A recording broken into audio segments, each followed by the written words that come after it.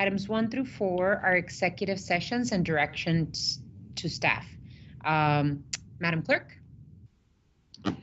The first executive session is noticed as item 1, executive session, City of Tucson versus Caruso's Restaurant Incorporated et al., Pima County Superior Court case number C 2020-3403 for acquisition of property located at 3501 East Grant Road for the Grant Road project and is being held pursuant to ARS section 38-431.03 A3, A4, and A7.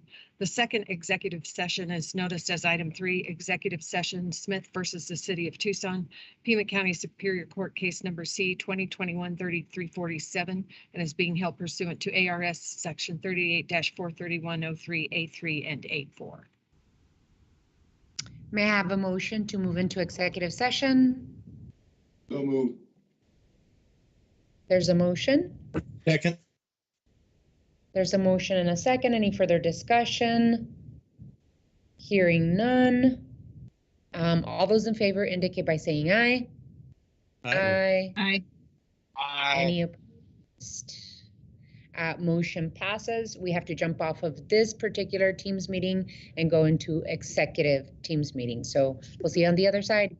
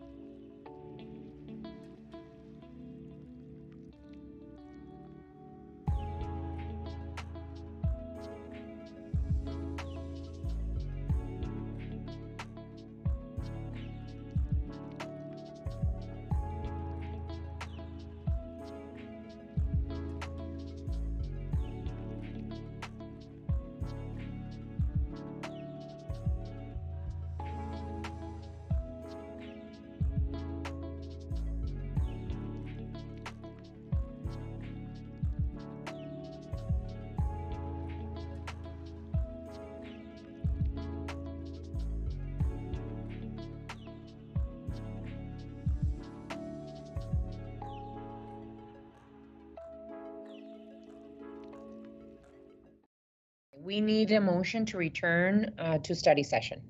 So move. Second. There's a motion and a second to return to study session. All those in favor? Aye. Aye. Aye. Any against? Motion passes. What is the council's pleasure on item 2? Your Honor, if I may, an appropriate motion here for item 2, and this is relating to an acquisition of property for the RTA Grant Road project, would be to direct the city attorney and the city manager to proceed as discussed in executive session and to resolve this partial acquisition of the property located at 3501 East Grant Road for the Grant Road project, as discussed in exec. I so move. Second. There's a motion and a second. Any further discussion? Hearing none, all those in favor of the motion signify by saying aye. Aye. Any opposed? Motion passes. What is the council's pleasure for item 4? Madam Mayor, with respect to this item, which is Smith versus City of Tucson, I'd ask for a motion that authorizes and directs the city attorney and city manager to proceed as discussed in executive session, and specifically to authorizing and approving settlement of this case in the amount of $400,000. So move. Second. There is a motion, there's a second. Any further discussion? Hearing none, all those in favor of the motion signify by saying aye. Aye. Any opposed? Motion passes. We move on to item 5. Time has been set aside for an update on COVID-19 mitigation measures, funding and appropriations, and related legal matters. Mr. Manager. Thank you, Mayor, members of the council. Quick update. There's been some movement with regard to the CDC and Pima County masking requirements. CDC changed their mask requirements on February 25th, basically tying it to community spread. Pima County has lifted their or rescinded their public mask mandate in public facilities. They will be moving to lifting their masking requirement in county facilities and going to a recommendation on March 12th. My intent is to do the same for city facilities. Again, that would lift the mandated masking requirement, but make it a recommendation at this point.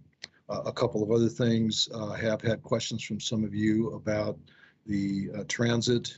Transit masking will remain a requirement. That is a recommendation from the CDC. So for now, that remains part of our requirements for people that are riding on our transit system. Some of you have also asked about our TCC, our cooperation with the county at the TCC.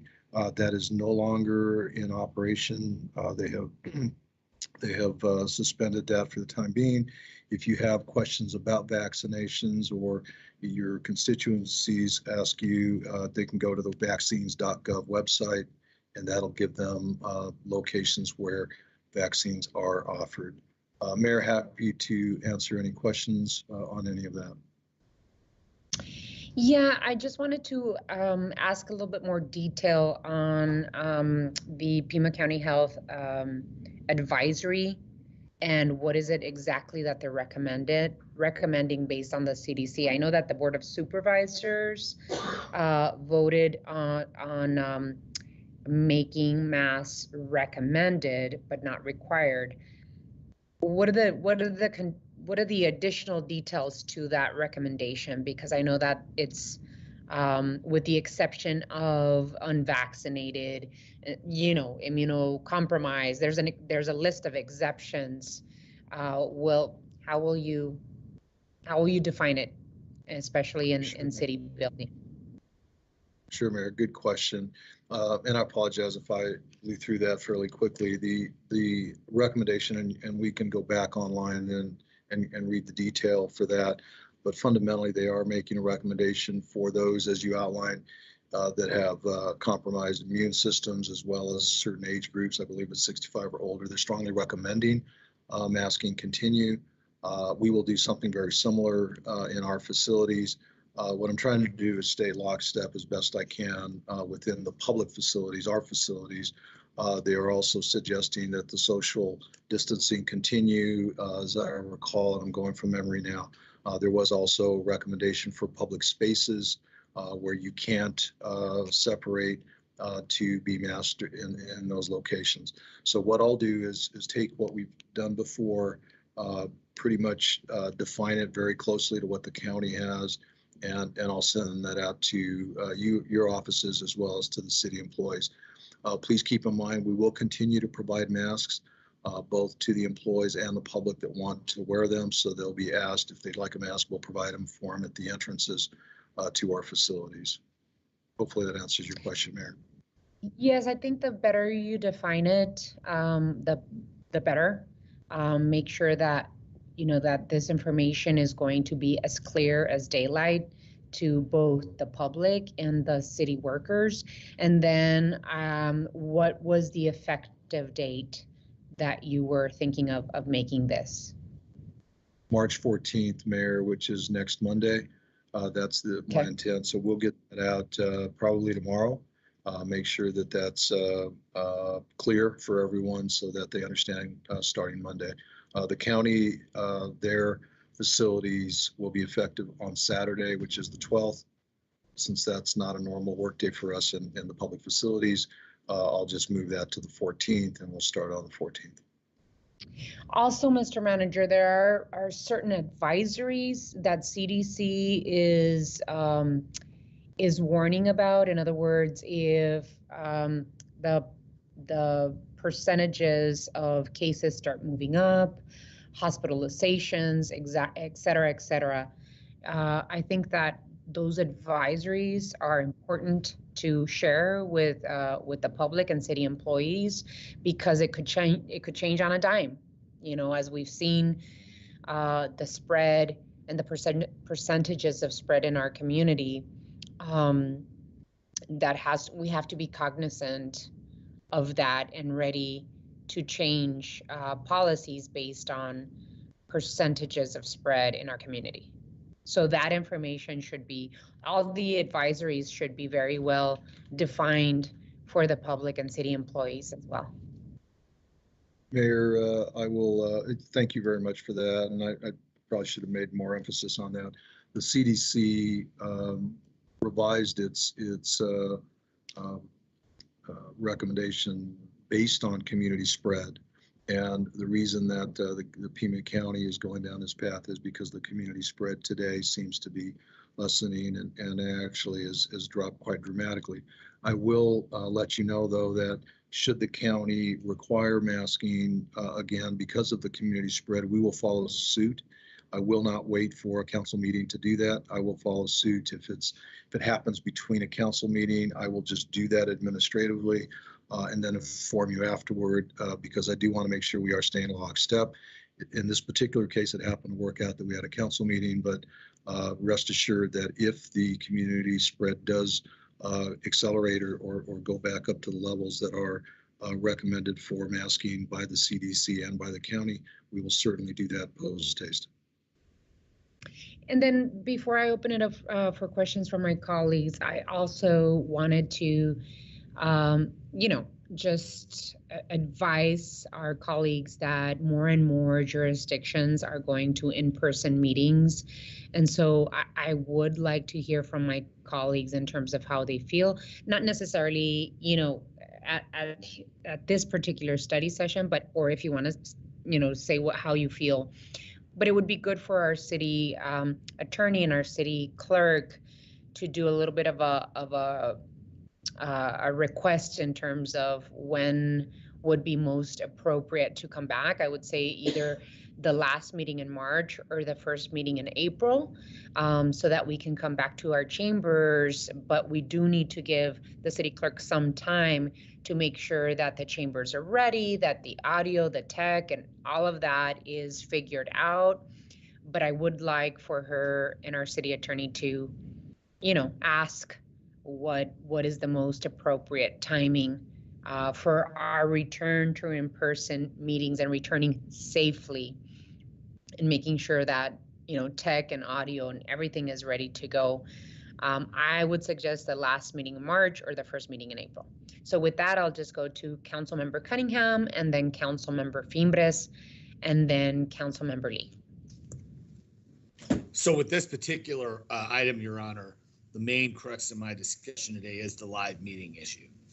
And what I've been thinking about is I've been advocating, it's no secret, for the last few weeks to try to get our rec centers back online, expand our pool season, try to get our pools going. I've also opened up the Ward 2 office so that we're keeping regular office hours as opposed to only appointment, but our team is back live just about every day. It's hard to advocate for those things and then still have meetings remotely.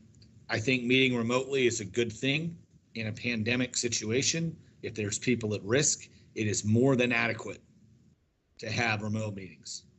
But as someone who served on the council 8 years prior, 9 years prior, the intimacy and the engagement when the meeting is live is much more impactful, in my opinion. Finally, I really think it's important that we try to, I mean, we want to keep everyone safe, but we also need to recognize kind of where the trends are. We have a much different response to COVID at this time. We know a lot more about it. We have considerable preventive measures in. And so for me, I think that's an important piece of this. Look, during this pandemic, I went to a middle school every single day where, you know, if you ever talk to tweens and teens and pre-adolescents, you know, they're not all perfect on their mask adherence all the time. I interacted with 140 students every single day in a locker room with limited ventilation as a PE teacher, but also in the cafeteria, the hallways, everywhere. We had multiple measures from pool testing to testing. We had a couple small outbreaks, all those things, but I wore my N95 mask and protected myself in all those, in that whole time. A lot of people have put their lives on the line over this past 2 years, and they're really hoping and waiting to see at least that semblance of normal. But right now, for me, if the University of Arizona can take 14,000 people allegedly with masks on at a time, then I don't understand how we can't have a meeting in chambers. So I appeal to my colleagues to consider opening us up back for business live and demonstrating that life's going on. The world has some bigger challenges with Ukraine and Russia right now. That's obviously taking a much higher degree of the public conscience. But for me, I think the time has come. If we look at that 7-day average on deaths and cases through the Google, and we're seeing it track, we're definitely to where the numbers were last summer prior to the Delta hump. I call the Delta part a hump, and the Omicron thing was a spike. And if you look at it, you'll know what I mean. But in both cases, those 7-day averages have significantly decreased to the point where the cases that we're encountering are better. Now, look, I want to take our cues from obviously the CDC and Pima County Health first, but I know that the Pima County Board of Supervisors is planning on going live. I think they're limiting public access to the meeting. And I think that's the nuance and crux of our discussion is how much do we want to limit public access? I think it's important that we allow people to attend our meetings. That's what Tucson's been all about, the public engagement in meetings. And let me tell you something, it's not like that was my favorite part, because we sat through a lot of call the audiences that were not pleasant. We sat through public hearings that were not fun. I get it, but that's what Tucson's all about. It's part of our identity, and we need to reclaim it. It's been 2 years coming up March 20th, and by the next meeting, we will have not had a live meeting in 2 years. Consider that. So that's my piece. Thank you for indulging me. Thank you so much, Paul. I really appreciate it. And I don't think you'll find a lot of resistance, maybe some, but I wholeheartedly agree. Councilmember Fimbres, and then Councilmember Lee, and then Councilmember Kosachuk. Thank you, Madam Mayor. What's the number? 65. Deaths? 7 days average, 3,600. Numbers of deaths are still going up, Madam Mayor, for the COVID. I know we're talking about things. I talked to President Robbins. He asked that the students be tested before they leave on spring break, which is this Monday, and come back and be tested again. And then they're expecting a spike, though. I know that TUSD and Sunnyside are going on spring break next week, starting Monday. I'm kind of troubled by the 14th starting. We have a lot of folks have kids in these school districts. And I'd like to see is that we're going to go back to meetings. I'd like to see it in April so we can review the spring break and get more information on what's going on. That's my 2 cents. Thank you, Councilmember. Councilmember Lee, and then Councilmember Kosachuk. Thank you, Mayor. Well, I am really looking forward to being in the same physical space with all of you again. Really looking forward to that, as well as the snacks, not gonna lie. There are a couple practical things, though, that I want to bring up. When we were in the chambers for Councilmember Dahl's inauguration and Steve and Richard's, I had some functional issues hearing specifically Steve. I don't know if that was a good thing or a bad thing, Steve, but I couldn't make out what you were saying. So I don't know what has changed in the chambers, but there was a practical issue with me actually hearing. I could hear him talking, but I couldn't make out what was being said. I think that's really important that we can actually hear what each other is saying if we're going to be working together. So I really want to make sure that that audio issue is addressed. I don't know if it was the plastic that was up between us or the audio, but something is really off. So we need to make sure that gets resolved. I also hear what Councilmember Fimbres is saying.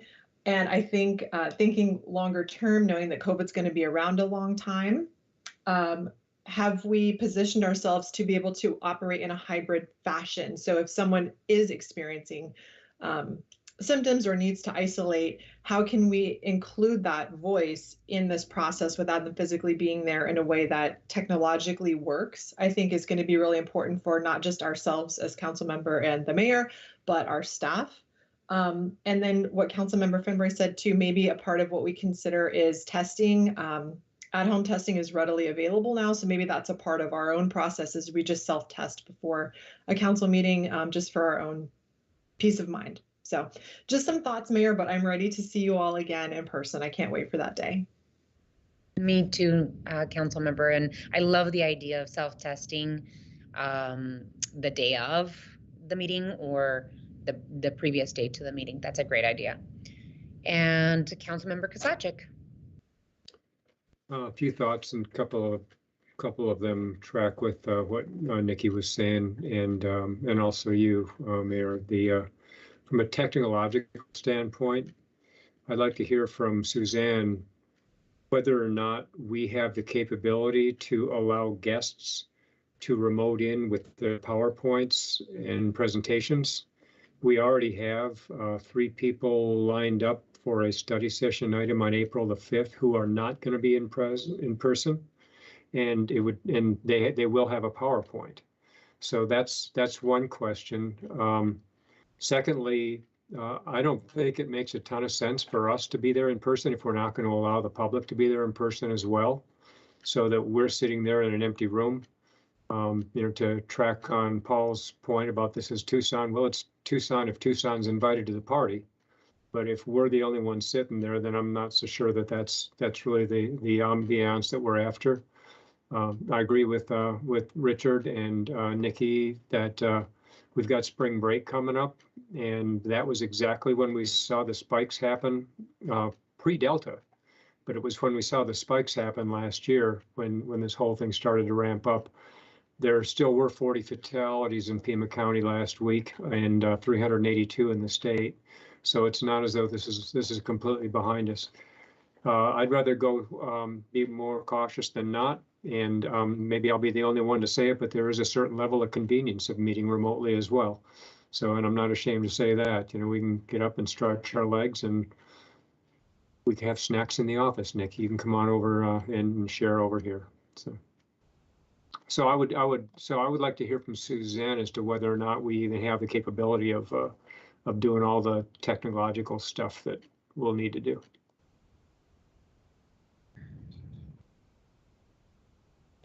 Councilmember Kozachek and members of the council, yes, we have tested for a hybrid meeting situation and should be able to have people coming in remotely with their PowerPoint presentations. It's something we would definitely be testing over the next couple of weeks as we come closer to an in-person meeting date, but we have made the chambers ready. We will be taking down some of the signage and cleaning up a few things, but the chambers is ready.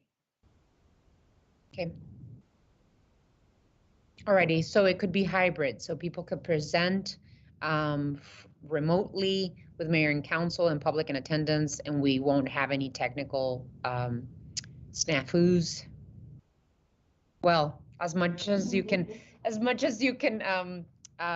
guarantee that, because technology is technology. So you've tested this and it's been able to be done. Yes, we have. Okay, alrighty. Vice Mayor Santa Cruz.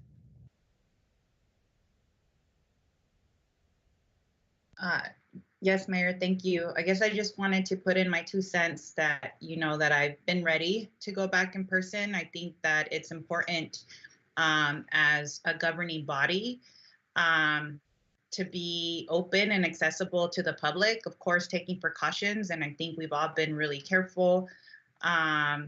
I would say extra, on the extra side of being careful. And I think it's important that we engage with the public face to face, that a lot gets lost when you're not engaging and seeing people's humanity and just seeing, the conversations that are happening in real time. I think it's also been important to have the video streaming access for folks in the community who can't make it to City Hall, just so that they could listen in. So I think that's been an important way of democratizing access. But I definitely think it's time for us to be in person and be accessible to the public and create opportunity for folks who can't, be there in person. I know that in the past we had to call in just to have a little more flexibility. And I don't know if that's something like a policy change that we allow for more than one, away call or, whatever that looks like. So I would just encourage our colleagues to, get back to in person and being accessible. Yes, absolutely. And that's a great question about the administrative changes. If we need to do administrative changes to calling in or teaming in, and especially more than 2 individuals, especially I think it was Councilmember Lee that talked about the possibility of people, thinking maybe that they might have COVID and being able to stay at home and still complete a meeting. So Mr. Ortega, I know I see your hand up and you want to chime in? Thank you, Mayor. I do. Just wanted to give you a few thoughts. First and foremost, we do still have a contractor on board that can help with testing. So if you decide that you want to do testing before meetings, as long as you show up, half hour before, we can run you through the testing on that. We found that contractor to be extremely responsive and has been a good hand there. So that's one thing. The other is we have been exploring a model where we would restrict, and I use that word loosely, the number of people in the chambers, just so that we didn't have a bunch of folks sitting right next to each other. But we would expand into the first floor conference room, where that could be a place where people could come and watch the meeting and even maybe participate or be called into the chambers if they wanted to speak. Once, kind of rotating folks in and out. So we have thought about some of those things. I will caution you, I think the hybrid model is difficult at best because we're relying on the technology, not only in the chambers, but also all the other. I think we should try it. I think we should, try that in the first few meetings, see how it works. But I'm ready for us to figure out how to do it so that we provide the opportunity for the public to participate, both in terms of listening and watching it, as Vice Mayor Santa Cruz mentioned, but also in participating if they wanted to speak on an item or a call to the audience. That's all, Mayor. I just wanted to let you know we have been thinking about it. Thank you, Mr. Manager. I know that it takes some logistics to put all of this together. I have full confidence that our clerk and you, Mr. Ortega, if necessary, our city attorney will help in putting the logistics together. I would prefer that we come back at the second meeting of March with the appropriate safety mechanisms for all of us to gather. And then, of course, be able to have a in-person call to the audience and make it as safe as possible for people to be back in the chamber in front of their mayor and council. So I see some additional hands up. I don't know if you wanted to add to the item or we're running a little behind. We need to move forward.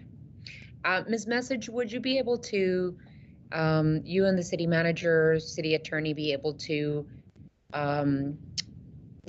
do a little bit of a poll in terms of preference by my colleagues on the council on the return date for the next council or the first in April, and then of course make sure the logistics, that you feel confident the logistics are ready for us to come back in person. Yes, Your Honor, we can certainly poll the council. Okay, alrighty. Alrighty, any other comments, or we are ready to move on to the next item? Okay, so hearing none, we move on to item 6. And this time has been set aside for a discussion of the revenue trends and economic indicators for the preparation of the fiscal year 22-23 budget. Mr. City Manager. Thank you, Mayor and members of the council. I just wanted to kind of refresh your memory on the approach that we're taking. This is one component of the budget. Obviously, we try to figure out how much money we're projecting to take in or bring in, and then we'll have a conversation around the expenditure side. Most of the time, folks focus on the expenditure side, but in order to get to that point, we've got to have a conversation around the revenues first. So again, just to refresh your memory, the process that I'm recommending this year that we will be taking is to basically take the 22 budget, the FY22 budget, and it will be translated into the FY23 budget. And then whatever excess revenue above that, we'll have a conversation around supplementals, probably as early as June or July of this year. So we are going down that path. At this point, the word of the day or words of the day are cautiously optimistic about our revenues. I know that there's a lot of uncertainties out there. I won't go into those right this minute. I'd rather that Jeff gave you a thumbnail sketch of what it looks like in terms of the dollars and what we're projecting and why, and then I'll come back and finish it up with some, we'll say, cautions. So with that, Jeff Yates, our finance director, will take it from here. Thanks. Good afternoon. Thank you, Mr. Manager.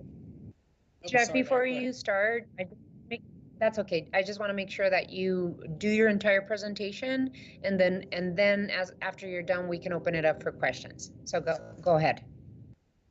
Thank you, Mayor and Council. Hope you're having a wonderful Tuesday, or I'm sorry, Wednesday.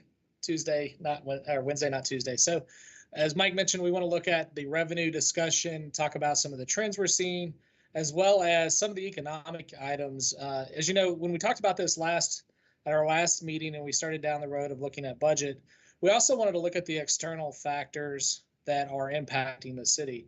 And as we've been working on budget, and I know we all wake up to the constant news every day of what's going on in the economy and in the geopolitical landscape, I think what we're seeing is the largest pressures on the city's budget this year coming up will be those external economic factors, not necessarily internal. And as we work through some of those internal factors, as Mike mentioned, establishing what the base budget will be for 2023, I think what we're seeing though also is a massive impact of those other economic items that are outside of the city's control, but which we can try to plan for and try to mitigate those impacts as much as possible. So I'll echo what Mike said. I think the word of the day is cautious optimism.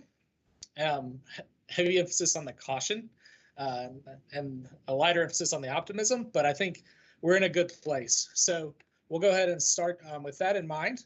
And today we're going to just take a look at preliminary revenue estimates. I gave you a very detailed look at the revenue in the memo, so I won't spend time on every item, but I do want to highlight a few things and kind of tell you what we're seeing and what we think is driving that. So as you can see, our total revenue, our preliminary estimates is about 649, just right at $650 million for FY23. That is a little bit up from our projection, about 20 million more than what our projection is at about 630 million, and significantly up, about 70 million up from our budgeted 2022. And if you remember, our budget 22 was developed in the height of COVID. So we didn't know a lot about what was going to happen, the economy. There were a lot of stimulus floating around, a lot of different things going on at the time. So I want to point out a couple of things. First is the sales tax. As we continue to see sales tax strengthen, and we'll look at this in a few minutes with the economic indicators, there are a couple of factors, I believe, going into that. We can see that sales taxes are estimated to be at about 285 million, almost 286 million for 23. That is up from 257 in the budget and up from our projected year end. And we've seen this before as we've looked at our ongoing update. So about 278 this year to 285 next year. And I think that's driven by a couple of things.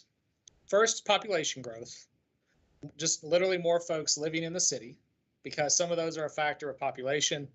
And then also with inflation. So as we've seen inflation go, the price of goods is going up.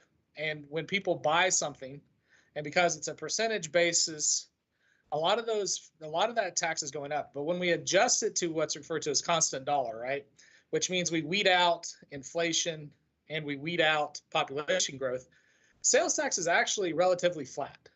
So a lot of the growth we're seeing in that sales tax is due to those other factors. Not a bad trend, not a good trend, just a trend, right? So as we kind of work through that, we need to keep that in mind. Because conversely, when we start talking about the expenditure budget, what we'll see is the buying power of that dollar is going down also. So although we're making more money on one side of the equation, it's going to cost us more money to provide the exact same level of service that is going on, the exact same level of service we do today, tomorrow, because the cost or the value of that dollar is going down. We've seen a good bounce in transit occupancy tax, hotel room charges. Those are both up. All of our state shared revenues are up, as you would expect, particularly the income tax. So this is a function of low unemployment. Okay, so we're seeing low unemployment, and low unemployment drives wages. So as employment goes down, wages will go up because it costs more to hire people, right? So as unemployment, fewer people on the street, you pay more. And we've seen that trend with our own personnel. The other one that I want to point out is the auto lieu. That's the vehicle tax, and it's based on the depreciated value of a vehicle. So the way that I look at that is there's a couple of things to think about. The first piece is that if you've tried to buy a car lately, you realize that there's no stock, that getting a car is really hard, particularly a new one. You can order it, but it'll still take months to come in, the chip shortage and impact. So when we don't see a marked growth in that revenue, what it tells us is the existing stock that people own, the depreciation is starting to take its toll on that revenue. So when it's about flat, what's happening is there's additional new car purchases, just enough to keep up with that inflation number. So we'll continue to watch that, because one of the leading indicators of recession or correction is new car sales.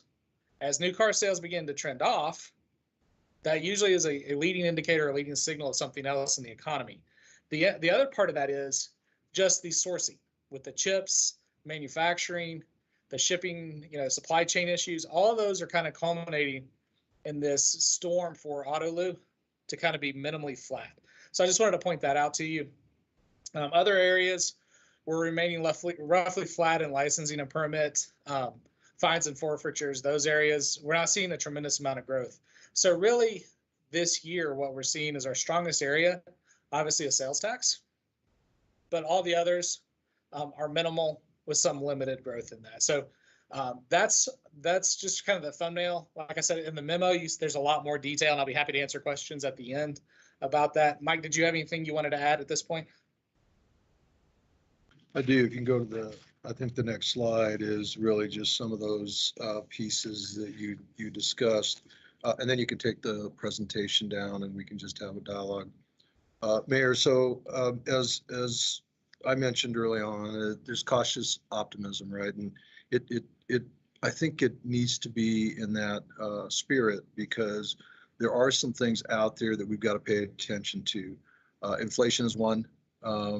Jeff, you can take that presentation down if you can there.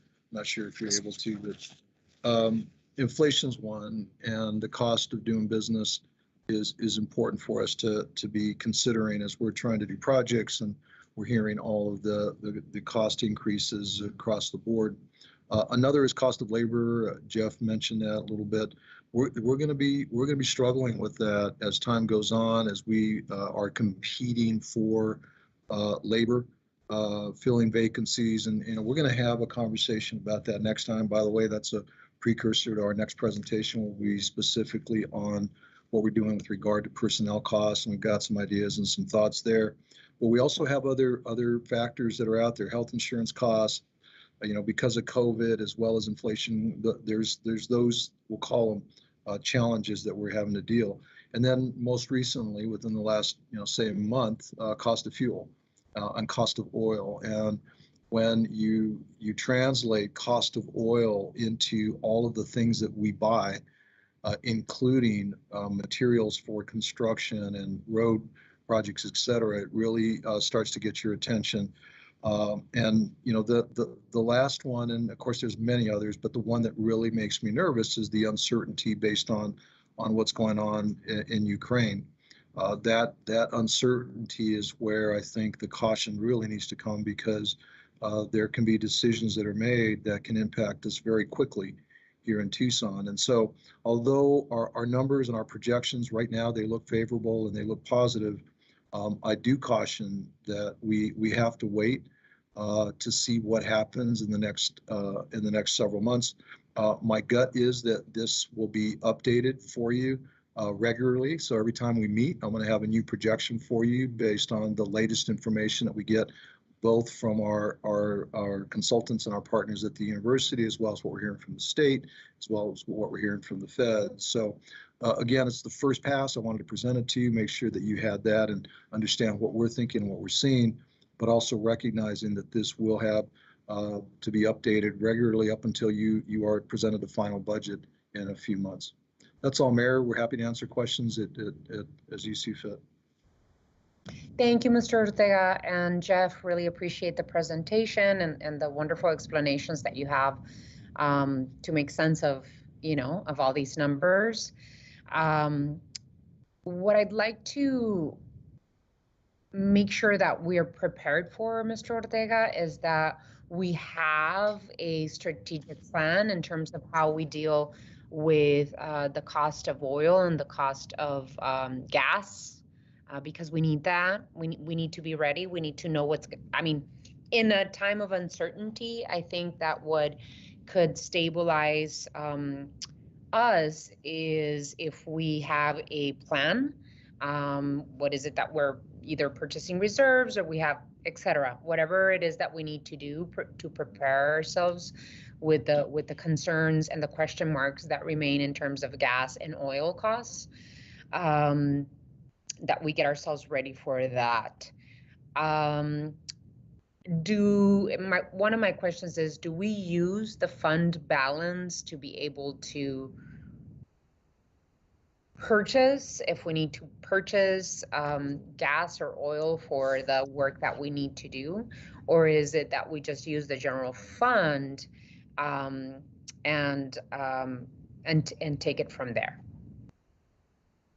So Mayor, great question, and just refreshing your memory as a team, about 3 years ago, maybe 4 now, we had a conversation very similar because there was some uncertainty in the fuel costs and the oil costs at the time. There was some other blip on the radar that caused us some concern. So what we did is we established through your leadership a contingency, a specific fund for fuel.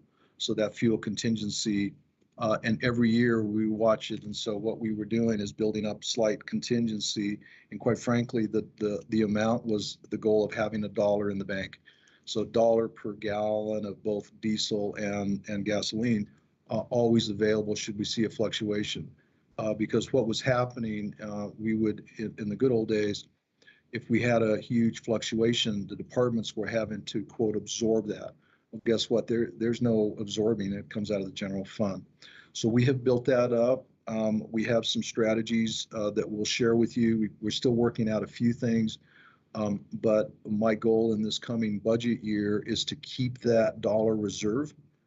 So basically, it's $1 times the number of gallons that we use, with the expectation, and I'll tell you, we're going to be in the $4 range for our planning purposes for the budget, which 2 years ago we were down at $1.90 and $2. So that's the magnitude of what we're dealing with here. And so that's one piece.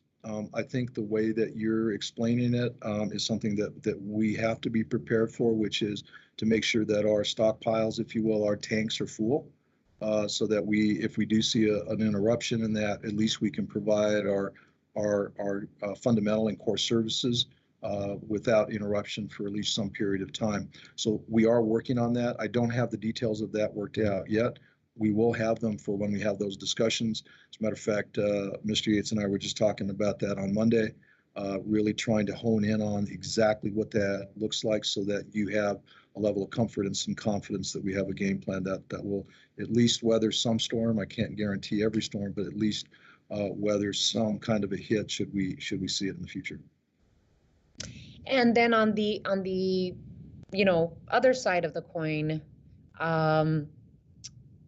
I know that it's very difficult to acquire vehicles, as Mr. Yates just talked about, but even more of a reason why the city of Tucson should progress quickly on our EV purchases for the city of Tucson and installation of EV equipment to charge, in other words, charging stations.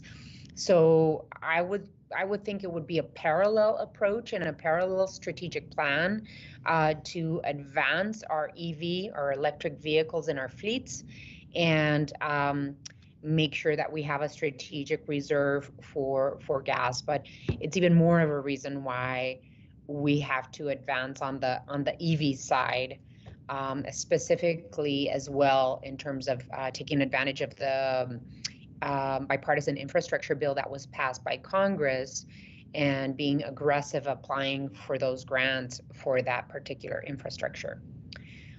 I know that there's advancement in terms of the conversation of purchasing EV vehicles and fleet, but I think we have to put, no pun intended, the pedal to the metal in terms of advancing those purchases, and especially if it takes 6 months to receive vehicles. The other question that I had was more on the human resources end of it. Last year, when mayor and council voted on the historic pay increase or wage increases for city employees, one of the things that we talked about was to make sure that we didn't stay behind on pay for our City of Tucson employees. And so what I was wondering about, are we doing market analysis again this year in terms of comparing our wages to comparable cities across not just Arizona, but the region, in preparation for the conversation of wage increases. So great question, Mayor, and those are all weighing very heavily right now. So the short answer to your question is we are preparing ourselves for this conversation. The reason I'm not saying absolutely we're going to look at market again is because, quite frankly, we just finished that exhaustive analysis last year. What we're really going to focus on now is how do we just keep up with it, right? And so a new analysis isn't necessary right this minute, but exactly what you said, which is not falling behind, is what is paramount here. And the falling behind has two components to it. One is just inflationary cost of living, but the other is what the market is driving. And we know that in areas where we can't fill positions or we're having trouble, filling and getting folks in the door. I will tell you that might sound like they're very different. They're very similar and very related. But the game plan is absolutely to stay within a competitive market structure. And again, the only way we're going to do that is to maximize upfront how much we're investing in our labor, because otherwise we will fall behind.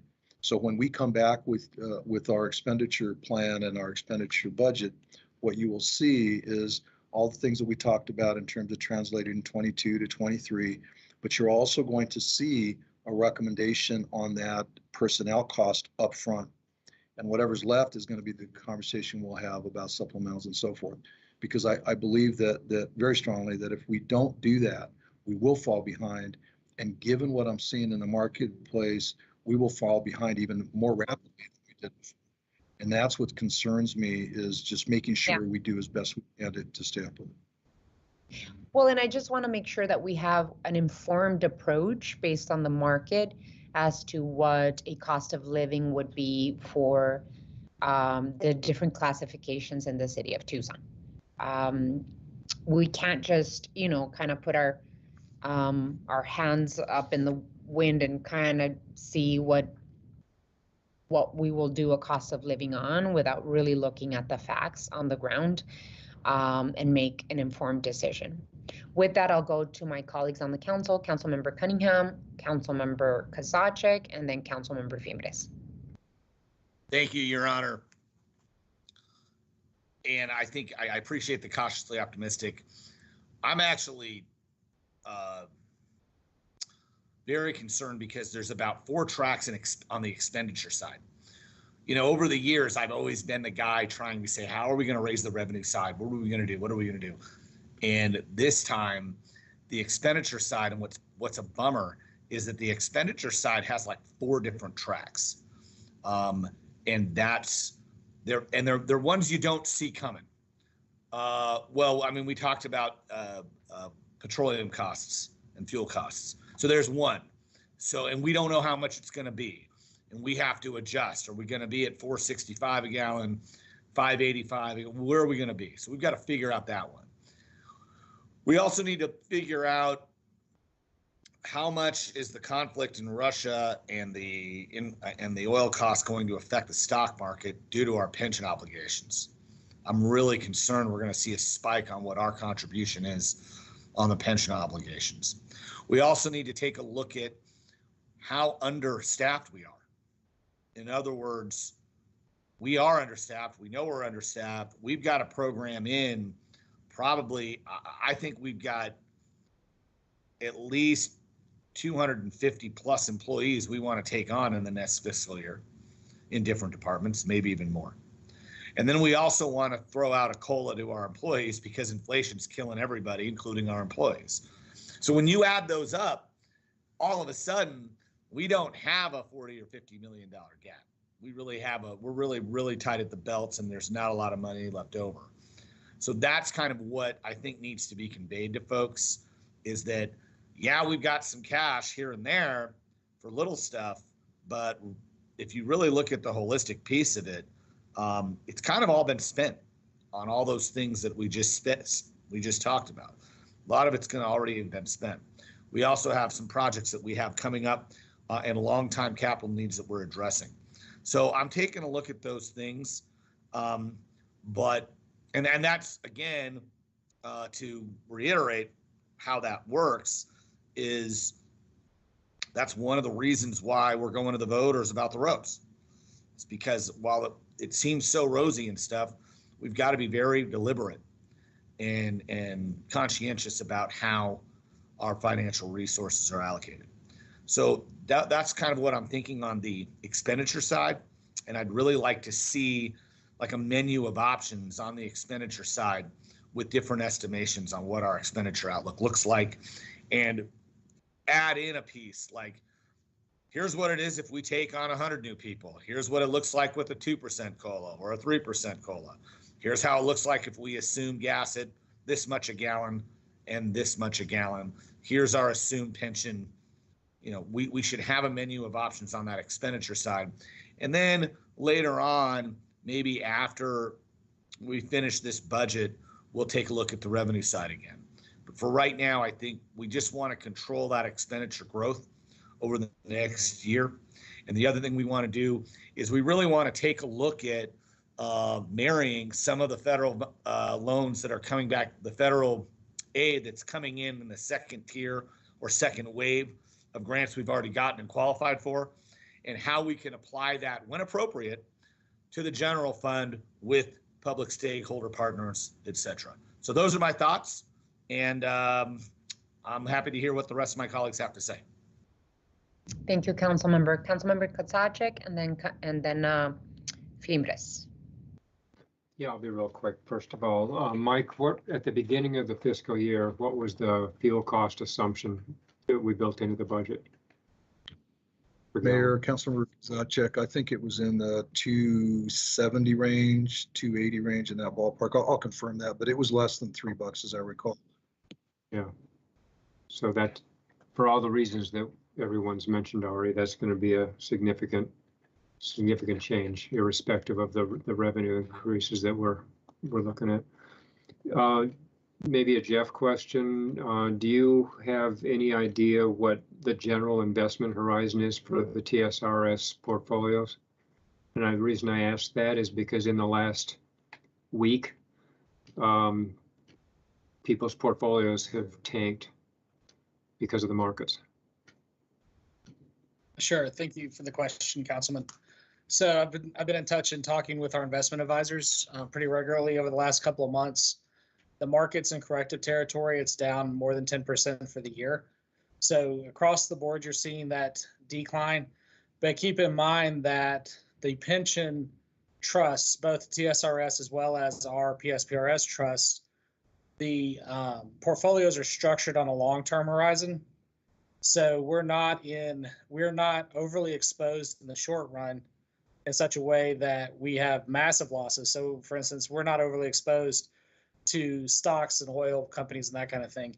We've balanced the portfolios mostly on indexes such that they will ebb and flow, but not to the drastic extremes you see on individual stocks. So while we're down, we would expect that over the 5 years that on average, we will be okay. So we're watching it closely. We haven't made any changes to our investment portfolio. Treasuries had zero value already, and you can't really go lower than zero with treasuries. So from that perspective, I'm not overly concerned. We are watching it, but we talk with our investment advisors pretty regularly about it. Do the returns on those investments have any bearing on our annual allocation to either PSPRS or TSRS or the general fund? They will, to the extent that they will change your actuarial assumption. So if you underperform in a year, then your long-term liability will go up because obviously you didn't get the income you anticipated. So that puts the pressure on the following years. So if you're down, let's say your assumption is 7%, but you make 5%, you have to catch up 2% somewhere in the next on the horizon. So we'll watch that closely, but the actuaries are only done annually. The investment policies are designed for ebb and flow. of the market. Now, if we get into a long-term, long-run recession, then there'll be some discussion about what different positions do we take and the trust we control to ensure. For instance, TSRS has a little bit more exposure to property. So, but they've done really well with property recently because the price of real estate is way up. But in in 2008 economic downturn, that value lost a lot of value. So those are the kinds of discussions that the TSRS board is looking at with the investment advisor. We're looking at with the PSPRS, the city's general portfolio, because remember we have pooled cash that we have invested as well. We're looking at being sure that we protected that away from extreme exposure to the major ups and downs. Right, and so I'm obviously not trying to get involved in or express preferences for where we're making investments, but my concern is how the performance is going to affect our budget conversations, especially with respect to fiscal 23, because we're right in the middle of that, or near the end of it actually. And if they're only doing these actuarials annually, we're going to be making assumptions come middle of June for fiscal 23 budget that may be heading in a different direction based on what's happening internationally very, very quickly. So anyway, no, I'm not trying to say, hey, we should be investing in X, Y, or Z stock. It's how do those investments affect our real-time decisions with respect to budgeting, because we're right in the middle of that. So anyway, that was kind of my point. And the final one is we're talking about market studies, and I'm preaching to the choir in this one. There are plenty of positions that we have right now that if we're paying at market, we're still going to be hemorrhaging employees because people could jump ship on a city job right now and in some cases double their salary in the private sector. So just to keep that in mind as well. That's all I have, Mayor. Yeah, thank you, Councilmember. I think we need to have very specific study session item on the TSRS and PSPRS, just so that we have the opportunity to discuss these things and other questions that I've noticed my colleagues and I have had in previous discussions about our budget. So, we could request it, or Mr. Manager, you can just add it to the agenda. We have an agenda meeting tomorrow. So, Councilmember Fimbres. Thank you. The status of the medical benefits contracts, how are we doing with those? Are we seeing an increase in costs for personnel? How do we compare with other cities and other counties with the salaries of our individuals? Because I understand bus drivers are big demand, public safety folks are big demand right now, and medical personnel. Sure. Thank you, Mayor. Councilmember Fimbres. So first of all, we are at least preliminarily hearing that our cost of health insurance is going to be just shy of 10% increase over the coming year. We're challenging that. We're going back and forth on that, but I'm just letting you know that is something that's out there for the current plan with not a lot of significant changes.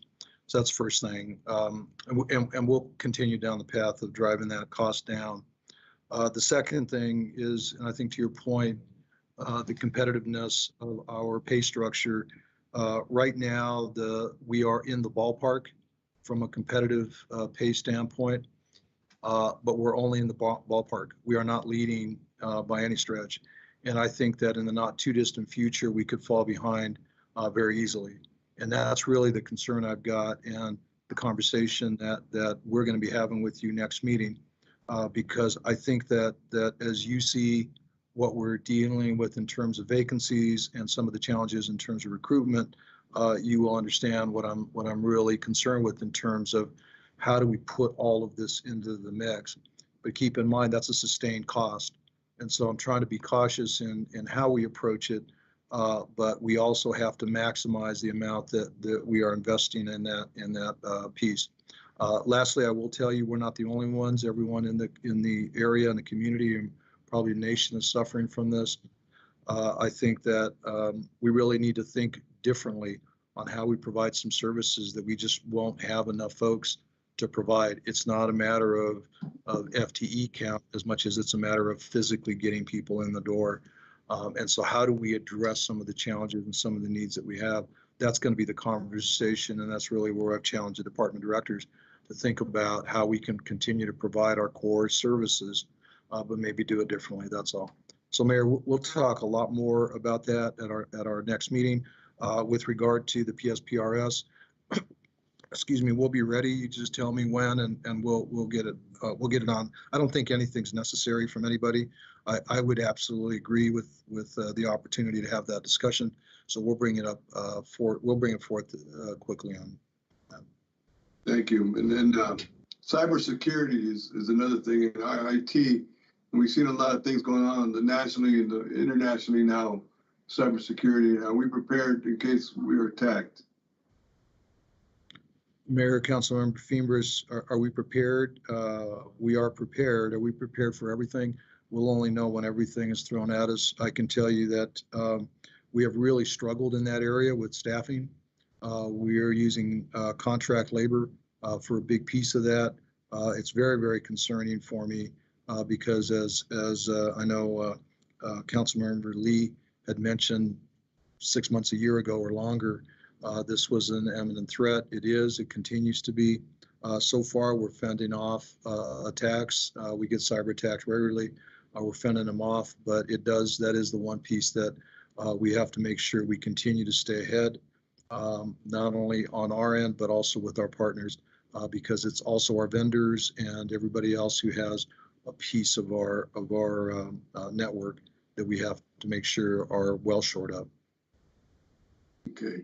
And then Michael, can you look at all the numbers? I know Steve and I started this in 2009, there were 6,900 employees we saw. Now we're down to what, 3,400, 3,500?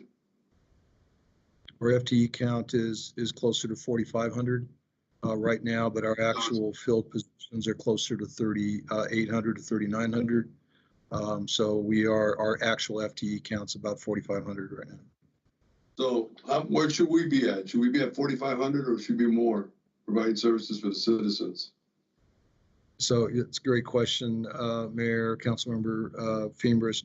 So I suspect that even if we were fully funded for all of the 4,500 employees, virtually every department would stand in front of you and say, we don't have enough. And what I've told them is, we will never have enough. But the reality is that we're fiscally constrained. I just showed you a fairly positive picture with regard to our revenues. I can tell you that even if we put all of that money into new FTEs, A, I probably wouldn't be able to fill them, but B, it may not be enough to address all of the needs that we have as a community. And so I'm not trying to be a downer on this, but it is a reality that we don't have enough revenue to address all of the needs that we have. So what we've been challenging each other to do is to address how we provide the services within our budget, within the constraints that we have. And part of that is potentially, as Councilmember Cunningham mentioned, additional FTE in some areas, and some of it is looking for different ways to do business and provide those services. I think what you'll see in the coming probably 3 months in some areas is a pretty radical way of doing business because I don't believe that we have a choice. I think that we're going to have to do that in order to continue to provide the services that the residents need and quite frankly deserve. I know that's the man. We're going to go up for a vote in May, and people keep saying, "What have you done for me lately?" You know, that's a sad thing. So we got to show them, and that's why I keep saying signage is important. This is your tax dollars at work you're putting out there. The last thing is, can it be explained why the increases in revenues, as the projections show, then why has there been a request to increase fees in city charges? Mayor, Councilmember Fiembres, I have not made that recommendation nor have I had that discussion with you publicly at this point, and I do not plan to have that in the near future. When we have meetings with your staff and they keep coming, we need to raise these water fees, we need to raise these fees, and I said, we need to hold off on that for right now. I think we had this conversation. Yeah, Mayor, I think that's warrants an explanation. Mayor, one of the things, and members of council, One of the things that I try to do is outline for you what the future looks like and our costs. And I think that the subset of that conversation is, here are some opportunities for us to reduce expenses as well as how we maintain service. Certainly fees are always an option, but that is not something that I'm recommending at this point. And I apologize if that's been confusing for you. It was really my intent to educate you on all of the options out there, but I will again emphasize I am not coming to you with any fee increases at this time. Good, good. And then my last question is, what efforts have been gone into increase usage of the P card? And has been a discussion to tie the usage to directing the rebate back to the departments as potential cost recovery to departments, not just going to the general fund? Mr. Mayor, Councilmember Fee, it's an issue you brought up many times. And one of the pieces I think that's important there is, I won't say we're maxed out in terms of the use of the P card, because there's always opportunity for us to take advantage of it, not only from a use standpoint, but from an efficiency standpoint. What I'm really asking the staff to do is focus on bulk purchases and make sure that the purchases are not onesies, twosies, because even though that we may get a rebate in terms of the P card, it is not an efficient use of resource from where I sit. So I'm really looking at bulk purchases where we can take advantage of the P card. The second part of that you asked is regarding the, we'll call it the rebate, I think you used, council member, for departments. I have not followed up on that specifically because my focus has been on we'll call it centralizing the purchases. And ultimately that rebate that comes back to the general fund does benefit those departments. I have encouraged the use of the P card, but not necessarily just at the department level, but also for all of our purchases as best we can, keeping in mind that when it was first thought of to go through this process with the P card, we did get a nice rebate, and we continue to. But now what we're seeing is that in some instances where we make P card use a requirement, we are seeing a slight increase in cost to cover that processing fee. And so what I'm trying to do is figure out what that balance looks like, where, you know, we aren't paying more over here to get it back over here because there is a cost to that. So we will stay on it. Councilor, I know that has been of interest to you. We'll continue to push hard to make sure we're maximizing use of the P card when appropriate. But I am tempering a little bit just to make sure that we're being efficient with that resource. I appreciate it, Michael. Thank you. Welcome. Alrighty, in the interest of time, we're going to move on to the next item, but I did want to also include, on top of all of the comments made by my colleagues, which are very important, we've also have a ballot item on an initiative on the ballot May 17th, and we have made very particular commitments besides the half-cent question that we have in front of our voters. We've made commitments to our public safety departments, which would include some of the fund balance that we have overage, right? So we are committing to $90 million over the next 5 years for police, fire, and 911 communications, and we are committed to including $15 million per year for collector street investments. And so as we talk about our budget and we do see a rosy picture, there are certain elements that we have to make sure that we're including and subtracting from that overage or funds that we see on the budget. So great conversation. Thank you so much. As we continue this dialogue, we will continue hopefully seeing more and more details on the budget and the both projected revenues and expenditures that we have to make sure we're planning for. Mr. Manager, thank you so much. Mr. Yates, thank you so much for the presentation, and we will continue learning and discussing what we need to do to plan for our next fiscal year. We move on to, sure, council member. Your Honor, I just want to really quick, as we go into this, and I urge this, I just want to get it on the record. As far as this fiscal year goes, I don't have any intention of discussing any raise in fees during this fiscal year. So I just wanted to put that out there to staff. We just don't need to have that discussion right now. Absolutely, absolutely agree. Alrighty, we move on to item 7. Item 7, time has been set aside to consider an ordinance that would expand the impact fee subsidy program. Mr. City Manager. Thank you, Mayor, and I'm going to take the privilege of the microphone just for a quick minute and go back to the previous item just to give you a little more info. Councilman Kozaczek had asked me what we budgeted our gasoline at. We budgeted at $2.18. That's 218, not 280. So I just wanted to make sure you knew that. That makes the delta even greater. So that's that. Mayor, this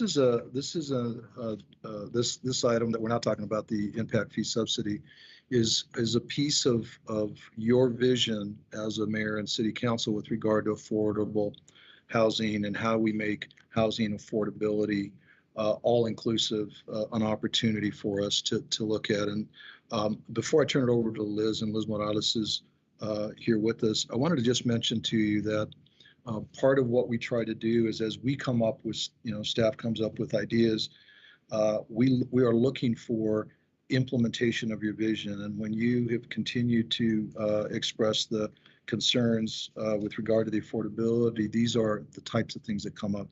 Now, I'll let Liz get into the detail of the program, but ultimately, I want you to just factor one thing away. And I have to put a little bit of a caution on this. It's a great opportunity. I'm recommending it.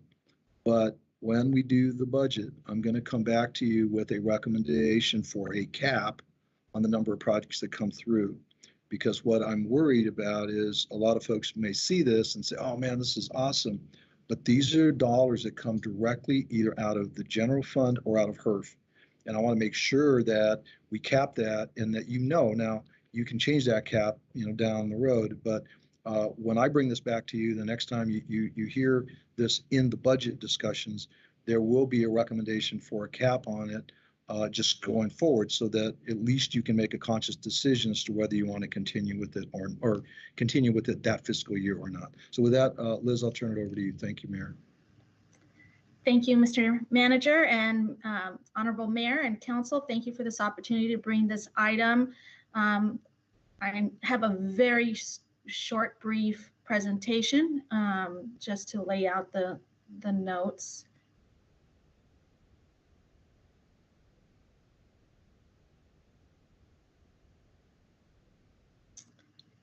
Okay, Mayor, I assume you can see that. So, Mayor and Council, again, I appreciate the introduction that the manager provided. This is returning as a result of the work that we have done around the housing affordability strategy for Tucson, the HAST plan. This item was under one of the recommendations for policy 6.2, and it really is about how to incentivize more affordable housing. We currently have code section 23-A-81E, which allows for waiver of development fees for affordable housing projects. As the manager indicated, it is reimbursed as required by state statute, and it is in essence a subsidy paid by the city. The current code, the current ordinance is the eligible applicant only indicates for nonprofit developers. So that's where we're at today with the current code. I will mention since this code was put into place in 2019 with the changes made by Mayor and Council, we've had 5 projects. The average overall is around $53,000 per project, and that gives you an idea that we've spent about $265,000 since 2019. The recommendation today is understanding that we have probably more for-profit developers than nonprofit developers in the affordable housing arena. And we know that that if we provide this subsidy, we could attract more for-profit developers to do affordable housing. Now, the way we have structured the policy, and there is a policy document that goes through several provisions that a developer would have to meet. But the critical one is that the housing that is being built has to serve at least 80% of area median income or less for a period of no less than 15 years. So that is the main criteria for that we are recommending if we're going to include for-profit developers. Some reasons to expand. The low-income housing tax credit process, the competitive process at the state level, they provide a qualified allocation plan which outlines the points for for each application. In this current QAP, they have provided 5 points for other support and impact fee waivers. Doesn't sound like a lot of points, but every point counts. And so if we can provide this, the competitiveness of projects that they're wanting to develop in Tucson will increase. There's also, as I think I already mentioned, in looking at the state allocation, when you look at Phoenix and other jurisdictions, you'll see more for-profit organizations who do affordable housing. And also the developer fee, when you're looking at the difference between a for-profit and a nonprofit, the performas are the same. They are in essence getting the same type of developer fee as a for-profit as a nonprofit. We have had some successful projects here in Tucson that are done by for-profit developers. They're have good reputations and have done good projects. The other piece, last item for a reason, is just to look at other cities in Arizona, like Phoenix and Glendale. They also offer an impact fee waiver. And so we just want to ensure that we get our fair share of low-income housing tax credits. I believe that is the last of my slides here, and I'll stop sharing and I'm ready for any questions. Yes, one of the things that I wanted to ask, Liz, is why 15 years, not 20? Usually the typical amount of time that I guess the federal government requests affordability is 30 years. So 15 years is half. Yes, Mayor, I can answer that question. The reason is low-income housing tax credit projects, the first 15 years is the life of that tax credit. They have an option to extend it after the first 15 years. So that is just falling in line with the QAP and how those projects are allocated tax credits. Yeah, but does the city of Tucson have the possibility, since this is a city of Tucson ordinance, I would say, do we have the possibility of extending that to 20 versus 15? I'm just thinking of the life of affordable units in the city of Tucson and not having to worry as much of losing affordable units in such a short amount of time. Mayor, you certainly can, we could put 20 years. It just sometimes doesn't necessarily match when the equity investor exits, but we certainly can put that in our requirements. Okay. And then also I wanted to ask about, could this be since the city manager, we were worried, especially this year, about a little bit about the budgeting process. Is there a possibility of saying, in order to improve our LIHTC possibilities, we will extend this to nonprofit developers? In other words, give a leg up or preference to LIHTC projects so that we can help bring state funds to the city of Tucson? Yes, Mayor, that is definitely another piece of this that we could do a preference. You know, one of the things in talking with the city manager, we will closely be tracking those who are both applying and are awarded low-income housing tax credits so that we can ensure that we are budgeting for that. I did forget to mention the Commission on Equitable Housing and Development also provided their support of this initiative, and I wanted to share that information. Yeah, thank you, Liz. Actually, talking about the Commission of Equitable Housing and Development, we should have all received a letter from Jim Toffel from Toffel Dent Construction. He's very, very involved in constructing affordable units.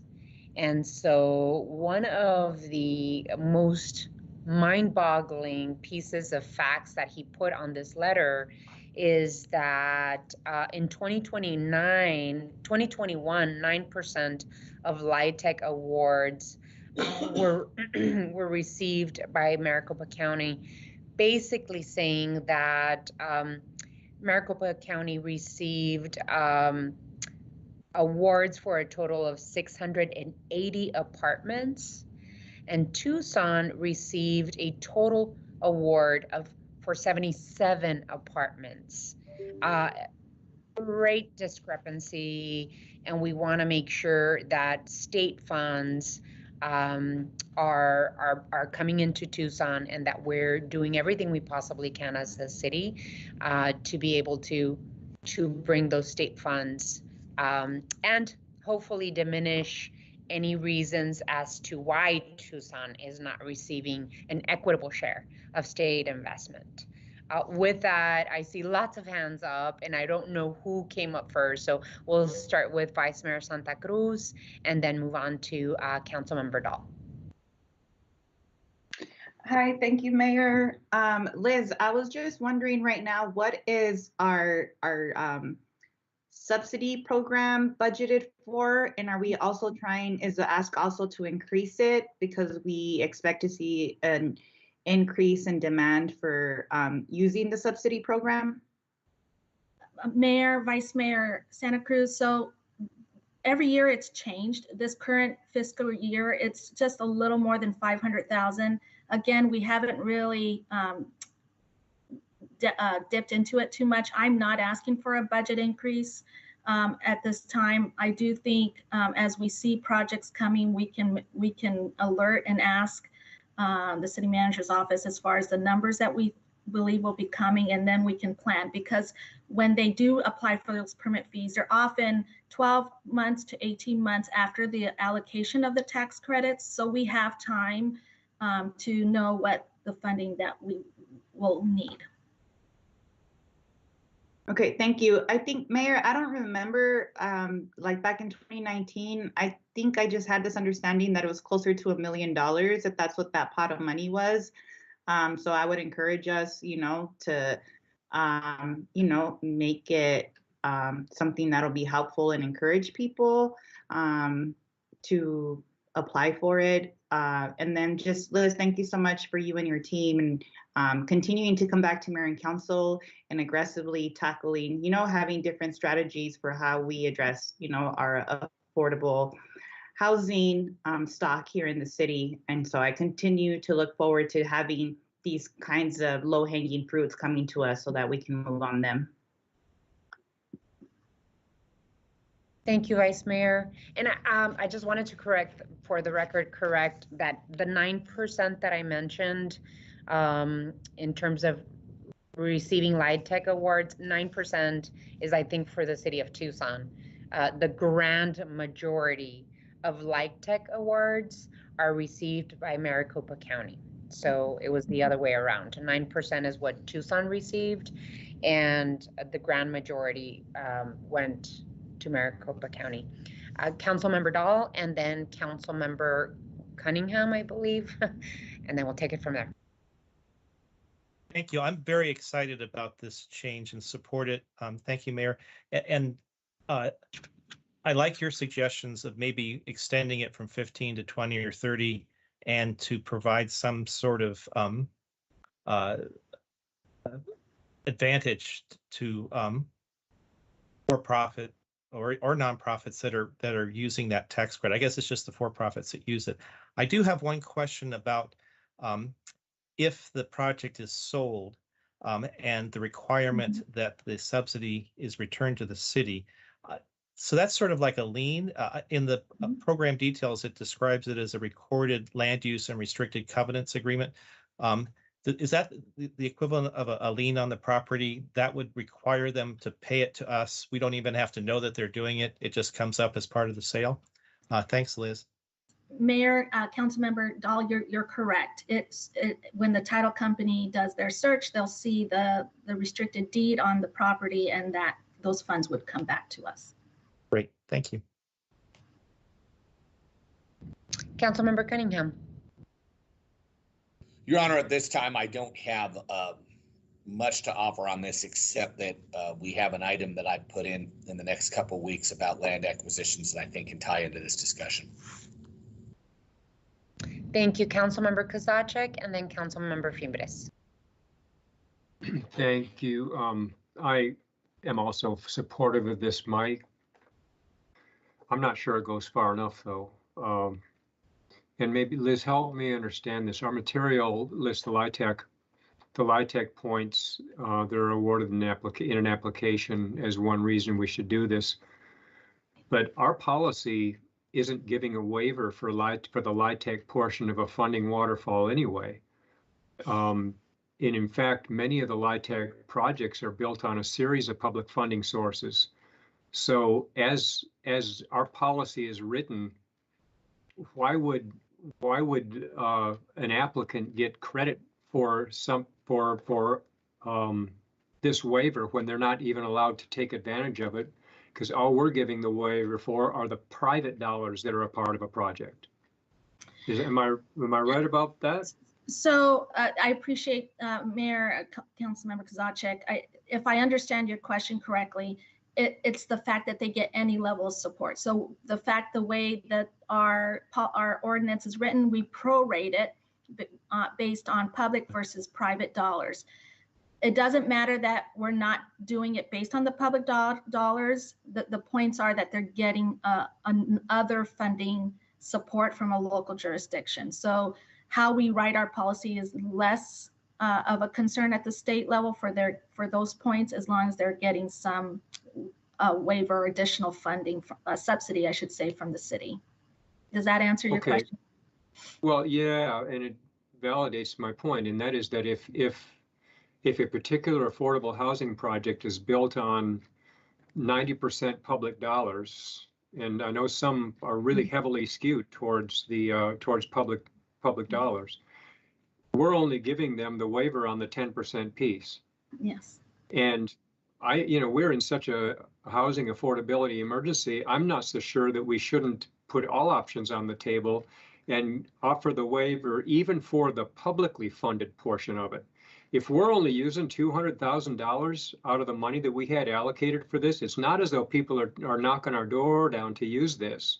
Mm-hmm. And so is there some legal reason that we couldn't give a waiver of impact fees for all sources of funding and just get some of these affordable housing projects up and running, rank and piped in? So it probably is some legal issue.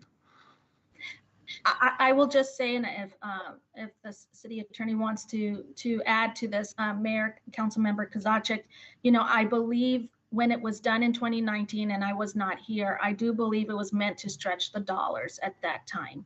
But again, it was. Yeah. So so from my perspective, that it's based on the will of mayor and council, whether we prorate that amount or not. I don't think there's any state laws around that, but I could be mistaken. Okay, well, so I'm sorry, Mike, go ahead. I'm sorry. Go ahead, Mike. I was going to agree with Liz. It isn't so much a legal constraint flowing from the impact fee statutes that limits us to prorating. That was more of part of the policy decision to focus this benefit, this impact fee subsidy, to direct it first at that time only to nonprofit. And to really emphasize that it was only going to be available for the to the extent that the project brought private dollars to the project as well. But the council could re-examine that ratio issue as well, together with what is proposed now, which is the nonprofit versus for-profit distinction. So I remember at the time the words of art that we kept hearing around the table were make sure that they got some skin in the game. My perspective now is let's make sure we get housing affordability, affordable housing built in the community, and almost irrespective of the funding source. And if we can catalyze that, even by waiving some of the fees for publicly funded portions of a funding waterfall, I'd be all in on that. Again, with the caveat so that Ortega doesn't have a stroke, that we put a cap on it, for budgetary reasons. But we're only halfway to the cap that we have already. And so what if we give people waivers for public dollars, impact fees, if we still have that cap? And the other question I've got is that, we've got this 80% of AMI, and I completely understand the the rationale behind that. But quite frankly, somebody earning 100% of AMI right now, that's $53,000 a year. That's about a $1,400 monthly payment, and that's not buying much in this market right now. So if we're really trying to get more options on the table, I'm not sure we shouldn't offer a waiver for publicly funded portions of a funding waterfall, and B, consider looking at offering these for projects up to 100% of AMI, given the acceleration, the cost of housing that we're seeing right now. So I'm interested in everyone else's thoughts on those. Yeah, no, I think those are incredibly important points. 100% of AMI is still very small, and as we just had a conversation before, we are seeing costs skyrocket for food and for gas and for housing. So I absolutely agree. 100% AMI is still very conservative in terms of how we approach affordability. I would like to also have the possibility of extending it to affordability period of 20 years versus 15. And then it depends on how the math works in terms of the extension of not just private and public, covering public and private funds. So whatever helps us stretch being able to get more units into Tucson, whether it's covering 50% of all funds, in terms of affordability. So talk to me about, I just have one question. I don't know if you're done, Councilmember Kozachik, but I'm very interested in hearing the mixed income development approach and what is covered in a mixed income development. Yes, Mayor. So I will be very precise in making sure I say this correctly. So the subsidy would only apply to the units that meet the affordability terms. So let's, for example, if the property had 50% of the units that were affordable, we would look at only, again, if we have that proration factor, only on 50% of the units. So the part that would go to those that are above the 80% or above 100%, whatever is decided, would not be part of the calculation of what could be waived. Okay, Councilmember Fimbres? Thank you, Madam Mayor. How many affordable apartments, houses, or rooms are there in the city of Tucson currently? And can you define affordability? Thank you, Mayor, Councilmember Fimbres. You caught me without having those numbers in front of me. I know that we have that information on our housing market study. And I don't want to guess, but I can share that information of the number of affordable units we currently have in the city of Tucson, and happy to share that, but I apologize for not having that readily available. Okay, what are the inspection processes? Who oversees this? So as the permits are filed, so let me back up. Even before permits are filed, the developer submits a request for waiver, the impact fee waiver. HCD prepares that, comes to mayor and council. We get your approval. Once we have that approval, we file that with PDSD and with the developer with the approval. And then when they file permits, it is at that time that PDSD confirms what the actual permit fees are, and there's a sign off both by me and by PDSD director around that finalizing that waiver. But that again happens about 12 months after mayor and council approval. Okay, and then what's our role is, and our officers are part of this? What's our role in it? Yes, Councilmember Fee, your role is the approval of the application for the waiver. So you will know way in advance when that project is requesting the waiver. We will come to mayor and council and provide you information around that property, the developer, and the amount that we're estimating the waiver would be. And define affordability. Oh, yes. Councilmember Fee, affordability, again, is a general term. We have defined it in our HAST plan to be housing that is affordable to the household so that they're not paying more than 30% of their income towards housing costs. And it can be up, and some will have defined affordable housing as a subsidy program like Section 8 or public housing. We are defining it more broadly based on the affordability for that household on what they can afford in housing cost. Thank you, Liz. Now we see and read articles about people being senior housing, people being kicked out of senior housing because they're raising the rents.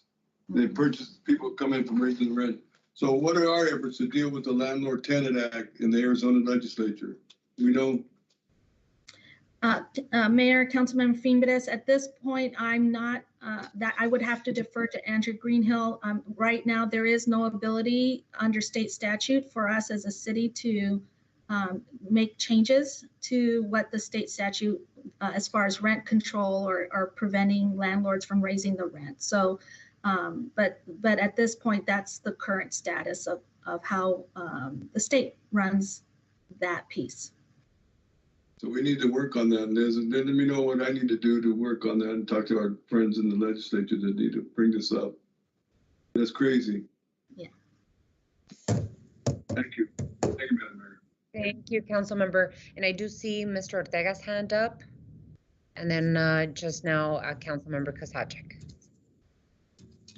Mayor, and I wanted to maybe clarify a little bit here. One of the reasons that we're in front of you is because we have budgeted larger numbers than what we're actually seeing come through. And Liz can correct me if I'm wrong, but I don't believe that we've ever turned folks away from this program. And so I don't want to give you the impression that, we're turning folks away left and right.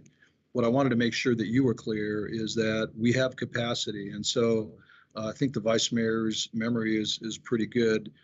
We budget right at about $1 million. We budgeted this past year $510,000, but keep in mind, as Liz mentioned, we know ahead of time how much of these fee waivers are coming through, so we budgeted accordingly. But I can tell you that previous years we were in the $200,000 to $250,000 range in some years, right? And so what that basically means is that we don't have enough folks taking advantage of this. So the idea here is to expand that opportunity. I think to Councilmember Kazachek's point, we can look for additional ways to expand the program, not just particularly on this one, but we can look at other ways, and we'll certainly do that. I think all I was cautioning you on is if we have a run on this, then I'm gonna have to come back to you and say, time out, we've got to slow down. But that's a great problem to have, because that means we've got a lot of potentially affordable units hitting the marketplace, which is what the goal is. We're not close to that right this minute. We've got plenty of capacity, and we will continue to go down that path. But I just wanted to clarify that was the spirit and intent of my comments early on. Thank you, Mayor. And I think that's why it's so important to be able to expand this to not nonprofit but for-profit developers, because a lot of for-profit developers are basically building the affordable units right now, and it could give a competitive advantage to those that want to build in Tucson with LIHTC funds. Councilmember Kasachek. Yeah. So I think as long as we have capacity, sitting on the table, it shows that we're not being as aggressive as we could be. And so and I know the mayor she's threw a number out, 50% of the full funding source or whatever. I mean, that was just kind of riffing off of what I was saying, and I don't know what that number would be, but maybe between Mike and Liz, what would a reasonable number be for us to get really aggressive about waiving these fees up to our cap and including publicly funded dollars as well, so that we're not leaving, because when we say we're leaving money laying on the table, which is to say cap, it also means that we're leaving potential affordable housing units unbuilt. And that's, I think, the goal. So what would a reasonable tweak to what you're proposing be to toss public dollars into the equation? And also your reaction to raising the AMI from 80 to 100%.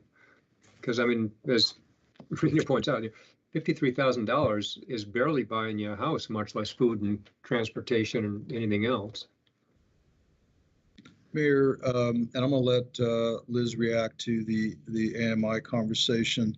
What I would suggest is let me look at, on our end, working with the team, how we can get up to $1 million of investment out annually. That's been our traditional budget, and we haven't really come close to that. And what we can do is run some scenarios and bring those back to you when this is to be codified. We can back to you in a way that'll really set the stage. I don't want to guess right this minute. That's always dangerous on my end to do that. But I'm clear on your spirit and intent.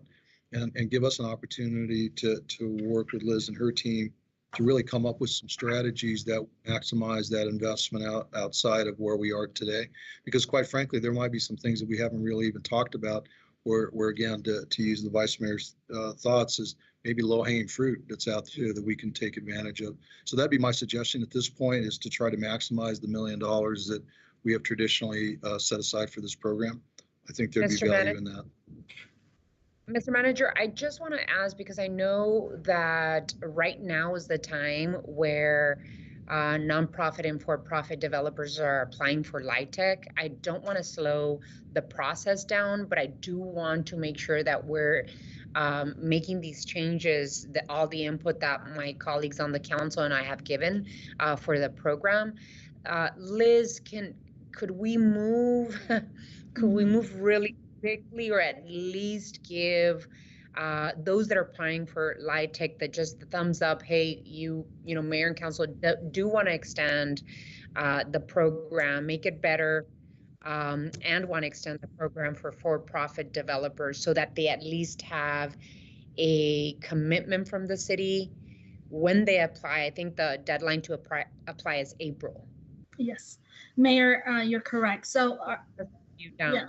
Our goal is to come back to based on today's decision or direction. We want to come back to regular meeting on March 22nd to adopt the code. I think we can probably have the answer and provide that information ahead of time to make sure that Mayor and Council, you're in agreement with the changes you've made. So we'll be coming back to regular meeting March 22nd. Okay, and Mr. Ortega, I just want to make sure that all of the input from my colleagues is synthesized in terms of what is going to happen when you come back for our second March meeting, in terms of all of the input that we've given, the amount of time, the affordability component, 100% of AMI. You know, I just want to make sure that you're leaving the table with all of the input from my colleagues and I. Mayor, I'm leaving the table with all that info, and what we'll come back is with a plan/recommendation. We can, or I'd suggest that we do this again in study session, although so that we can move this quickly. I will also suggest that the ordinance be on at least the consent calendar for the 22nd, so we can move this. But what we'll try to do is maximize the investment out there, taking advantage of the dollars that we've traditionally earmarked for this purpose, okay? And all of the things that you mentioned. Sounds great. All the colleagues feel comfortable with that? Okay, already perfect. Thank you so much, Liz. Really appreciate this incredible positive movement, and this is wonderful. I really appreciate your work, and look forward to continued conversation and movement on this. Thank you. Alrighty, we move on to item 8. Time has been set aside for an update on the projects underway at Los Reales Sustainability Campus. Mr. Manager. Thank you, Mayor. So what is provided for you today is an update on what's going on at the Sustainability Campus. I'm not looking for anything specific on this particular item other than feedback and certainly commentary, et cetera. Carlos will go over and make some comments. The memo is pretty exhaustive. I think it gave you a lot of good information. The one thing I will suggest, Mayor, is keep in mind that this is very closely tied to the next item, which is the Build Back Better grant, the EDA Build Back Better grant. And so there is an opportunity for us to talk about a little bit about both, although we'll wait and have more of the funding conversation on the next one. Ultimately, I think this is consistent with what direction you've provided in the past with your vision as a mayor and city council. And we're really letting you know where we are with the variety of these things, as well as some things that we're thinking about for the future. Some of it is dependent on funding from the Build Back Better grant. It does not mean that you know, if we don't get it, it'll stop. But it'll make it a lot more difficult, I guess, is the best way that I can put that. So with that, Mayor, I'll turn it over to Carlos de la Torre, our Environmental Services and General Services Director. Thank you. Thank you, Mr. Manager. Good afternoon, members of the council, Madam Mayor, and members of the council. Thank you for the opportunity to brief you on some of the current and proposed projects at the Los Reales Sustainability Campus. Kind of broken those projects into 3 main areas. One being is the short-term operational improvements. Those are ongoing and are part of the fiscal year 22-23 budget. Are ongoing. They're ongoing. Phase 1 proposed long-term programmatic and sustainability improvements. And those are really more visionary, more placeholders. Some of them have been incorporated into the Build Back grant program. And Ms. Coffey will definitely provide you more details on that. And obviously those are in line with the climate action resolution that you adopted back in September 2020. And there's also some ongoing programs and initiatives such as the glass reuse, composting program, the biofusion block, and the zero waste roadmap. So the first project I'll just briefly discuss is our household hazardous waste facility improvements. We're essentially are expanding the storage and processing facilities to improve the efficiency as well as our delivery of the service. We anticipate that the project will be completed in October of this year, and about $700,000 have been basically assigned for or allocated for that purpose for that project. Cell 4B, if we don't mind maybe putting up the slides, it just gives you an idea in terms of where we may be as we talk a lot along those items. If we can go to slide number 2. And so here's a macro view of some of those improvements. So I was mentioning about cell 4B. You'll see roughly where it says Los Reales Road, kind of towards the middle, top of the page. You'll see where it says Los Reales Road. A little bit south of that or below that, that is essentially what we consider cell 4B. Cell 4A was built and it was completed back in January 2020. But essentially, we're essentially have run out of space out of that cell. So in 2020 and 2021, we landfill over 700,000 tons each year, about 100,000 tons more than in previous years. So as mentioned, cell 4B is underway. The design is underway. And we anticipate that that cell will give us a useful life anywhere between 6 to 8 years. Estimated cost for construction is about $6 million. Our goal is really to have it operational by the spring of 2023. Quite frankly, we're concerned because we're running out of space on the current cell, and plus on some of the land that we can dispose materials up on top, that we really need to continue to move that project forward and continue to develop that project. As you will recall, last fall, you gave us direction to proceed with some land acquisition, and that's essentially the area on the top right hand of the screen, kind of in purple. That's the land that essentially that we're in the process of acquiring. One parcel has been acquired, and the longer piece is still in the process of being acquired. We open escrow this week, and we anticipate that essentially that we'll be able to close on that property by May of this year. If we look at, if we're familiar where we at on the campus, we have some existing buildings. Right around the buildings in the scale house, we need to do some road improvements.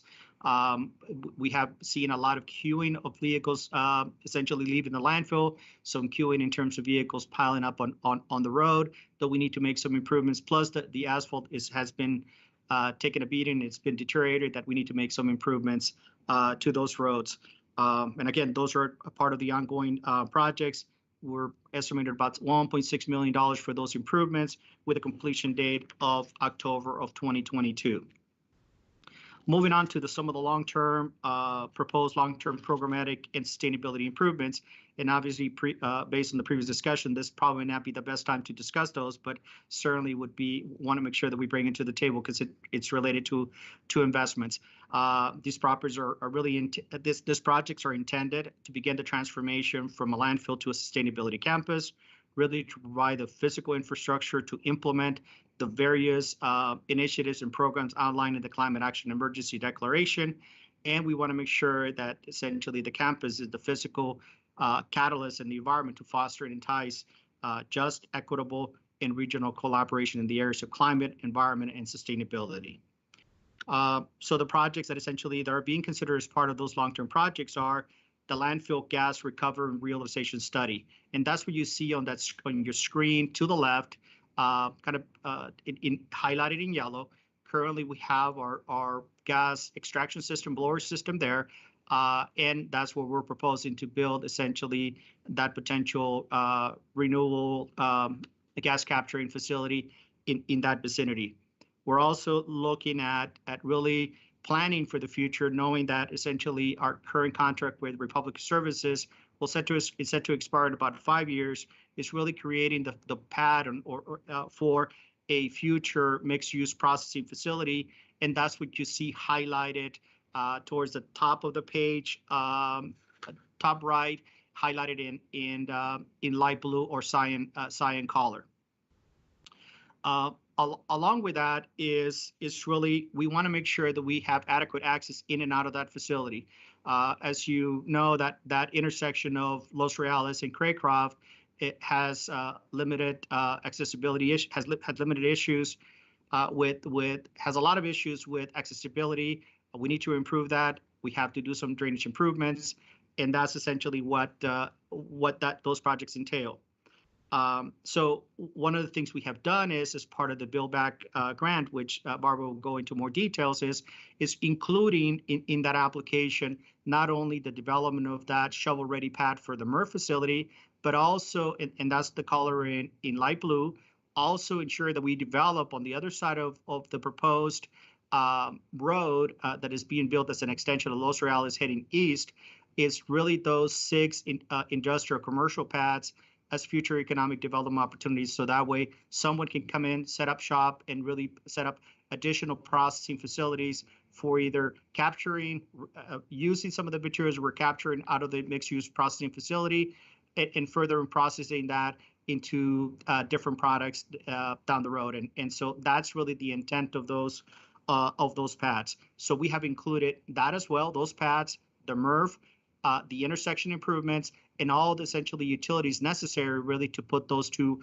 areas as shovel-ready sites. We did not include the gas recovery system because the application is very extensive. We would not meet all the environmental clearances for that application. That is the main reason, part of the main components is we identified areas that essentially had been somewhat disturbed, somewhat ready to go, and easy really to develop with essentially within the grant guidelines. And that was one of the reasons we did not really pursue the gas realization study. Also in green, you'll see that we have depicted or shown some could be passive or active recreational areas. Again, those are land set aside for future buffer zones, future recreational areas, in a way that would provide an asset to the nearby residents, recreation activities, but also provide us with a buffer for all those activities that essentially within the campus that will take place in many years to come. So it's not looking at what's happening today and what's out there today, but what could potentially be out there 50, 60, 70 years down from today. How do we continue to be a good neighbor, and how do we ensure that we protect that asset, as well as give essentially the nearby residents a buffer and also an asset that they can use from a recreational perspective.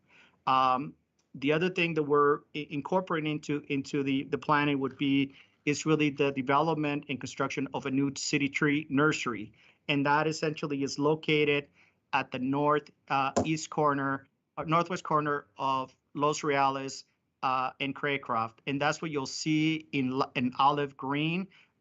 Basically, at that intersection, that's what we're essentially are proposing to build. The other one would be the focus has always been really we need to do this in stages. And so the focus is how do we plant the seed? How do we showcase some of the sustainability projects where we're actively working on today? And that is really obviously on the northern side of the landfill. And how do we deploy the first phase of the perimeter landscaping buffer and multi-use trail around the sustainability campus? So that's what you see on the line in red. You'll see a couple of red squares in there, and that really just depicts parking areas where folks can essentially pull up, park, and they can essentially walk and go down the trail. And again, that becomes to be as an additional buffer between the adjacent properties and the landfill itself. The other thing that we need to do is we need to enhance our on-site non-potable water system. We need to add the capacity to it, not only to meet current needs, but if we deployed all the infrastructure that we're proposing, obviously we need to have a reliable, sustainable source of water to this facility. One of the projects that I'll just put more emphasis on that is the landfill gas recovery facility. As you recall, members of the council, you gave us direction to embark on a feasibility study. And we did. We essentially conducted a study really to identify the most optimal use for the landfill gas, keeping in mind the city's carbon neutrality goals, the zero waste diversion plan, and the fleet decarbonization electrification transition. Over 21 options were evaluated. The study was finalized in December of 2021. The recommended alternative based on that is really to upgrade the landfill gas system to a renewable natural gas processing facility and transfer that gas to a nearby natural gas pipeline. The renewable natural gas that would be produced out of this facility should be utilized, it could be utilized to fuel the city's fleet. And again, it goes in line with the previous discussion we had about hedging our risk. And any excess RNG could be marketed and sold on the open markets. This project has the ability to reduce fugitive emissions that are currently occurring at the landfill, because we're not pulling all the methane gas out of the cap is going up into the air. And so that will be really a significant environmental improvement, almost to the tune of about reducing the emissions to the tune of about 28,000 vehicles per year. So that's a huge investment. Obviously, we're talking about close to $29 million. It would take 3 to 4 years to build. What's really pending is really this. Obviously, this project is not funded. So the next stage is really moving to the procurement to determine what is the best, what are the respondents, and what is really the best business model moving forward. That would include, again, not only the financial model, the business model, the operating model, that essentially should be considered or will be considered by Mayor and Council for your consideration and direction as we move forward. Again, tying the wagons back to the Build Back Better grant, we essentially have considered the three main components into one single application. Is again the development of those commercial lots on the northern side of the road, the development of the MRF pad in there, and also the intersection improvements that would facilitate the traffic in and out of that facility. We can certainly, obviously the slides really provide you, and I think that material gives you more of a visual perspective in terms of what those projects would look like, what are some of those concepts will look like. Obviously, as how Mr. Ortega mentioned, those are just placeholders. Again, they were developed with the intent is really to be in line with the climate action resolution. We essentially we're only focusing in terms of what the investments will look like, but also we need to focus on what are some of the revenue opportunities that some of these projects can represent, especially for the landfill gas. The net present value for that project is about $74 million. So I think it's when we start looking at some of those components, I think they're more doable, but obviously we need to further analyze those. So in terms of next steps, I think Mr. Ortega mentioned is really just seeking some general guidance and feedback from you as it relates to these projects. If some of those long-term projects are identified, obviously we're recommending that we embark on a long-term financial plan to identify all possible financial mechanisms and future funding sources, which may include the Build Back Better grant award, plus any other revenue that could be provided through essentially the landfill gas project. So those are the long-term programmatic projects that we have identified. And just, Mary, if you don't mind, just jump in quickly on some of the other general updates. Glass reuse program, we've been at this for about a year. We started the program back in February 2021. We basically are a year into it. We deployed 22 sites. We continue to have, and we have experienced some issues and some complaints and concerns related to glass breakage, the issues with noise. There's some of the sites are far from residents, but overall, we've been able to essentially collect roughly in combined, not only in terms of what folks are dropping off into those centers, what's been still continues to be processed or still to be placed in the blue bins. About 4,300 tons.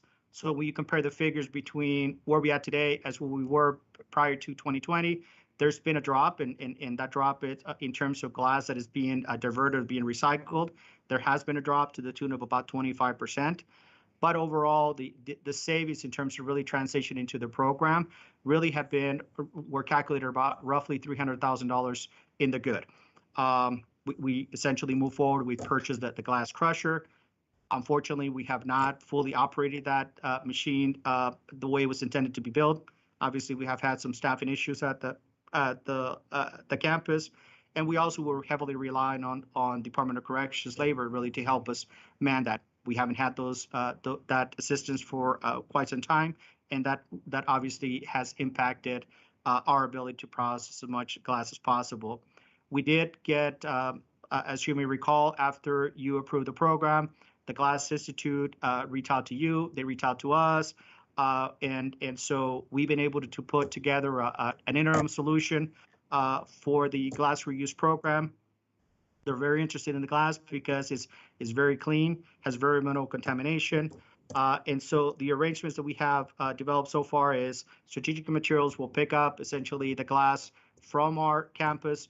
We'll take it essentially to Phoenix. They'll essentially pay us $5 a ton for the glass, which is unprocessed glass. It is not sorted as compared to what we were getting from the MRF facility, which was zero value. Part of the arrangement is for every ton that essentially that they take, they are supposed to or they're required to give us back 10% of the tonnage. So in terms of crushed glass, quarter-inch minus, so that way we can begin to incorporate as part of our local reuse project. So their commitment to, they also made a strong commitment that they'll identify the strongest Arizona markets, local markets, kind of in line with the reuse principle. So we hope that we'll get the first batch of that crushed glass so we can start looking at what we may be able to do. So it relates to our composting operation, continues to be in place, continues to evolve. It was somewhat of a small, medium learning curve for us as staff, really trying to get into that operation. Obviously, we need to learn some of the things. Some of the first batches didn't work out. The first good batch was given to Parks. We're in the process of really generating another second batch. Hopefully, we can make it available to the public and maybe make it available as part of some of our events that we have organized for the upcoming year. And we continue to pursue on amending the permit, our composting permit, to make sure that we can essentially process and compost paper as well as animal waste. Biofusion block, Mayor Council really directed us to move forward with a pilot program to implement it within 6 months after July. Obviously, we're definitely way behind on that. We struggle on really getting designs done for some of the proposed projects. One of the kinks, or one of the things that we realized is when you look at a typical foundation today on a typical block wall, that foundation is basically, you're putting all the way on top of it, okay? And that's what the principle of the foundation. When you use the biofusion block, obviously they essentially, you stack them as a wall, but you have to essentially install a rod, and that rod has to be tensioned up on top. So foundations basically are supposed to receive weight downward, not upwards. And so that's what really just kind of generated some issues back and forth until they feel comfortable with the design. So I'm going into a lot of details on that, but essentially we're finally essentially are in the process of ordering the blocks. We're going to order a full truckload, roughly about 1,900 blocks, at a cost of roughly about $2 a piece. We have also received bids for building some of those enclosures. So our plans is really to build a couple of sites, a couple of projects. One, a single dumpers enclosure at the El Pueblo Center, and a sitting wall pretty much at Himmel Park. So that's where we're at. Obviously, Mayor and Council, we're behind on that, but we want to continue to make progress on that as directed. And finally, continue to make progress on on our zero waste roadmap. You gave us the go-ahead back in September. Obviously, we had some bumps on negotiating the contract and the agreement. And also, in terms of the holidays, finally got it going. We're to the point of gathering all the information necessary to continue with the plan. We're reaching out to all the aspirational cities that we identified as part of the roadmap: Austin, Denver, Phoenix, Portland, and Seattle, in terms of really what are some of the progress look like. We're in the second phase of that is really preparing a request for information in terms of what management technologies could be deployed at the campus so that we can essentially put it as part of our zero waste roadmap and some of the things we got to be considered. Still well on track in terms of scheduling, timeline, scheduled to have this completed by the end of December. So that concludes my remarks. Madam Mayor, thank you for your time. Carlos, thank you so much for the thoughtful and thorough update on the sustainability campus. It is evident, and I've seen firsthand the amount of work that you have been doing and pursuing all of these different opportunities for the city of Tucson. I know that you're really equally passionate, just like Mayor and Council are, in terms of being as creative as possible in reaching our zero waste goals. I know that you only have two hands and some staff. And so all of this requests that we are doing and put on your shoulders is something that you're moving as quickly as you possibly can to get the best plans to be put in front of Mayor and Council. So let me just first start by saying that I highly appreciate all of the work that you and your team and others have put into this process. I wanted to ask about the landfill gas recovery and reutilization, because Mayor and Council gave direction on that and conducting a life cycle evaluation. When did that life cycle evaluation conclude? Barry, it was finalized back in December of 21. So it was just A couple Yes, of months this ago. passes- Okay. Yes. What is your recommendation in terms, well, what is the recommendation of the analysis saying that that the city of Tucson fund this renewable natural gas processing facility, or does it give other options in terms of making it a public-private partnership? Tell me a little bit about this, and tell me about the RFP that you're thinking of publishing this summer. So Mayor, members of the council, so there could be a myriad of business models that could be developed at different ways on how we finance a project, various ways on how the ownership would entail, what the operation of the facility will look like. So the purpose of, or really the request for proposal is really, let's put it out on the street. Let's see what is the best proposal that could be out there. At the end of the day, the city will have the liberty, really, obviously, to evaluate those proposals and make a decision on that. And if the council, and if none of those are conducive, then essentially the fallback position would be is that essentially the city will be the primary developer and financier and owner of that facility. So our goal is really just to see, hey, let's try to maximize the city's opportunities in terms of what those models will look like, what the financing and all this stuff, so that we can shed our risk. We can probably maximize essentially the potential revenue, and essentially and the environmental benefits. And how do we make sure that all the things that essentially that are outlined in the report and are a key component of really demonstrating the social benefits, the environmental benefits, are achieved.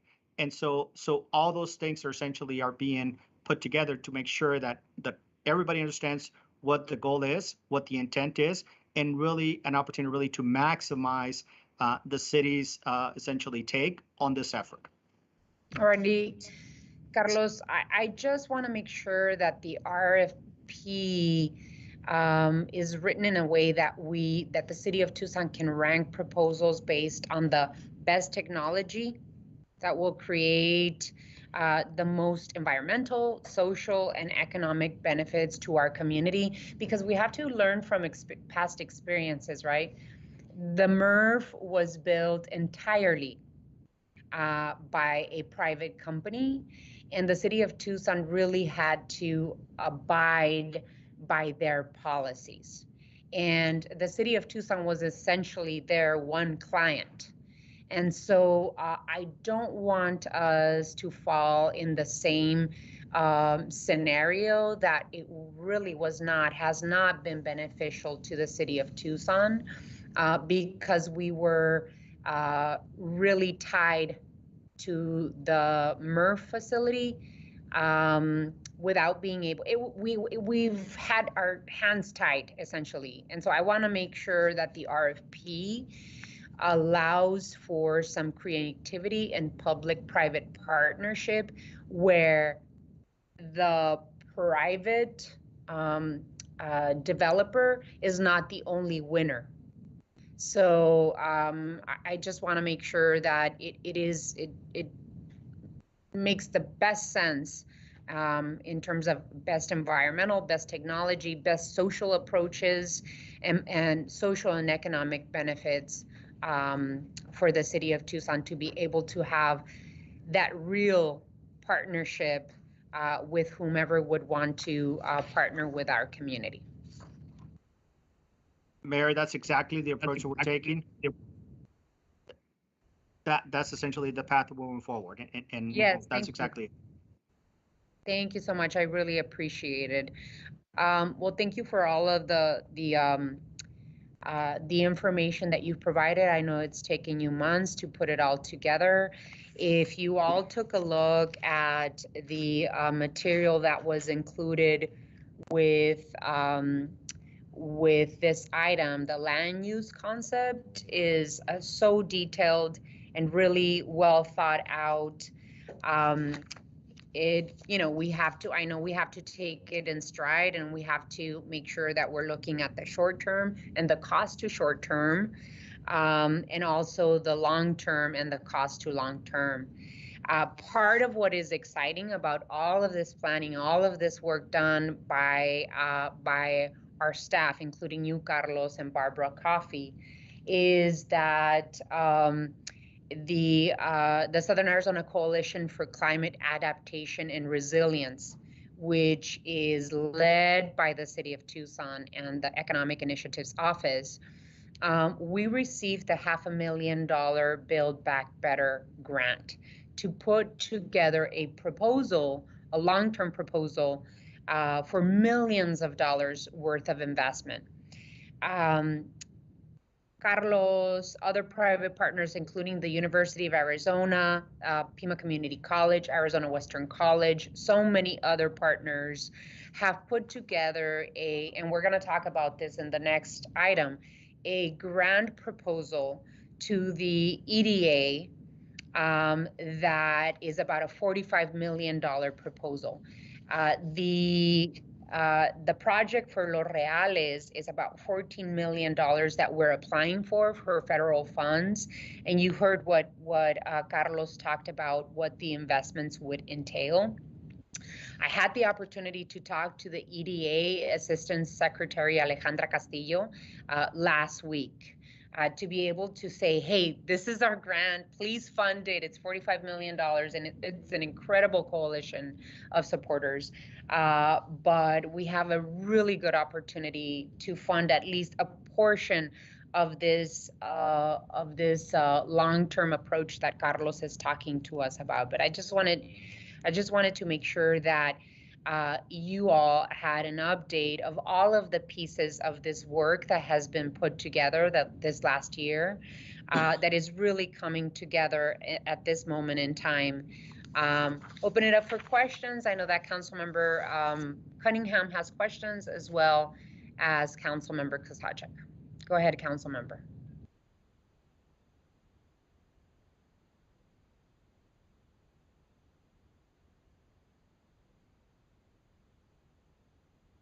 Councilmember, I think you're on mute. Sorry. God, I hate that.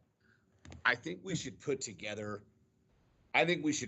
have we should probably make this item every other meeting. We're not getting the movement we need. I'm not seeing the movement we need. I'm glad we're taking it slow and trying to be deliberate, and I appreciate that. But I'd like to see us, the same way we had to usher the streetcar through because it was so monumental, I'd like to see us have this item every other meeting for 15 minutes to get progress reports on it, because I don't think we're getting at the speed that I was expecting.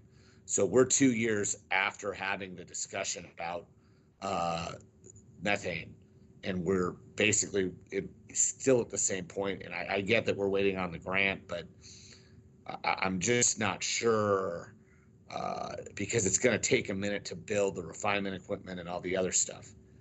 So I'd like to see us probably take a look at this campus. He has 8 different projects that he's juggling, and it is hard work to have to do that. I think that we should probably have some type of meeting, non-council members with staff and manager's office that also convenes, that's a committee to steer this process. And the mayor, you should be, your office should be obviously directing it, but we've got to get this moving a little bit more. I'm excited about all the ideas. I am, and I'm not trying to be a Debbie Downer on this one, but the bottom line is that we're just not getting the movement that I was looking for. I'm sorry.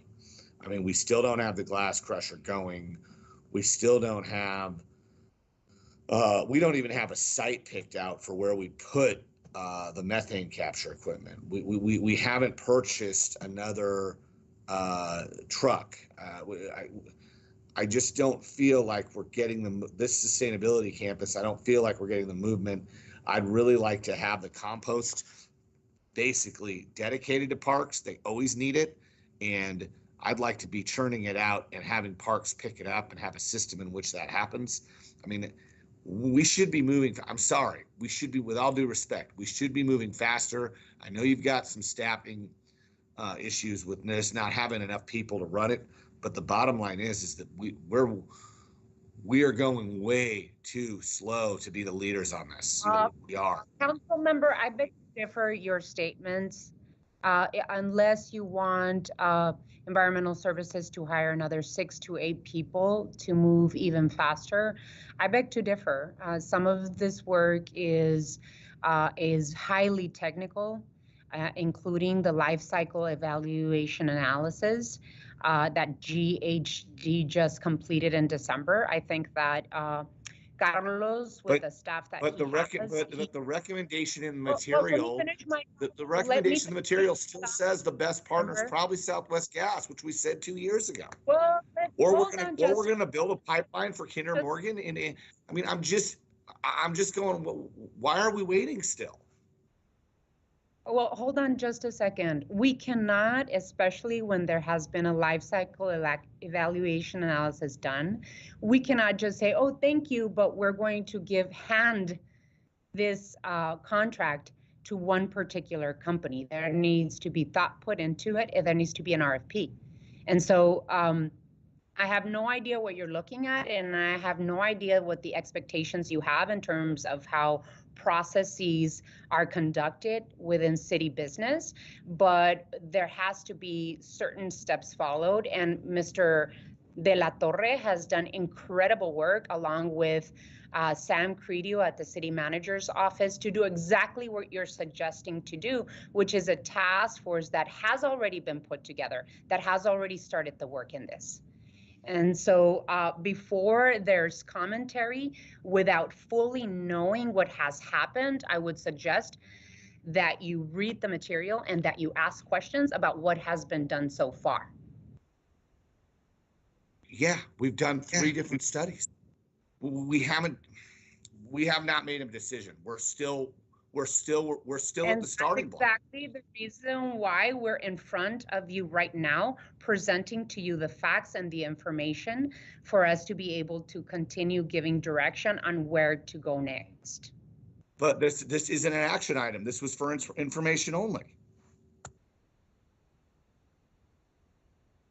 Do you have any additional commentary or input?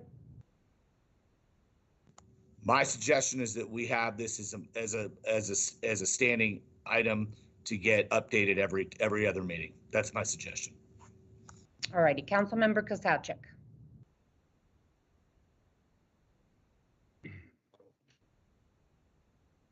Thank you. Carlos, I appreciate your work as well. The pace, I've shared this with you. I've shared it with the mayor. I've shared it with the city manager. The pace is painstakingly slow on some of these. We've been talking about the glass for 2 years. I understand the lack of DOC crews. Over a year ago, I suggested that we talk to Corning about that because they're talking about paying multiples of market rate for the finished product. And did I understand that you're saying we are now under contract with somebody to take the raw glass, pay us $5 a ton, and that we get 10% of the product, the sand? Is that the deal? Yes, sir. And Okay. This is really. Okay. The plastic. I understand wind loads, compression. I get it. Did it 30 years. I don't mean to be critical of this, but we spent 9 months waiting for structural concepts to design a 3-sided trash enclosure, for God's sakes. That's where we are. And it wasn't until a week ago that we finally ordered, $3,300 worth of block for a pilot program for a trash enclosure and a wall. That's not a function of your staff being overtaxed. It's structural concepts just dragged this out, and we weren't leaning on them to get a finished product. So I am totally in agreement that the pace of this is just not tracking with what it ought to be. We've identified 7 shovel-ready developments. One of them evidently is earmarked for the compost. This is the next item, the EDA grant, but is the U of A paying any portion of our $3 million match? Because that's their project, that's their program. Or should I wait for the next item to ask that question? Yeah, Mayor, if I might, if you can just wait till the next item, we'll cover that, because I think there is some. Thank you. Okay, so what other developments are earmarked for the other 6 sites? Is the glass going to be one? Is the plastic going to be one? Or where are those going out on that campus?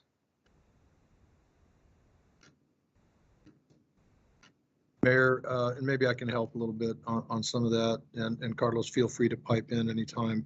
So keep in mind, and I appreciate the frustration on all sides here, but keep in mind what we're trying to do is develop your vision on a macro scale and get it down into the micro scale of actually delivering. And there are, and we've signed NDAs on some of these, so I can't get into detail, but there are some interests.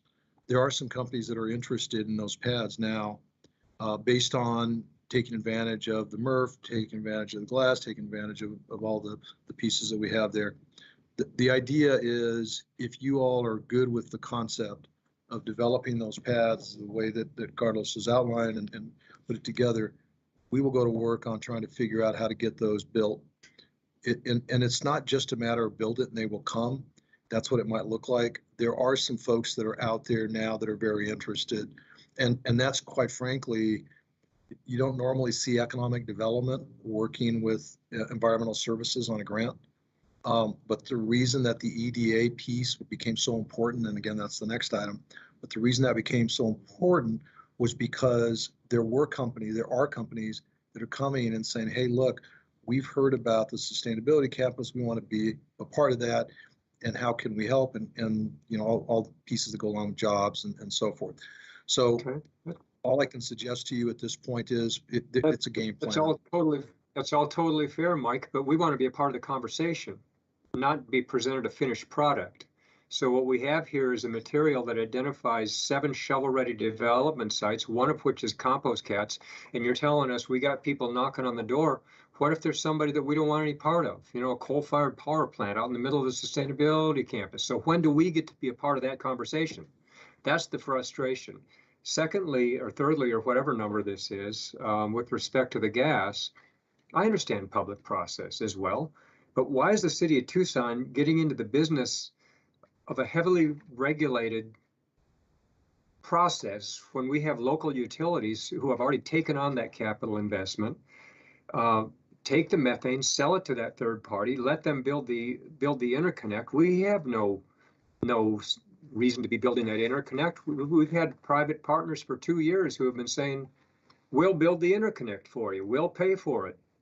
You know, we'll clean the gas, we'll stick it into your vehicles, we'll sell it for you, and not sell it for you, but use it as a fuel source.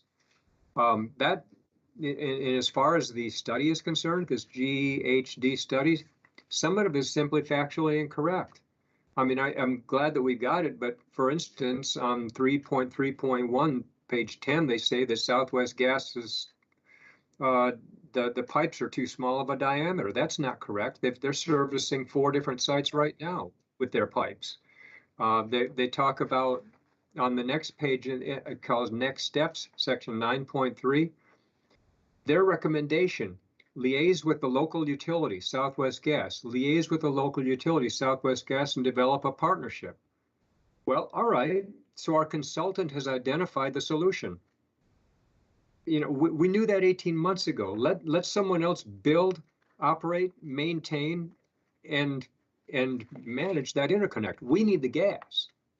So I agree with Paul. I get all the public process. You know, we live in a bureaucracy, but let's start using the recycled natural gas in our vehicles as quickly as possible. But I have used the phrase with the mayor. I've used it with you, that we're operating at the pace of government. And this exactly makes the point that we talk solutions to death instead of actually acting. And that's my frustration.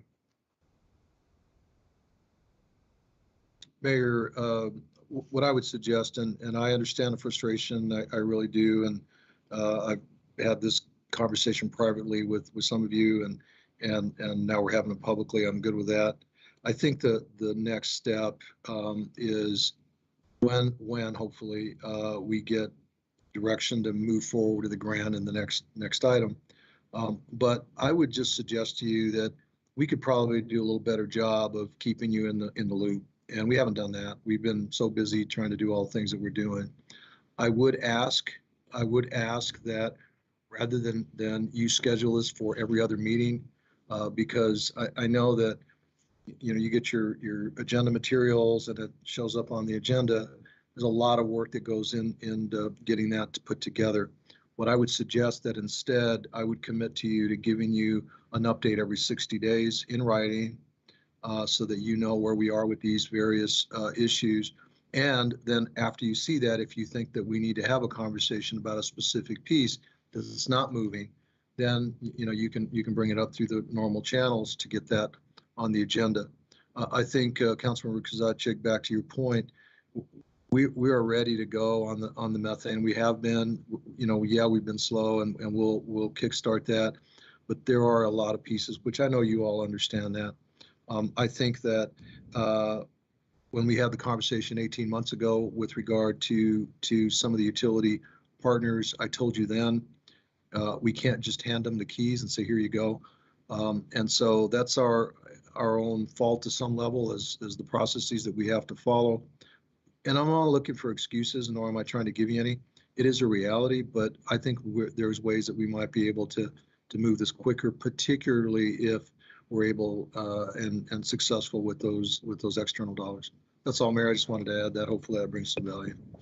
Mr. Manager, no, I think it's important to make sure that everyone has all of the information and all of the work that has been doing, because if all of my colleagues get information and updates, even if it's individually at their offices, at their convenience, to at least get the information, that is absolutely legitimate, because we don't want some of us to know more. Even, I pick up the phone, I ask questions, and I have a dedicated person in my staff that works day in and day out specifically to make sure that I have this information.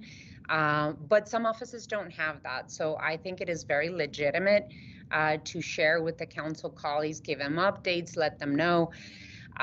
Even though we gave direction a year ago on the landfill gas recovery at Los Reales, GHD didn't complete their analysis until December of this past year in 2021. So if colleagues understand what it takes and all of the steps that need to happen and the technical process that needs to be completed, they would at least understand where we are and the actual facts of the process that has been taking place. Very important to reiterate that we want to make sure that we put a request for proposals together that makes the most environmental, the most social and economic benefit decision that we can do. We cannot hand over the keys to a particular company just because we think it's the best approach. We have to have a fair and competitive process to do that. So with that, I would hand it over to Councilmember Lee and then Vice Mayor Santa Cruz. Thank you, Mayor. I will be super brief. My comment is something that I heard surface with respect to DOC crews. So it's kind of a little bit of a side point on this.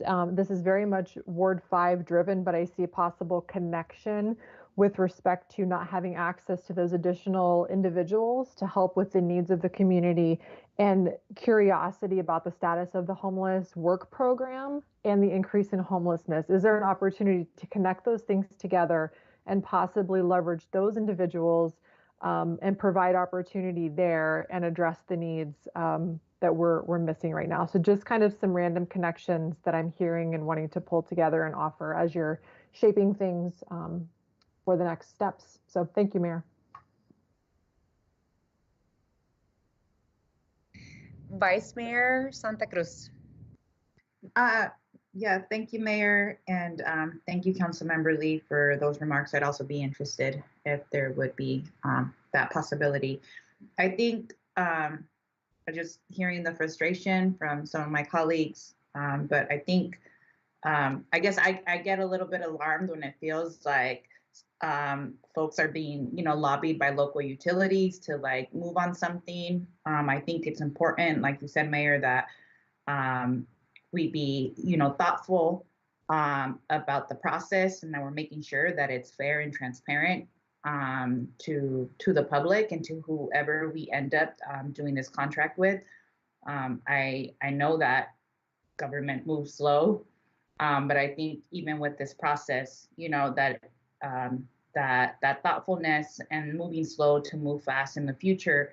Also because a lot of the work that we're doing right now is a culture shift in how, we've done business in the past. And as we're thinking about ways to like monetize the resources that, the city has, that we make sure that we're maximizing the benefit to the public.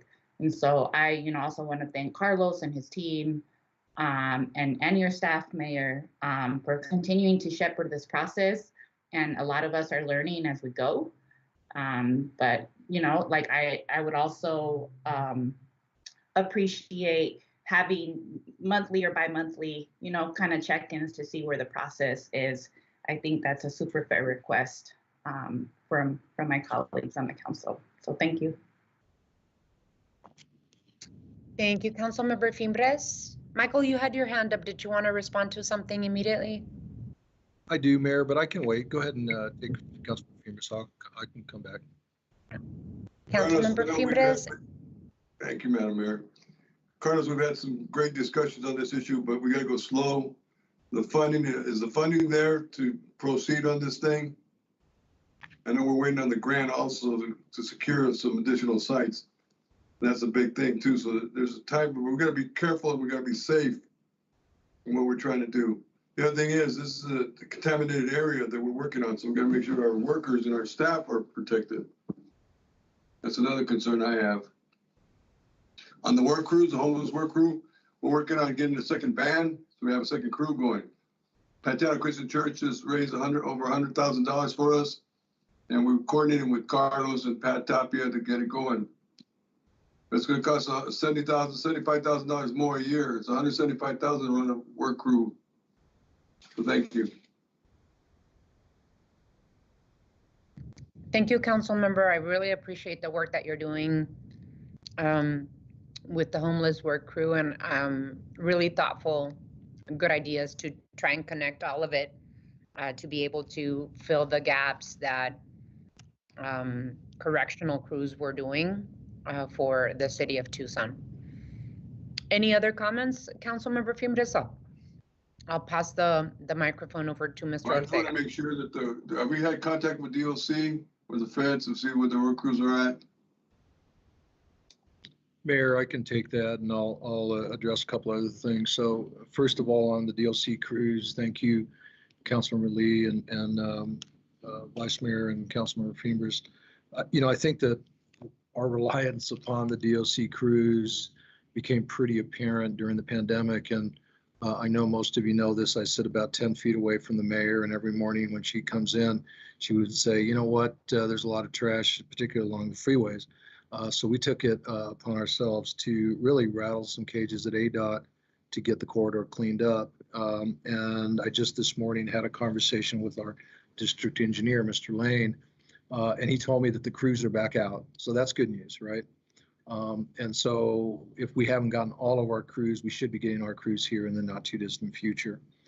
But what I suggested to Mr. Lane is that how powerful would it be if we went together to the local warden and said, look, we want to expand this. There's an opportunity and really do something that can be meaningful in terms of cleaning up, particularly around the landfill and all the things that go along with that. So that addresses that issue. So we're on that and we will stay on that. The homeless work program, as Councilmember Fimbres mentioned, we're expecting that will double in size and hoping that there is enough money to carry it through the end of the fiscal year, that next fiscal year, to actually not only increase the second crew, but also the days that we clean that out. Lastly, I want to touch on one thing, because I think I may have, and I apologize if I leave you all with the wrong impression. You know, the frustration we all have is just how long it takes to get things done. I recognize that. I'm not going to sit here and give you excuses on it. I think the reality is that it's hard when we start off with an expectation of an answer, and then we take 18 months and we come up with a recommendation that mimics that answer that we started with, right? But that time, maybe not 18 months, but that process is important. And what I'm going to do, and what I've committed to, is every 60 days I'll give you something. I'll give you an update. Here's where we're at. Here's what we're doing. So that way you're in real time. And obviously, as things change and evolve, we can do that more often. As you see pieces that are listed in that update, then all you have to do is ask. We'll either give you a briefing, we'll make sure the council gets it, or Mayor, you can call it for a study session and we'll explore it in more detail. But it's clear, and I really appreciate the commentary regarding Carlos's team. The reality is that not only is he suffering from some of the challenges around staffing, but so are all those consultants. Almost every one of those consultants has told us the reason it's taking them forever has really been a challenge, and has caused them some grief in terms of making deadlines and so forth. So we're all in this together, and we will definitely get back to you and make sure you're kept in real time as possible, up to and including some of the business opportunities as best we can, and we'll brief you on those as well. Thank you, Mayor. Kozachik. Yeah, real quickly, just to correct the record, my references to Southwest Gas come out of our consultants report, section 9.3, next steps. They specifically identify Southwest Gas. Reading the material and drawing conclusions from it is not being lobbied by a consultant. It's reading the material and drawing conclusions from it.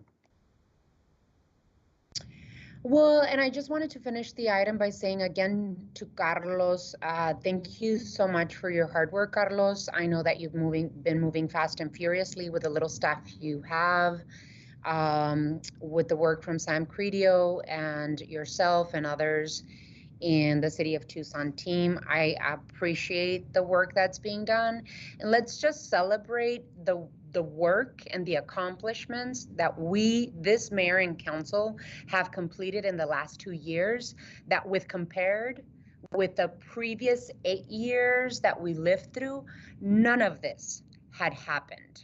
And so those that are concerned about the pace and speed, think about the last 8 years where we really didn't do anything of this. So appreciate the conversation. I think it's absolutely and totally fair for my colleagues to ask for updates, and that should be done because all of us should have the same information in front of us when we arrive to the study session.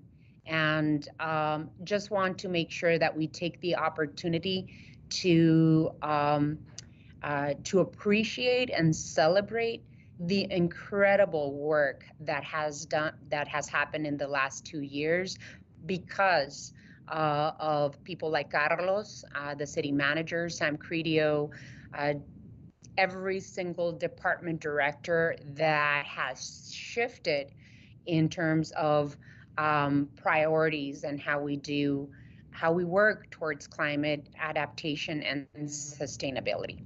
So with that, we move on to the next item because it is connected to this one. Item 9, we're going to move into the Build Back Better grant. Time has been set aside for an update on the application for the Phase 2 Build Back Better Regional Challenge Grant Program. Mr. Manager. Thank you, Mayor. I will open the item and kind of frame it, and then I'll turn it over to Barb for a little more detail. So on this one, I am looking for direction. We are in the process of submitting our Build Back Better grant.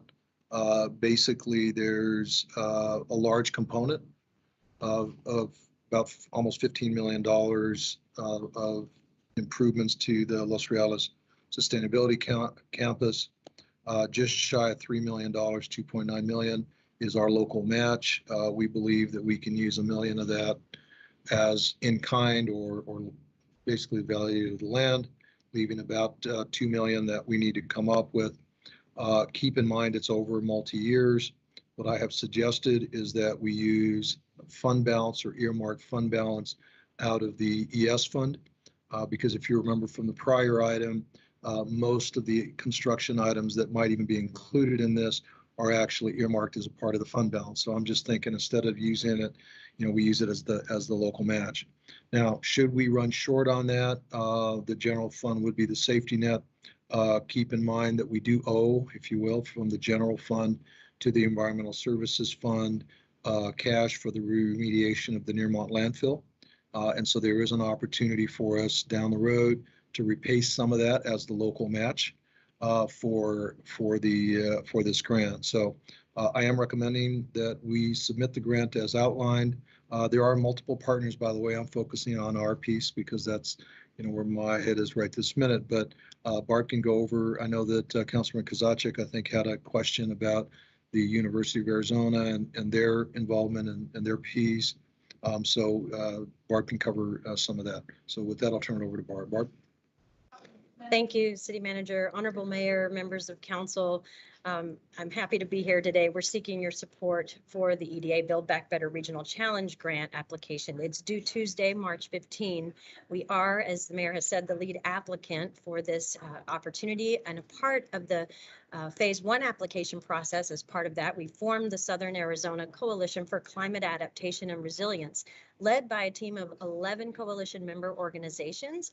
As a team, we have worked for the past 3 months to put together this application, and it's comprised of 6 key projects. So I wanted to take just a minute to give you a little more background on those, because I know we have worked tirelessly since January, and you all haven't had the opportunity to hear some of the details as they're coming together and taking shape. Of course, the timing has been perfect. As you heard from Carlos, the consideration of our infrastructure project related to the build out of the Los Riales Sustainability Campus. It does involve preparing the shovel-ready development sites on city-owned property in order to attract that private industry's ability to locate, establish operations, and create jobs. The EDA loves that, so that is a key piece. An industrial park where private industry can benefit from proximity to the landfill, taking advantage of, as you've heard, the recapture of methane gas to power facilities, and or the diversion of waste that can become feedstock in manufacturing processes. The infrastructure investment in landfill gas recovery and the creation of these shovel-ready sites could potentially bring more than $750 million in capital investment and over 400 jobs. This references some of the private industry that we're talking to.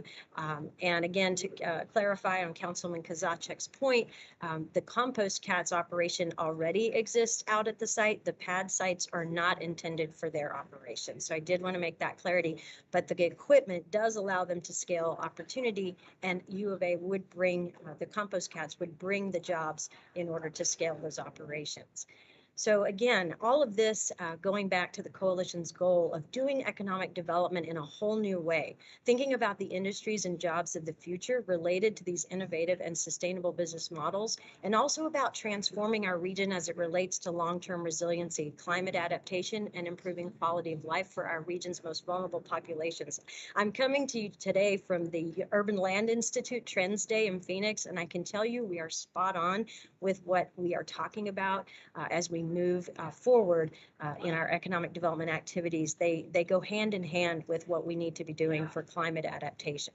So the other projects include UMA's ubiquitous wireless broadband infrastructure project, which will enable for the first time underserved communities in sparsely populated areas access to affordable, stable, high-speed internet, impacting more than 450 farms so they can deploy precision agricultural technology to reduce the use of water and pesticides and create more resilient and sustainable farming enterprises.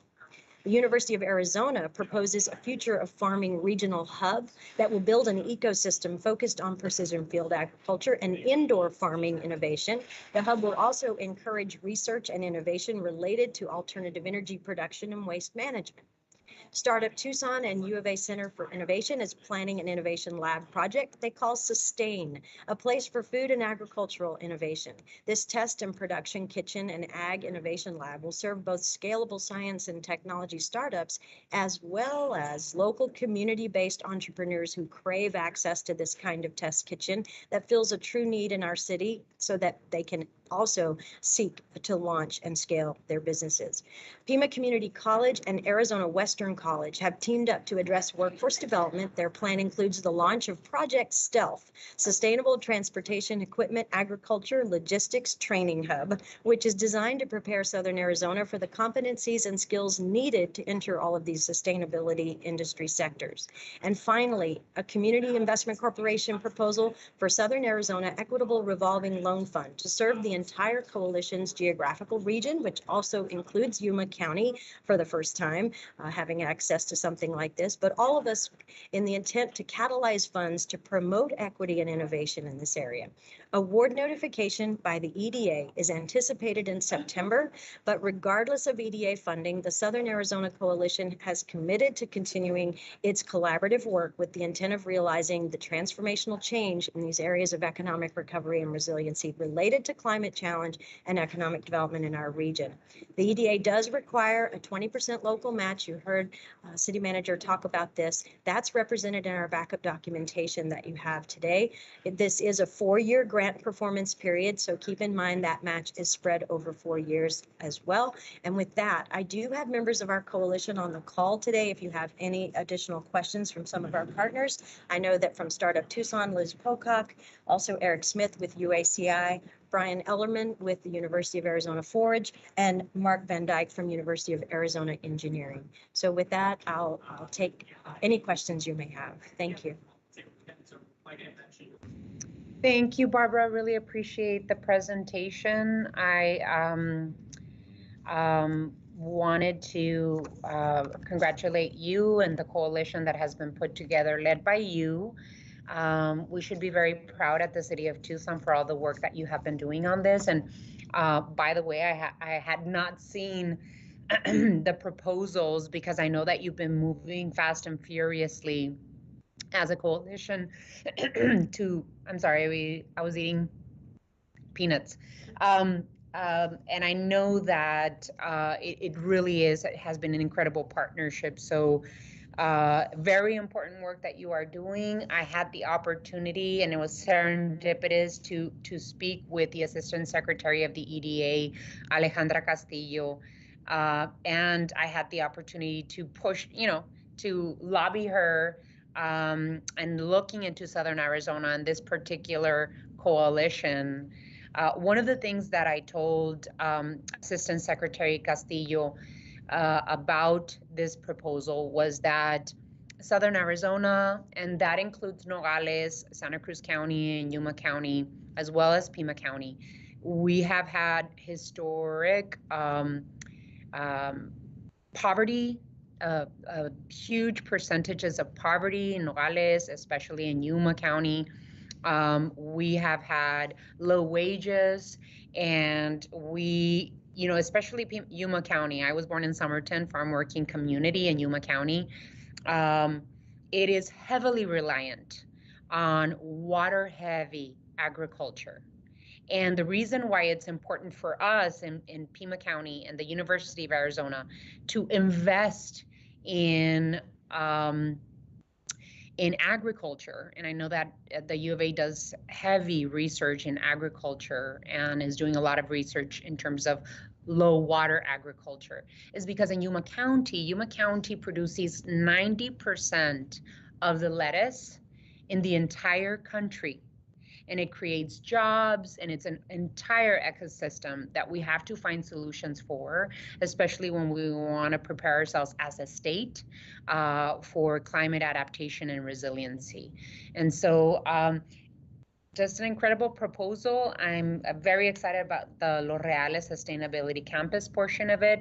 And my only question is, it looks like the combined 20% match for the entire package is $9 million.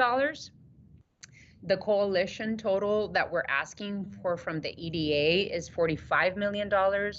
How are we planning to cobble out that $9 million? Every jurisdiction is going to add their 20% match on their own. How does it work? Thank you, Honorable Mayor, members of council. That's correct. All of our coalition member partners have come together to produce their 20% match. We felt like that was going to be the best and easiest way to achieve that as an overall coalition. So we're pretty much dialed in that way. Just also keep in mind that even today, with everything coming to a close finale, that budgets are shifting just slightly, little bits here and there, nothing material, but everyone is dialing in their match so that we can make sure that we meet that 80-20 goal and can be successful. We want to show the EDA that we're vested and that we're able to pull this off. Thank you, Barbara. My other question is, how is the work that you're doing? How are you connecting the dots? In other words, the component with the support for food entrepreneurs. Are you looking to work with local partners, with Pima Community College? How are we connecting the dots in terms of partnership, and how we ensure that the coalition is not replicating programming that already exists? Great. I'd love to ask Liz Pocock to share at this point. They have a lot of expertise in this area and have worked very hard. Liz? Hello, Mayor and Council. Thank you so much for having us here and for listening about the proposal that we're so excited to hopefully bring home for our region. Mayor, I think you bring up an excellent point. We have been working really hard as a coalition to try to do economic development a little differently, to invite some new parties to the table that typically would be left out of federal grant conversations, that wouldn't be a part of this process. And so I don't know how much Barbara shared with the council prior about the open proposal call, but we did an open proposal call to the community to encourage new partners to participate in this process. A lot of those partners have been integrated across the various proposals. So while each component project is required to have a lead, many of them have subawards. So for the food entrepreneurship component under our subawards, again, final pieces are coming into place, but our subawards will be in partnership with the YWCA Women's Business Center to kind of enhance some of the programming that they've already provided in food trucks and for restaurants, and to allow that programming would be delivered in Spanish as well at the location. The location is a partnership with Peach Properties and is actually located in South Tucson on 32nd and 6th. So we're talking about, different new resources for a neighborhood that doesn't have an existing entrepreneurship kind of hub like this. Other partners that, again, we're solidifying the final details, but will be the San Javier Co-op Farm is going to be a partner in ours. So we're very excited to bring those different groups forward, in addition to Stephanie Bermudez from Startup Unidos. So a lot of different partners at the table, not trying to replicate, but more enhance and amplify, so that we know that there's so many small businesses and entrepreneurs that just don't have the full suite of support that they need along their journey. There's so many different gaps that they experience, and services can only go so far with any given organization. So the hope is that this funding will really allow us to amplify what exists, not rebuild, not recreate, but just enhance, deepen, longer support. We see food entrepreneurs again and again get stuck at this gap. They start with their cottage licenses, which is a great program the county provides to get people going, but now they've maxed out the number of things they can produce in their kitchen. They need a space that gets them to that next step before they're really ready to open that restaurant, or open that food truck, or rent a different space in our community. And so thank you for letting me share. I hope that answered your question. Thank you. Councilmember Dahl. I think this is a wonderful grant, and how amazing to have all these partners. If, Madam Mayor, if it's appropriate, do we need a motion now? If so, I'd be glad to move that. Do we need one now? If you want to offer a motion, Councilmember Dahl, I'd welcome it. I'd be pleased to. The motion would read that Mayor and Council requests. No, Mayor and council direct staff to finalize the grant application and authorize its submission to the EDA by the March 15th, 2022 deadline. There is a there's a motion and a second. Further discussion, please. Did you have any additional? Madam Mayor? Did you have, Mr. Councilmember Fee, just hold on just 1 second. I did want to follow up with Councilmember Dahl. Did you have any additional questions, Councilmember Dahl? No, the materials were pretty good, and I understand that things are happening at the last minute, having written grant proposals, especially with multiple partners, and it all sounds great. Thank you. Thank you, Councilmember. Councilmember. I wasn't here for the response, but the matching funds, are they covered? The $9 million is going to take? Ms. Ortega? Mayor, Councilor, yeah, as I mentioned, the sustainability campus is really the big piece of that, which is right at about 3 million. It's 2.9 million. And I am recommending at this point that we allocate environmental services carryover or cash carry forward for that. Again, as I mentioned earlier, should we not, for whatever reason, or we need to make a change to that, then I will come back to you and make a recommendation for general fund. But right now, our environmental service fund has the capacity to fund that. I appreciate it. Thank you. I like the project. It's good. Thank you, Barbara. Thank you, Carlos. Councilmember Kozachik? Barb, what crops are involved with the rural farming projects, and how is they going to address the stress that agriculture is placing on our water supplies? Thank you for the question, Honorable Mayor. Councilmember Kozachik, that is one I do not have an answer to in terms of all the different types of crops on those farms, but I will get you that answer.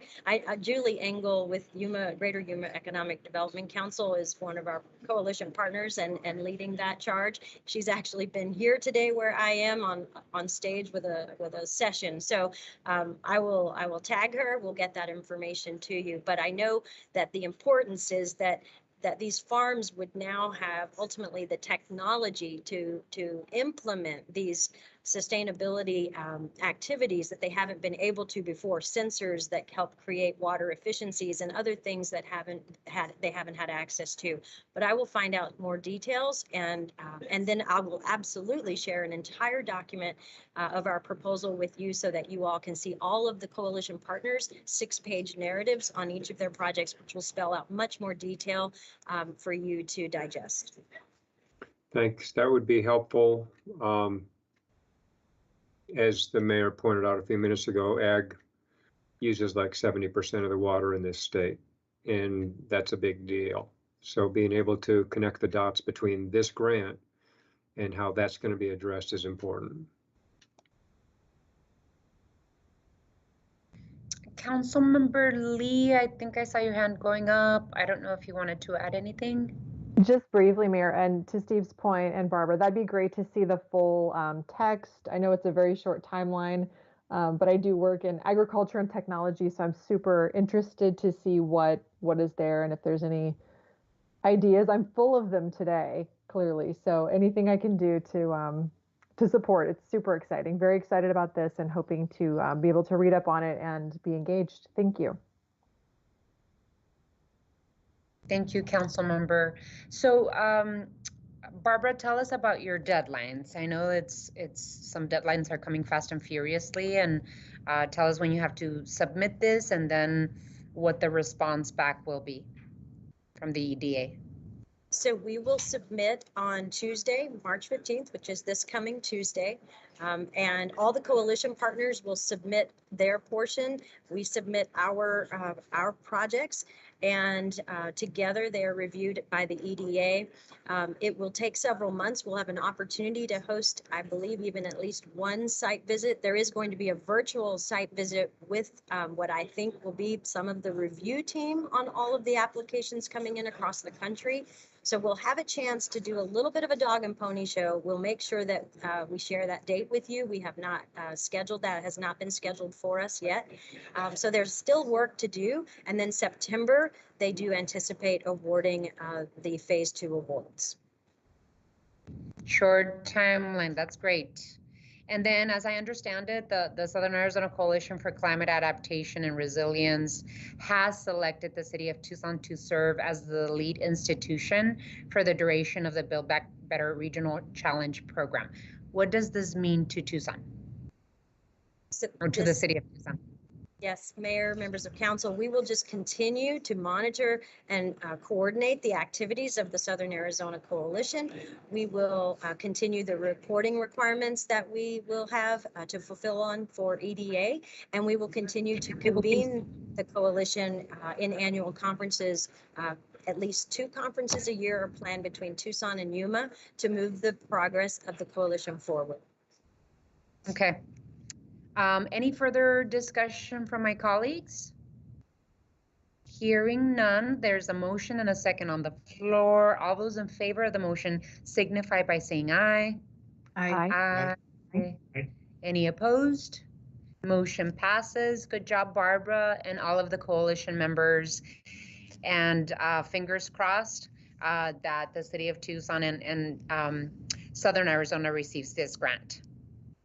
Thank you, Mayor. Thank you, everyone. Thank you so much. Really appreciate it. We move on to item 10. Item 10 is time has been set aside for a report on the implementation of Plan Tucson and future updates to the general plan. Mr. Manager. Thank you, Mayor. I will open the item and kind of frame it for you, and then I'll turn it over to Corn Manning. She'll be making a brief presentation.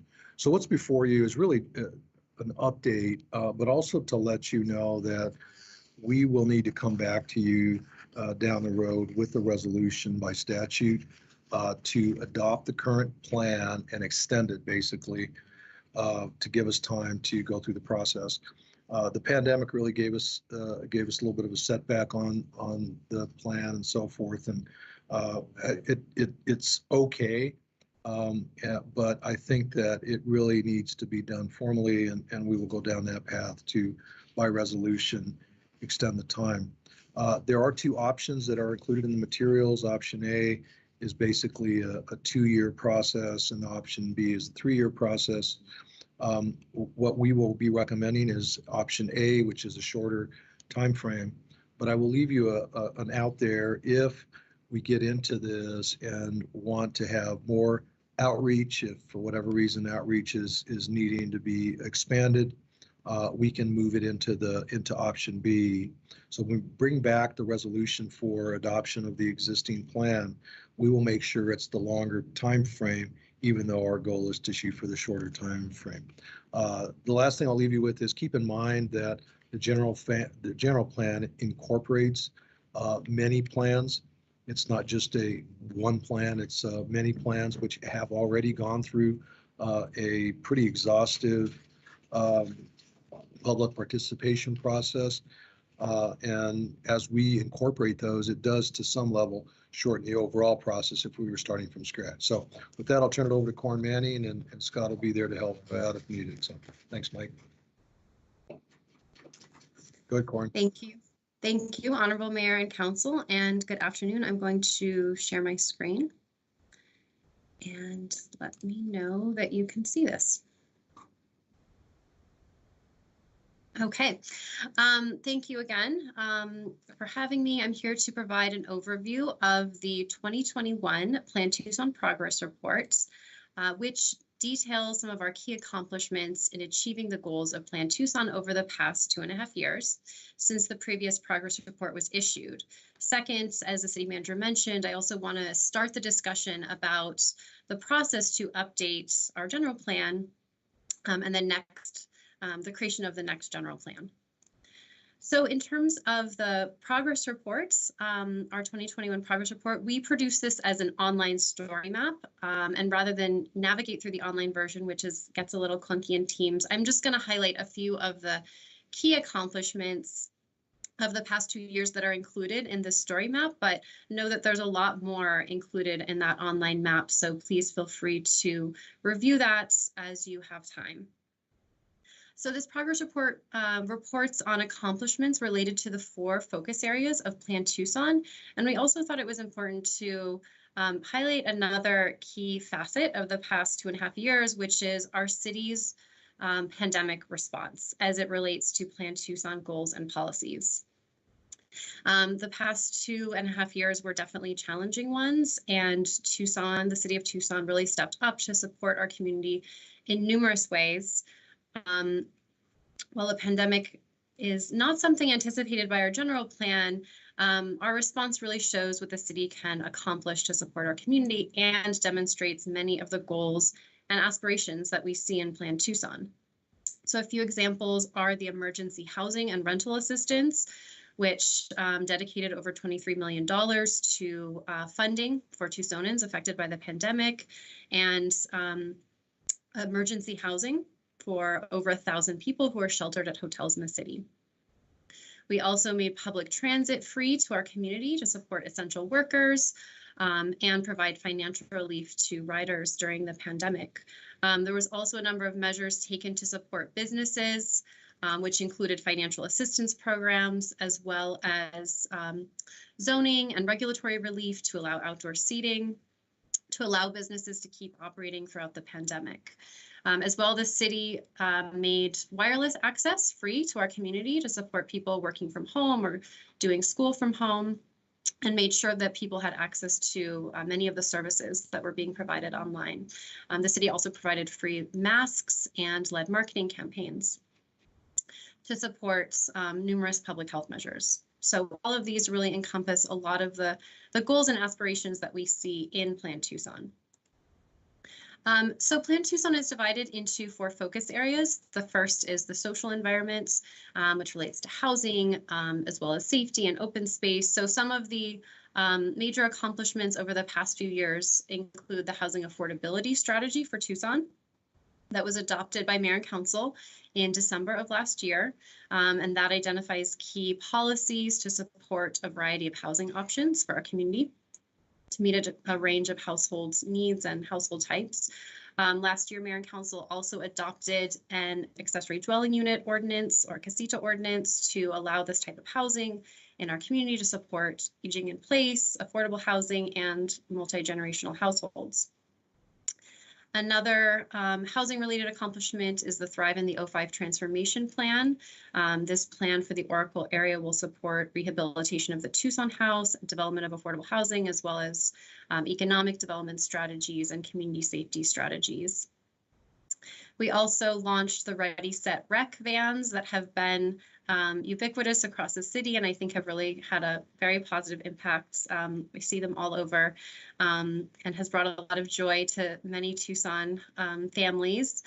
These vans bring materials and games to parks across the city, and also can bring public health measures as well. Parks has also been investing in our park resources with splash pads, and a number of shade structures and playgrounds have been built across the city. In terms of economic developments, one of the other focus areas of Plan Tucson, the economic environment, we saw more than 1,300 jobs created or retained last year as part of economic development incentives facilitated by the Office of Economic Initiatives. As well, Mayor and Council renewed Tucson Central Business District for an additional 10 years and approved modifications to the Central Business District boundary. You just heard about the Build Back Better Regional Challenge, a really exciting grant from the EDA that our city is part of. And another major accomplishment is the renovation of TCC in partnership with Rio Nuevo District. We've seen a really wholesale renovation of TCC with a variety of improvements to the site as well as buildings, and the addition of hotels, not just on the TCC campus, but throughout the downtown area, which will position Tucson to attract major conferences and events moving forward. The next section of Plan Tucson is the natural environment, environmental and sustainability goals. And here, first and foremost, Mayor and Council voted last year, or in 2020, I apologize, to declare a climate emergency and called for a climate action plan and carbon neutrality in citywide greenhouse gas emissions by 2030. So that climate action plan is underway, as was discussed at the last meeting, and will create a plan for achieving that carbon neutrality. Another important step is the EV roadmap, which was adopted by Mayor and Council last year to support a shift to electric vehicles in city fleets and throughout our city. And we've already made a lot of strides on that roadmap, including introducing electric buses to our fleets and adopting a new ordinance in our residential building code to require all new homes to be EV ready. We're also currently working on an EV ordinance to require that for multifamily and commercial development as well. We also launched Solar App last year, which allows a collaboration with Pima County and the National Renewable Energy Lab to allow same-day solar permitting for residential solar projects, and have seen a huge increase in residential solar installations since that launched. Another notable project is the Santa Cruz River Heritage Project, which directs reclaimed water into the Santa Cruz River Channel, recharging groundwater resources while also creating a new wildlife habitat and supporting native vegetation in the Santa Cruz River. You just heard quite a bit about the Los Reales Sustainability Campus. That's another major initiative. And then, of course, the Tucson Million Trees Initiative, or campaign to plant 1 million trees on public and private property by 2030. And the last section of Plan Tucson is the built environment. Some of the major accomplishments in this realm in the past 2 years include a redesign of South 12th Avenue. This is one of the first complete streets redesigns since the complete streets policy was adopted by Mayor and Council. That project included traffic calming, sidewalks, improved pedestrian and bicycle safety, and community artwork. Last year, Mayor and Council adopted the Sunshine Mile Overlay District on Broadway. This overlay is the first to incentivize mixed income, affordable housing, and also supports mixed use development and adaptive reuse on this corridor, which is designated as a future transit corridor or high capacity transit corridor. And this also aligned with the Broadway Improvement Project, which is just wrapping up on Broadway now. We've also seen the Infill Incentive District continue to foster more development in our downtown area. Just in the past 2 years, we've seen nearly 700 new housing units come online along the streetcar, as well as using the Infill Incentive District, and the IID has also been used by a number of small businesses to expand and locate in this area. Mayor and Council adopted Move Tucson last year in December, this citywide transportation plan, which established a vision for our mobility future and created a blueprint for how to get there. The voter-approved Tucson Delivers Better Streets has improved 286 lane miles of local and major streets to date, and more than 900 lane miles are expected to be improved by the program's completion. We're also working on a permanent option for parklets and streeteries, so we can continue to use our streets and outdoor spaces for restaurants and businesses and public open space, that building on the success that we experienced during the pandemic. So again, these are just a few of kind of the highlights. There's a lot more to explore in the online progress reports, and that will be posted on our website and city websites following any feedback by Mayor and Council. Next, I want to turn to the what's ahead, which is an update to our general plan. So Plan Tucson is our current general plan. This was adopted by Tucson voters in November 2013. According to Arizona state law, these general plans must be adopted or readopted, or have a new plan adopted every 10 years. Based on our population in Tucson, the general population must be adopted by the governing body as well as by the voters.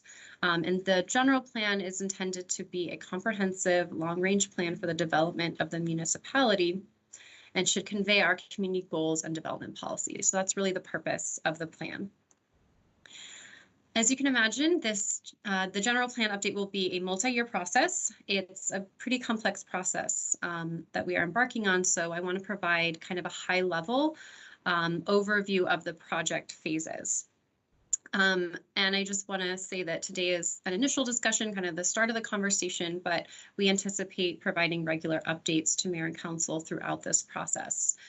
Right now, we're in sort of the project startup phase. We're having this initial discussion with Mayor and Council, putting together our scope of work, and hopefully selecting consultants to assist with this project, working on our resources and timeline.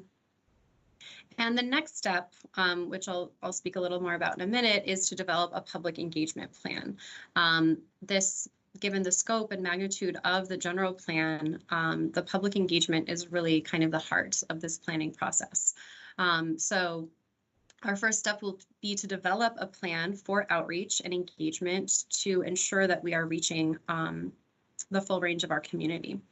And that will be something that is reviewed and adopted by Mayor and Council at a future date. From there, we will move into outreach and actually get out and talk to members of our community. We hope to reach a very broad swath of Tucson and speak to as many Tucsonans as we can throughout this process. So we'll want to use a lot of different outreach methods to do that. At the same time that we're out in the streets and speaking to our community members, we'll also be working on assessing where we are as a community in a variety of ways. So looking at a number of indicators of our existing conditions and also trends. This is a forward-thinking plan, so we'll also be looking at what do the next 10 and 20 years hold for Tucson that we need to anticipate and build into our planning process. So we'll be looking at citywide growth projections around population and jobs, so that we can think about, how do we accommodate the growth our community will see over the next 10 and 20 years in a way that supports our community vision and goals. So based on what we're hearing and all of this research, we'll start putting together the elements of the plan and building out those policies and goals that will form the basis of the plan. That will all go into a draft plan that will go through a few rounds of review and will be shared with the public for comment and revised based on public input. There are state requirements for public review and public hearings. So Planning Commission must hold at least 2 public hearings before making a recommendation to Mayor and Council. Mayor and Council has to hold at least 1 public hearing, it can be more, and then would adopt the plan. Once Mayor and Council adopts the plan, it does go to voters for ratification in a local election. So that's a kind of the overall phases and steps in the process. I want to share a little bit more about how we're thinking about the public engagement plan, because again, that's really kind of the heart of this planning effort. And the general plan will require significant outreach and stakeholder involvement over the next few years. There is a requirement that the city adopt a public engagement plan to guide the outreach efforts and make sure that that plan is transparent to stakeholders from the outset. So we'll be looking to use a range of strategies to reach a broad range of constituents in Tucson. There will be a heavy focus on bilingual engagement with materials and events in Spanish and other languages as needed. We want to use strategies that meet our community members where they live, work, and play. So being out at parks, at community events, with tables and talking to people about their goals and needs for Tucson.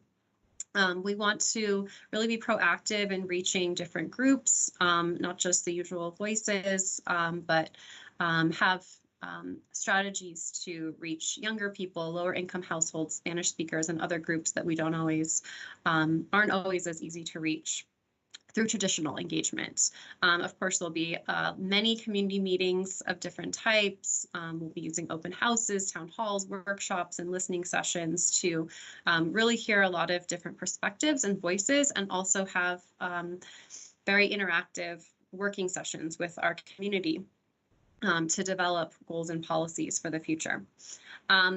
We Definitely anticipate a strong online component as well. While we're very happy to be getting back to in-person engagement, the past 2 years have taught us a lot about how to engage effectively online. So I think there's a lot of tools we can utilize to have interactive online websites, and continue to use virtual meetings as an option for people, which, for many people, we found that is a convenient way to attend public meetings. So again, this is a requirement to adopt a formal public engagement plan, and that will be presented to Mayor and Council for review and adoption later this year. I want to just share a little bit more about the components of the general plan and what's required by state law. So the current Plan Tucson is divided into 4 focus areas, as I mentioned before: social, economic, natural, and built environment. And within these, there are 20 elements and over 180 policies. There are state regulations that lay out what a general plan must include. And based on our population, the city of Tucson is required to include 17 elements. Now, these elements often have multiple items within those. But there's 17 basic elements, and it's noted here which ones are legally required. However, additional elements may be included to reflect local priorities. That's something we have included in our previous general plans, and most communities do. So we can mold this to reflect our own community's vision and priorities that we hear throughout the outreach process. As the city manager mentioned just now, and as was discussed at the climate action presentation a few weeks ago, the climate action plan we see as a really key piece of the general plan, as well as a number of other long range plans. So we see that as kind of a foundation or a building block for the general plan. So the climate action plan, the Move Tucson plan, housing affordability strategy, the comprehensive economic development strategy, the One Water 2100 plan, all of these feed into what is required in the general plan and tell us a lot already about our community's goals and priorities. And we want to build on these as a way of, kind of minimizing the planning fatigue that we've heard of, and really just acknowledge and reflect the significant public input that we've already heard on many of these topics. So that's going to be kind of our starting place, and how we're going to go about putting this plan together is trying to knit together these elements, of course, with continued discussion about how these align, what we might be missing, but we really see these as the essential building blocks of the next general plan. The city manager mentioned before the timeline options. So while we've been slightly delayed due to the pandemic, we're looking at a couple different timelines. We're considering essentially a 2 or 3 year process. And what we're looking at is that a 2 year process is a way of potentially minimizing the planning fatigue that we've heard about, and just acknowledge that we have heard a lot from our community in recent years on their goals for mobility, for climate action, for housing affordability. And those are things that our community wants to implement. And so we want to put those into a general plan and then be able to implement very rapidly. So that's sort of the benefit we see of an accelerated, or not accelerated, but a 2 year timeline that we think would still provide substantial time for public discussion and deliberation within that 2 year time frame. So that's one option. Of course, we know that planning can be unpredictable, so there's also things that may come up and that the process could be extended, or we can also anticipate a longer process from the outset depending on input from mayor and council. So this would be more of a 3 year option, which would, so a 2 year option would get us to adoption in 2024, while a 3 year option would mean a 2025 voter consideration. Just a little bit on the resources for the general plan.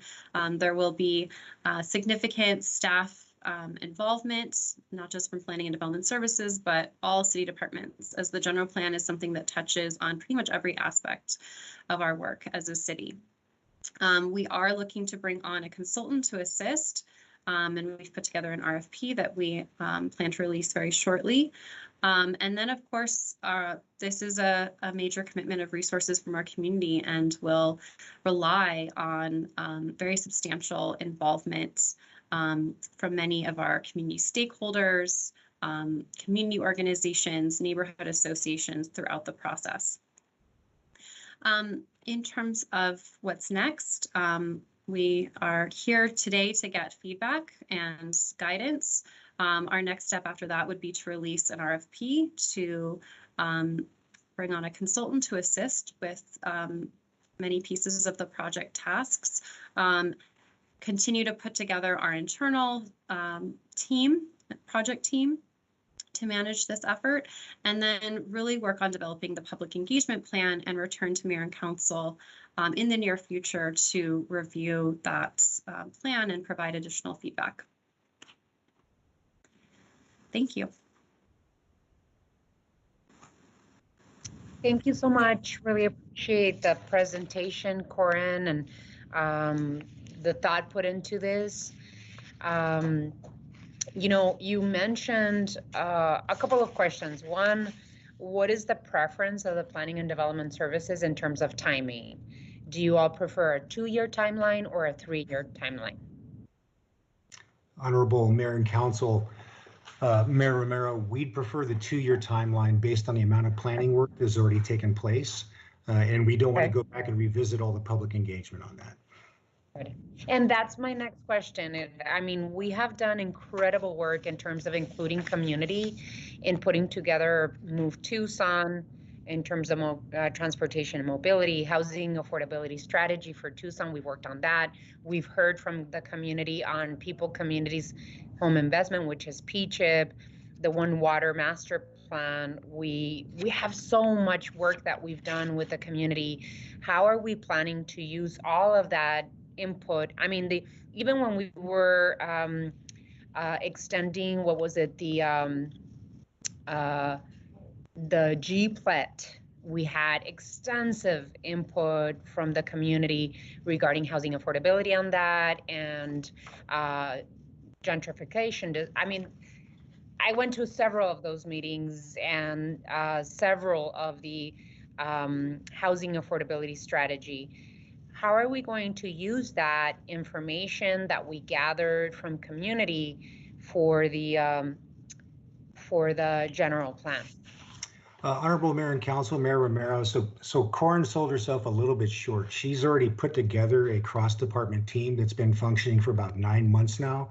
So as these plans have been developed and discussed, the information is being shared across departments, and we're figuring out how to integrate that into Plan Tucson. So I'm pretty comfortable that the cross-department team is there and the information is being shared. Kind of the key question that's in front of us now is, what does a climate adapted Tucson with all these different elements look like? And that's going to be the challenge in front of us, because it's going to be different. And so while a lot of work's been done, a lot of very intense work is to come.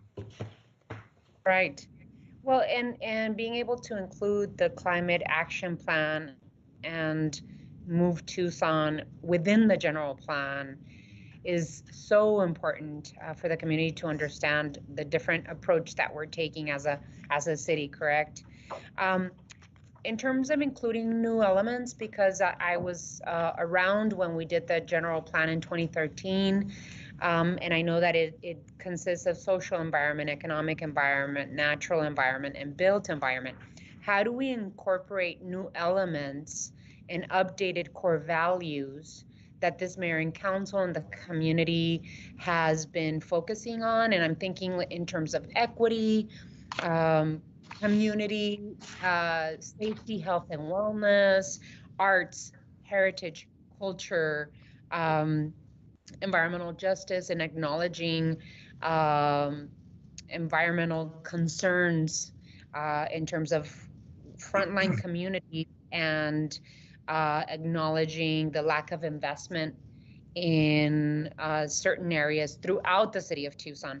And then, of course, regional vision for growth and preservation and infill, right? How do we want to grow in terms of infill and edge development in the city? How do we include that? Is that going to be considered for the next general plan? Honorable Mayor and Council, Mayor Romero, yes, and that begins today as we're hearing what you're telling us. As we come around and brief the council offices on the plan, we'll be seeking your input on what else you want to see put in this. It's our intent to come back to you about every 120 days to make sure we're getting consensus from Mayor and Council on the issues that will be in Plan Tucson. Because again, once we start on one of these elements, it will become a very intense engagement with our public. So yes, you can put new elements in. We have a process for bringing those in, and then a process for discussing them with you as a full council. Okay. Thank you. Councilmember Fimbres. Madam Mayor, can the city attorney update the mayor and council now to proceed forward to be within state laws dealing with city's general plans? We have a process, but we also have state laws to be dealt with. General plans are every 10 years. See that we go this way, we're going to be over 10 years. Thank you, Mayor, members of the council, Councilmember Fimbres.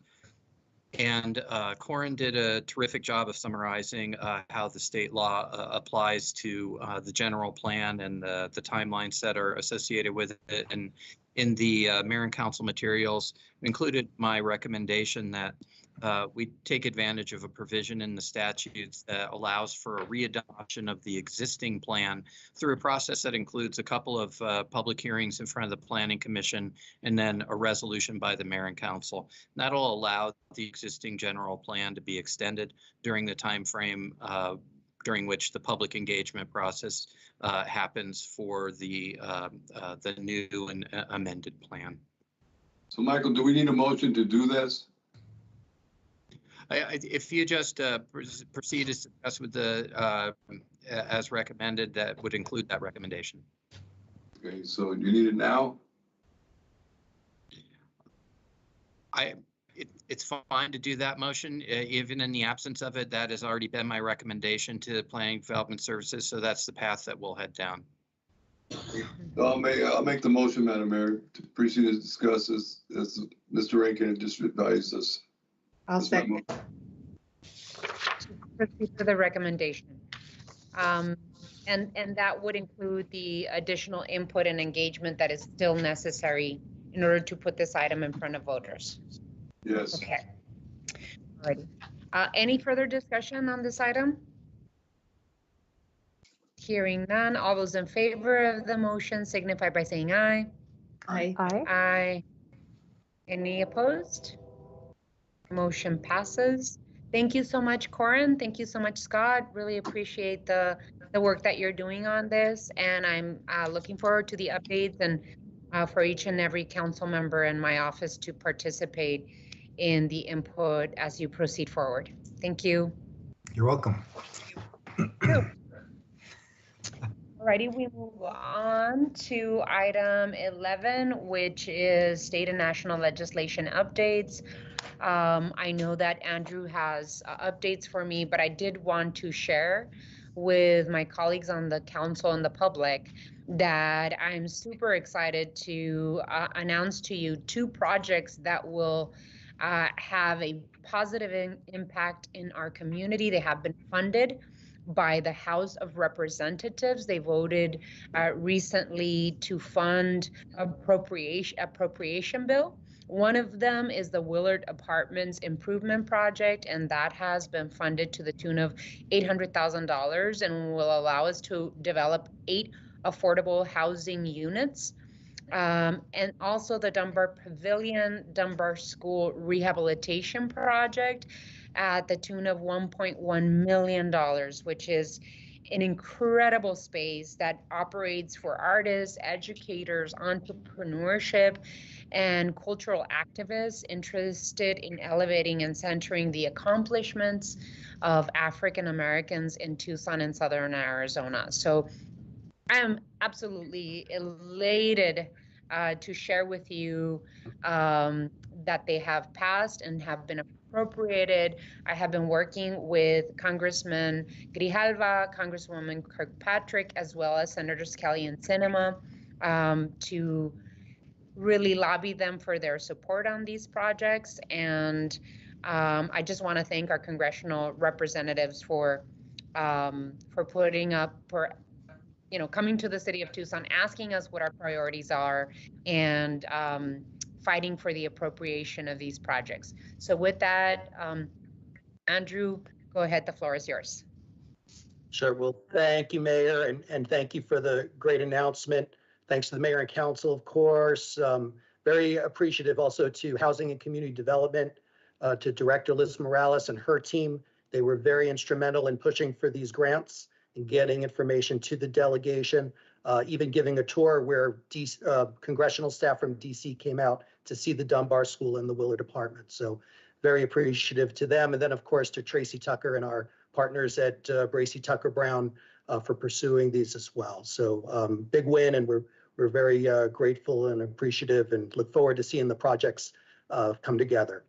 One other bit of federal news is the Senate yesterday voted 79-19 to approve the postal reform bill.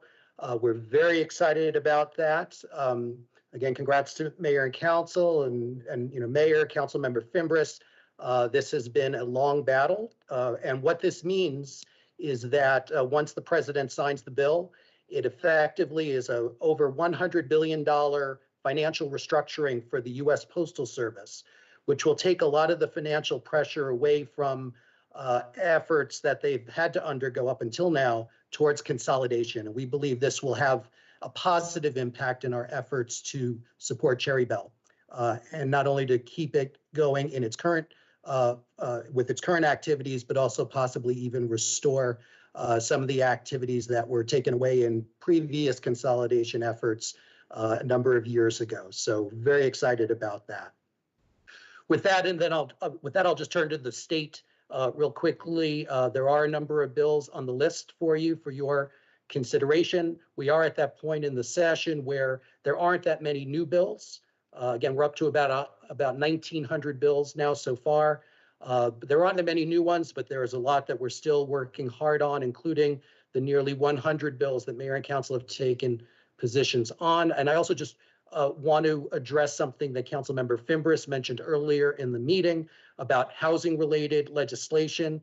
In the materials that I sent to you yesterday in response to questions from Councilmember Fimbres, I identified about 13 different bills that you have voted to support that would do a number of things to assist in the effort on affordable housing, whether it's funding or support or eviction prevention or assistance to renters, a number of aspects of Landlord-Tenant Act and other funding and other legislation to help on the housing issues. So we continue to pursue those. There's also the one bill that I know some of you have asked about, and that's gotten some local attention in the media related to people experiencing houselessness and potential funding at the state level for services and even structures. That bill is Senate Bill 1581. Staff continues to have some concerns about that bill, but we certainly acknowledge how important it would be to access that type of funding for those critically needed services. And I just want to make sure Mayor and Council know that we continue to pursue all these bills, including the one I just mentioned, trying to get it to a point where we could utilize those funds to take care of those critical needs in our community. So with that, I'm happy to answer any questions about the bills on the list. If not, I'd appreciate a motion to accept the recommendations on the list. So moved. Second. There's a motion and a second. Any further discussion? Hearing none. All those in favor of the motion signify by saying aye. Aye. Aye. Any opposed? Motion passes. Anything else you need, Andrew? No, Your Honor. Thank you. Okay. Mr. Rankin, you have your hand up. Thank you, Mayor.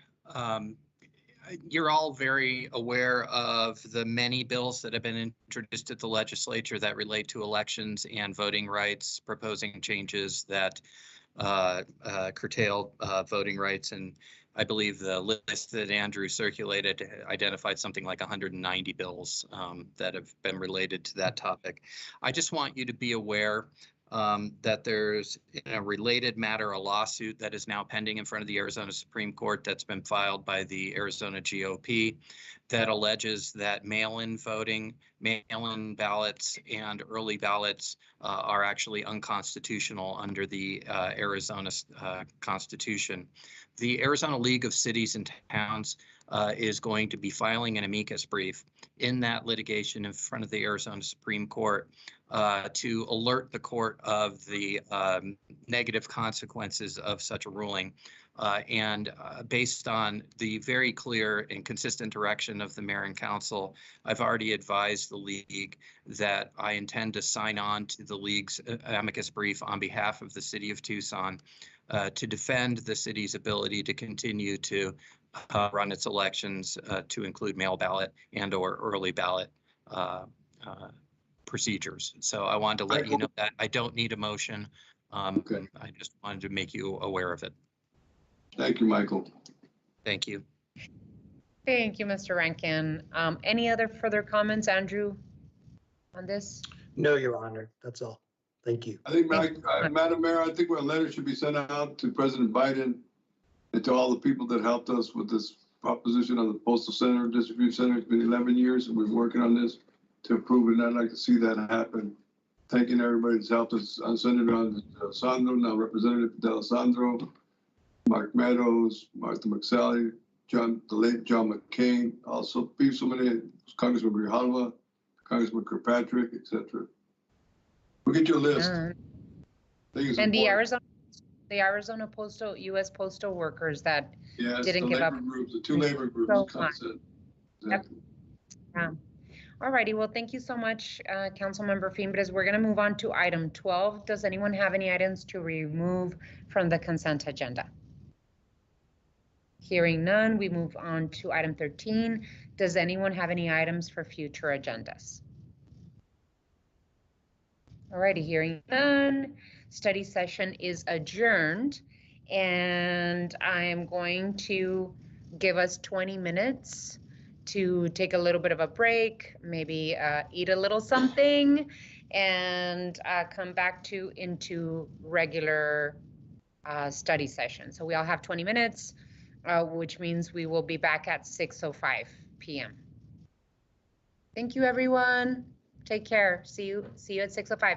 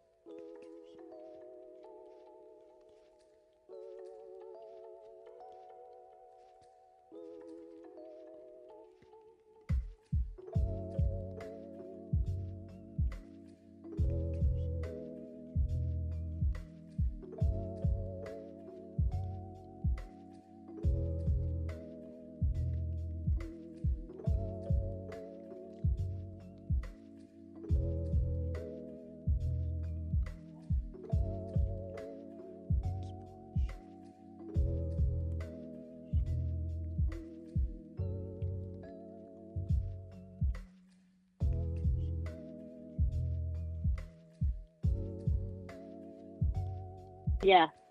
Do I have the right place? Say again? Yes.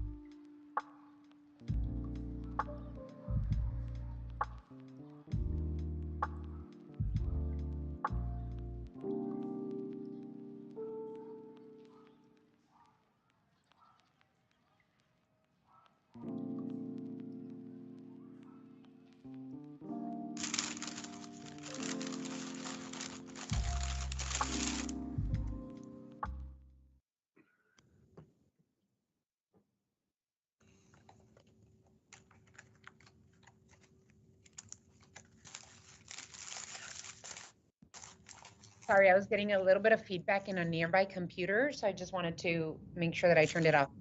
So with that, Ms. Clerk, you are recording?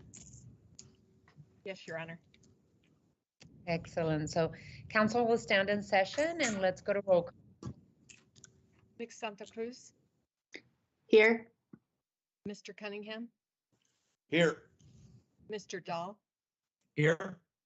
Mrs. Lee, Here. Mr. Gimbres, Here. Mr. Kozaczek, Here. Mayor Romero. Here. Item 2. Invocation and appointments to board. Go ahead.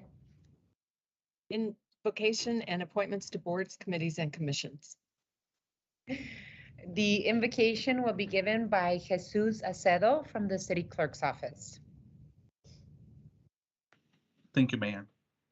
As we gather here today, we ask that we are ever mindful of opportunities to render our service to fellow citizens and to our community, keeping in mind always the enduring values of life, exerting our efforts in those areas and on those things upon which future generations can build with confidence.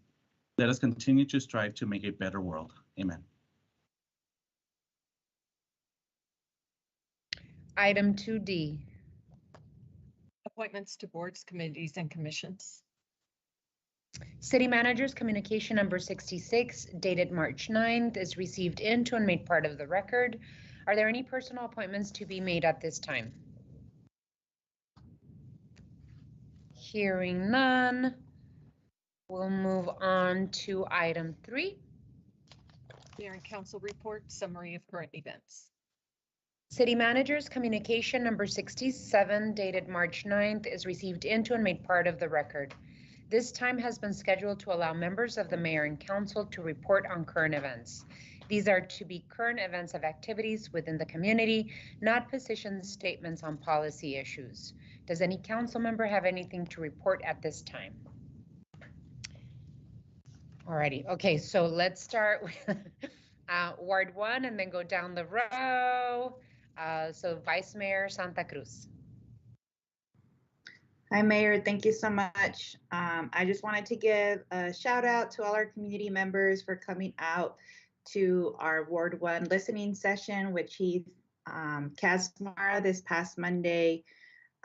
We had about 25 folks show up for our dialogue at Ormsby Park, and so just super thankful for that exchange that we had. It was really cold, so but people stayed to the end because they wanted to be a part of it. So thank you to everybody who came out.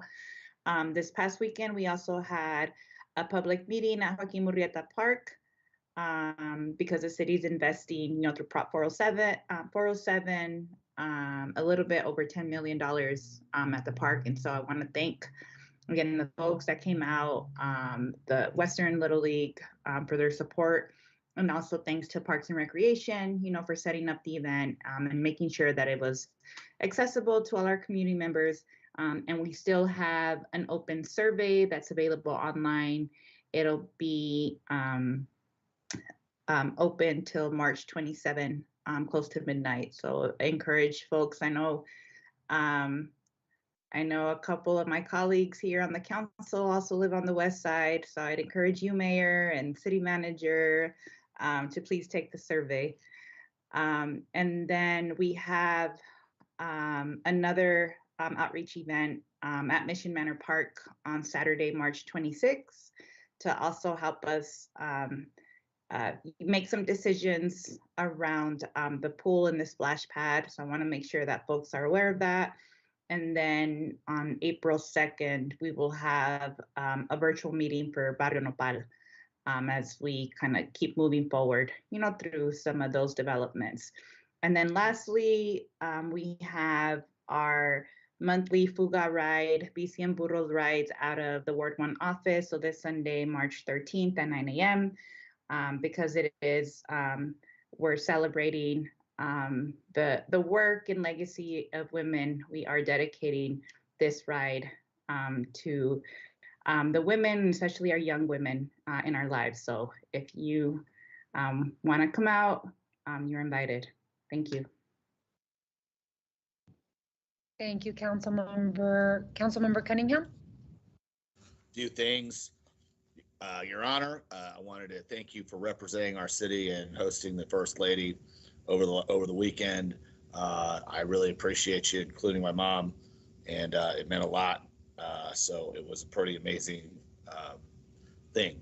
And again, it is something that Tucson can pride itself on. Two, I want to wish both the Arizona women's basketball team and the men's basketball team best of luck in the upcoming NCAA tourney that starts this week. Well, the men's are in their conference tournament, and then ultimately will be in the national tournament. The women start the national tournament this week, but congratulations to both of those teams. It's been a wild ride. We're wishing the best to the team, the women's teams. One of their leaders is Kate Reese, who's coming off an injury, and hopefully the women will be successful this week in advancing, surviving and advancing. That's the name of the game, survive and advance in basketball tournaments. And it is a point of personal privilege, as many of you know, and I'm not sure if I announced this, but I congratulated my school earlier this year. I teach at Gridley Middle School, which won the city championship with TUSD, the district championship. Over the weekend, we participated in the state championship, and we were fortunate to win that as well. So congrats to the Gridley Middle School boys basketball team, who has now won the division championship, the city championship, the 6th grade Ross Scrooge Classic championship, the 7th grade Ross Scrooge championship, and now the state championship. We've got a very thoughtful young man as our head coach, Andre Bearden, who at 26 years old has definitely demonstrated he has a bright future in coaching, and I'm honored to be called his assistant coach. So that's the extent of my report. We've got a lot of things coming up in Ward 2 later this month and next month that I'll be excited to report on. Also, if you're interested in attending our listening session, there is a link online on our website.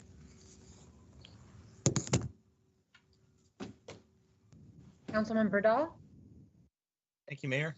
And I want to make a public thank you to Parks Director Laura Hamway and her staff for a great tour today of Mansfield Park, Sugar Hill Pool, and Donna Ligon's Rec Center. Parks, we need to show them some love, and that's what I plan on doing. And I hope, like many of you, we are so eager to see the opening of the recreation centers. There's such valuable resources that have been mothballed because of the COVID. And knock on wood, the spring break bump is not too big, and we can get back to having a safe place for kids to play and learn. Thank you. Councilmember Lee. Thank you, Mayor. Just a couple quick things. I also want to share my gratitude for being such a gracious host and having just such a memorable International Women's Day yesterday. So thank you. That was such an amazing thing for the city. So thank you for that. And then I will have much more to report on our next council meeting, as on Friday I'll be heading to DC to the National League of Cities Congressional City Conference. So I'm excited to attend that next week. Be a sponge, see what I can absorb and learn and bring back to our city. So I will have much more details to share at our next meeting. So that's all I have, Mayor. Councilmember Fimbres. Thank you. Yesterday, the U.S. Senate voted 79-19 to approve the Postal Reform Act of 2022. This is a big victory for the Cherry Valley Post Office and Processing Center. Postal Reform Act eliminates the requirement that the U.S. Postal Service pre-fund retirees' health benefits for 75 years. Eliminating the pre-funding requirement will help shore up USPS finances and provide greater stability for the Postal Service, keep processing centers like Cherry Bell open and running. Shifts more medical costs for Postal Service retirees to Medicare. Authorizes USPS to provide Postal Service on behalf of state, local, and tribal governments require it to publish data on delivery performance. Requires USPS to maintain 6-day delivery still expands the authority of the USPS Inspector General over the Postal Regulated Commission. There's a major victory in our 11-year battle to keep the Cherry Belle Postal Service Process Center open and functioning, serving 1.5 million people, the 2 tribes, seniors, veterans, small businesses, and other companies in Tucson and Southern Arizona. Stronger financial footing for the USPS provides us the opportunity to restore services that were previously consolidated in Phoenix, including local shorting and bringing back the Tucson postmark, for which the work continues with the Arizona Congressional Delegation to restore these functions, the employees, and the services back to Tucson. I am grateful for our current Arizona Congressional Delegation, businesses, labor, and community leaders across Tucson and Southern Arizona, and to my fellow mayor and council colleagues for their leadership supporting during the 11-year battle of our community at Cherry Belle. I wanted to also thank and acknowledge the late Senator John McCain, former Senator Jeff Flake, former Senator and Congressional Woman Martha McSally, Congressman Mark Meadows, Congressman Raul Grijalva, for their work for Cherry Belle Open, and also Congresswoman Ann Kirkpatrick. I also want to thank Tracy Tucker, our federal lobbyist, Andrea Del Sandro, who was our champion in the Arizona legislature, Connie Sadler Nelson, and the late George Khalil, who was also part of this effort from the beginning. The Postal Reform Act of H.R. 3076 passed the House, represented by a vote of 342 to 92. The bill goes now to President Biden.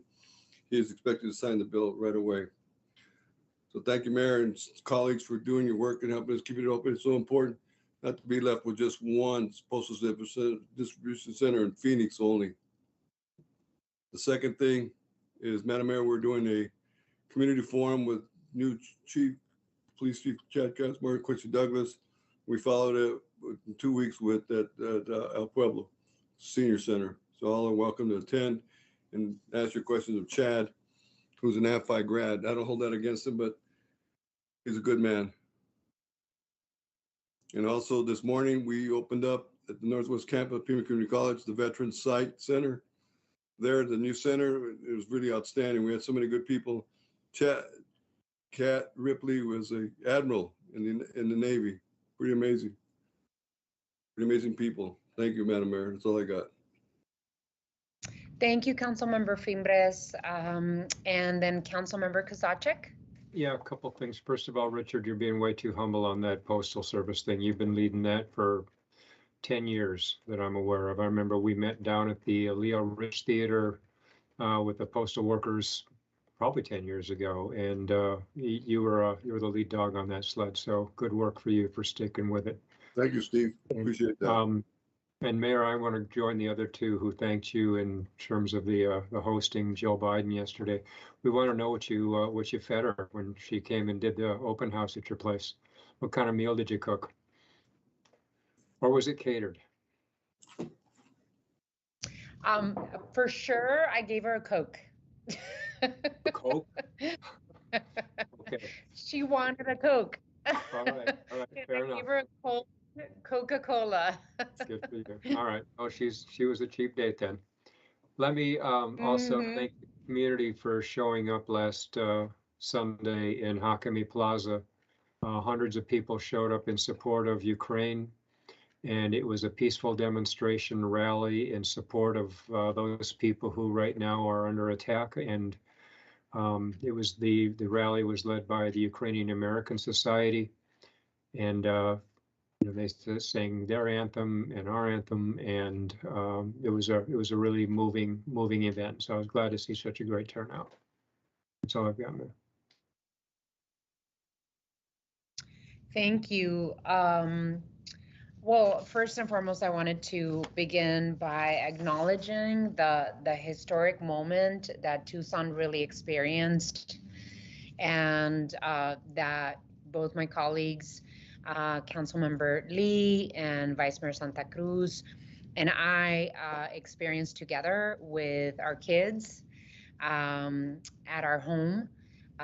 The First Lady of the United States chose Tucson to celebrate International Women's Day, and she wanted to make sure that she highlighted women leaders in our community, and chose us amongst, hundreds of cities.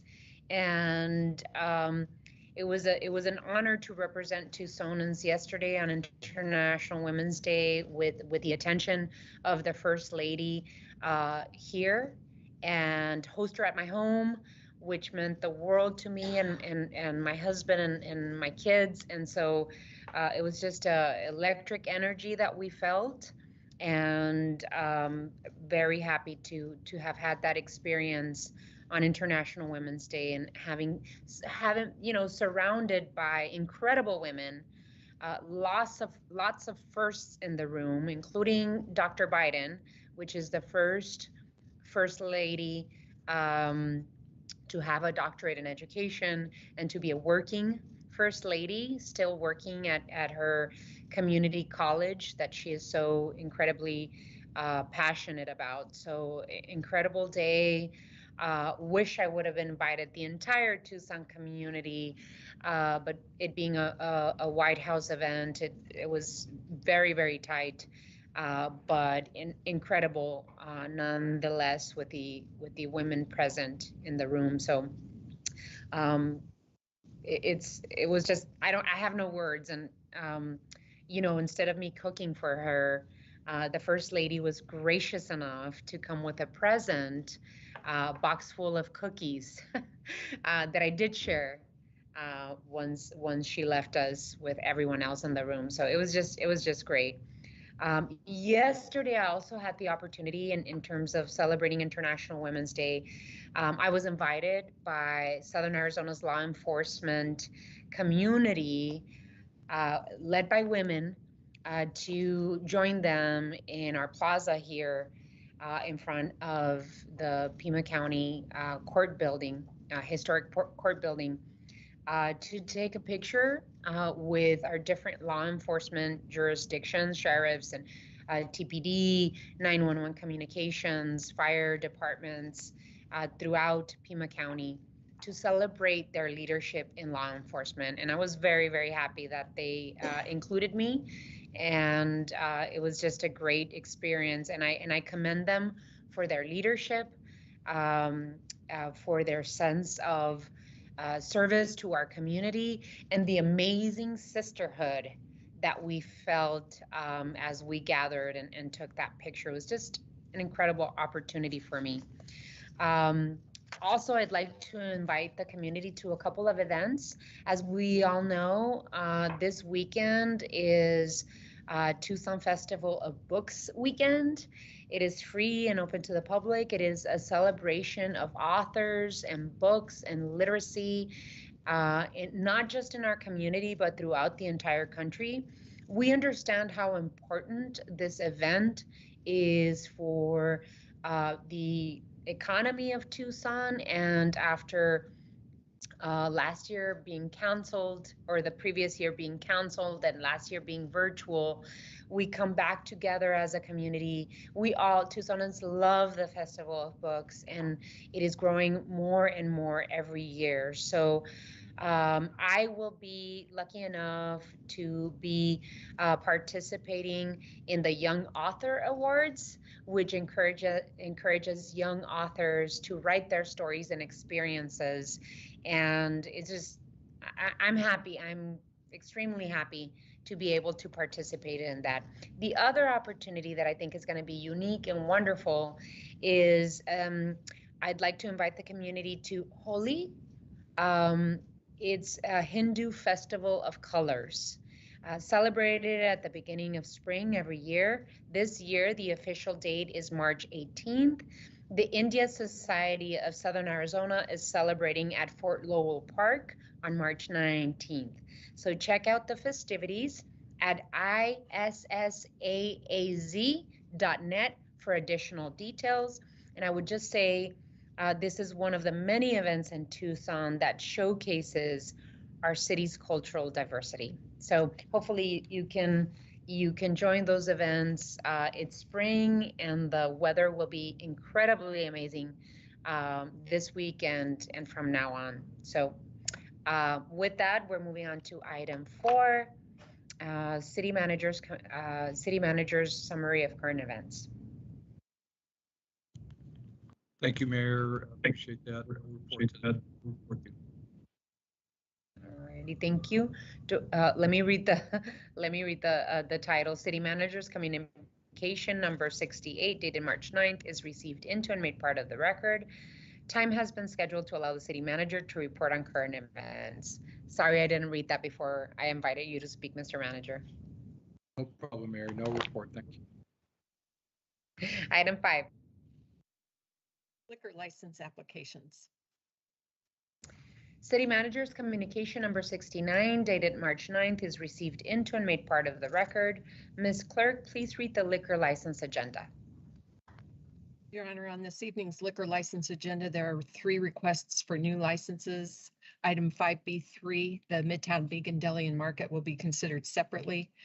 There is 1 request for a person owner transfer and 5 special event requests, all in compliance with city requirements. So an appropriate motion would be to forward items 5B1, 2, and 4, and 5C 1 through 5 to the State Liquor Board with a recommendation of approval. So moved. May I have a motion, please? Second. There's a motion and a second. Any further discussion? Hearing none. All those in favor of the motion signify by saying aye. Aye. Aye. Aye. Aye. Any opposed? Motion carries. Item 6. Your Honor, we have Yeah. the liquor license at 5B3 to consider separately in Ward 6. Yeah. All righty, I'm so sorry. All righty, let's consider this separately. Ms. Councilmember Kozaczek? Yeah, thanks. So first of all, Vegan Deli is right now in the midst of the liquor mitigation policy review. Monday night, we had the neighborhood meeting. And one of the reasons that they are late in the game to get that done is because the state took 30 days to get them the material that they needed to begin the process, 20 days. So they're late in the game, but we held a neighborhood meeting. Everybody is extremely supportive of what they're doing there. They're reusing former deli called Fee's Deli that had been there for years and years. The women running this place are turning it into a vegan deli. So they already have a CFO. They're already operating. We held the on-site meeting. Again, everybody was very supportive with one caveat, and that is that we tie a 9 p.m. closing time to the approval of the liquor license. I want to ask our staff, though, a question about this whole process.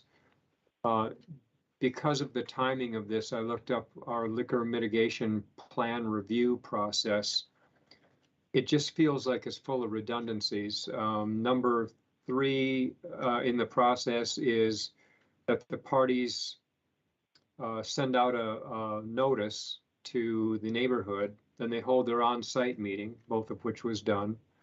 That has to be done no less, at least 15 days before and not more than 60 days before the submittal of the application. So we did that. They did that.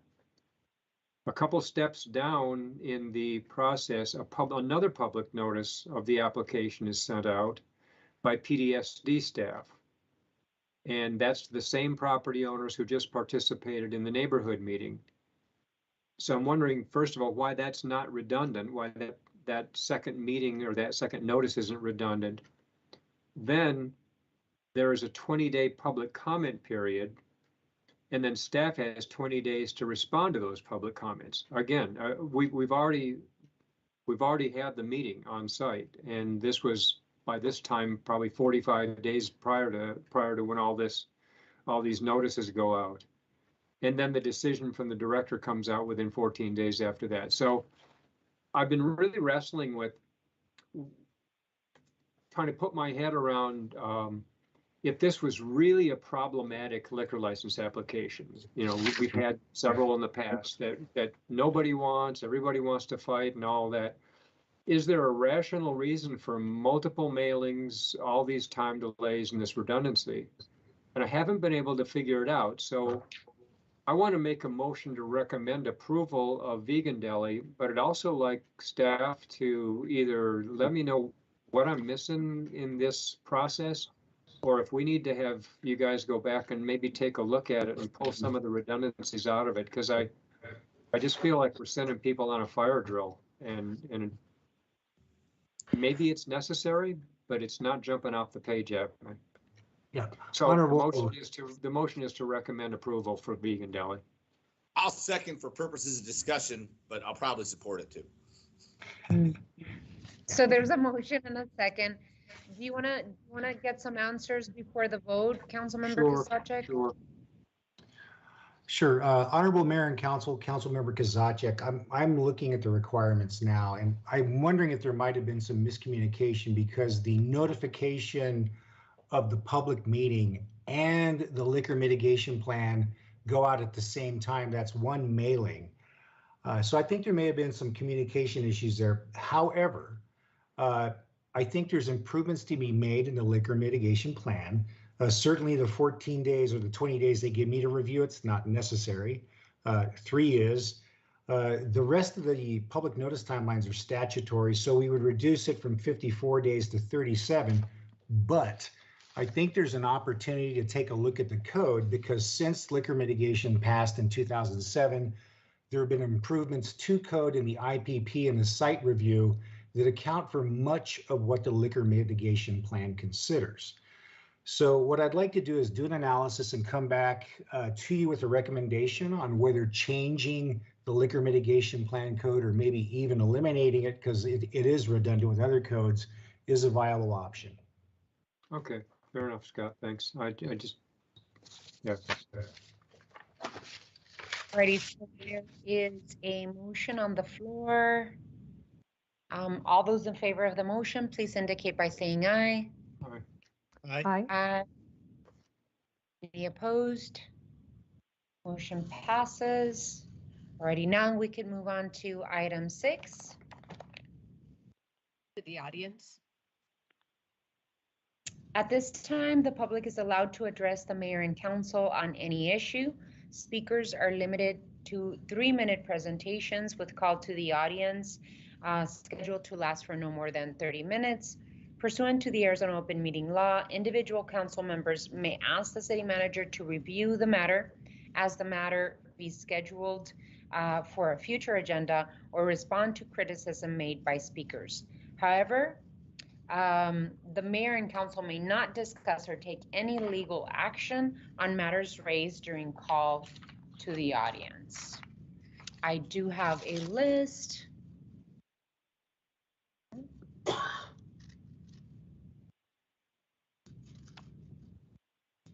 Alrighty.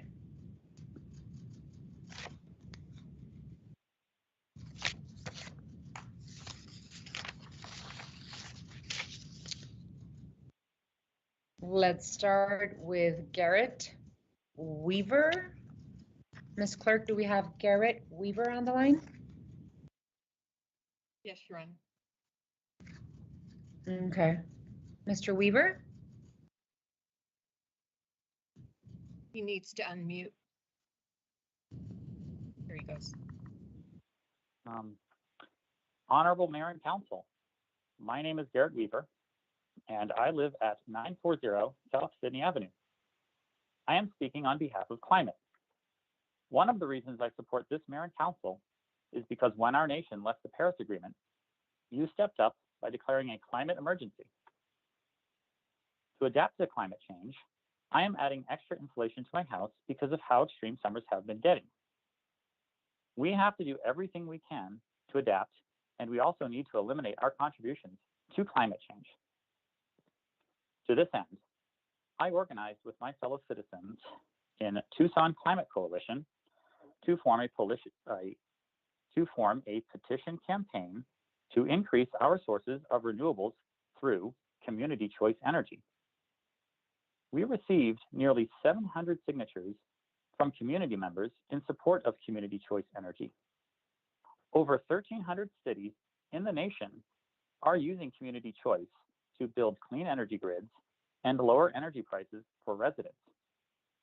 I ask this mayor and council to study community choice as a way to address climate change. Thank you. Thank you so much, Mr. Weaver. Ms. Bethany Smith.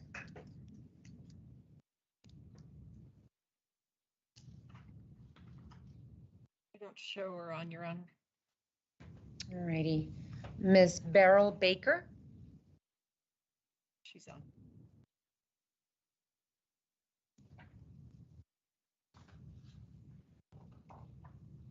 Beryl needs to unmute.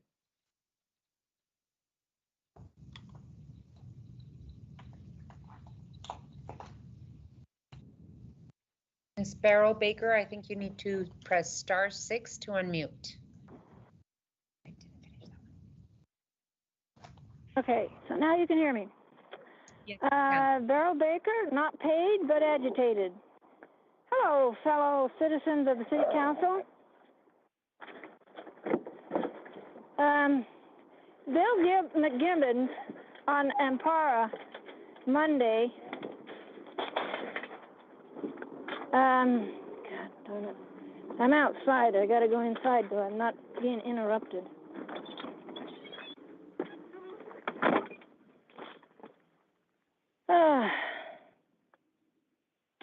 Said this oil war with Russia is the opportunity to quickly change from oil to renewable resource-based world. He said the reason we have not done this for years is that political leaders drag their feet due to their ties to the oil industry, and in the Tucson City Council with ties to the developers. That the people are going to have to do the job for the leaders to make the climate change actions needed. Steve, you mentioned in the Arizona Daily Star that Tucson has a number of programs like the glass program that have not gotten off the ground.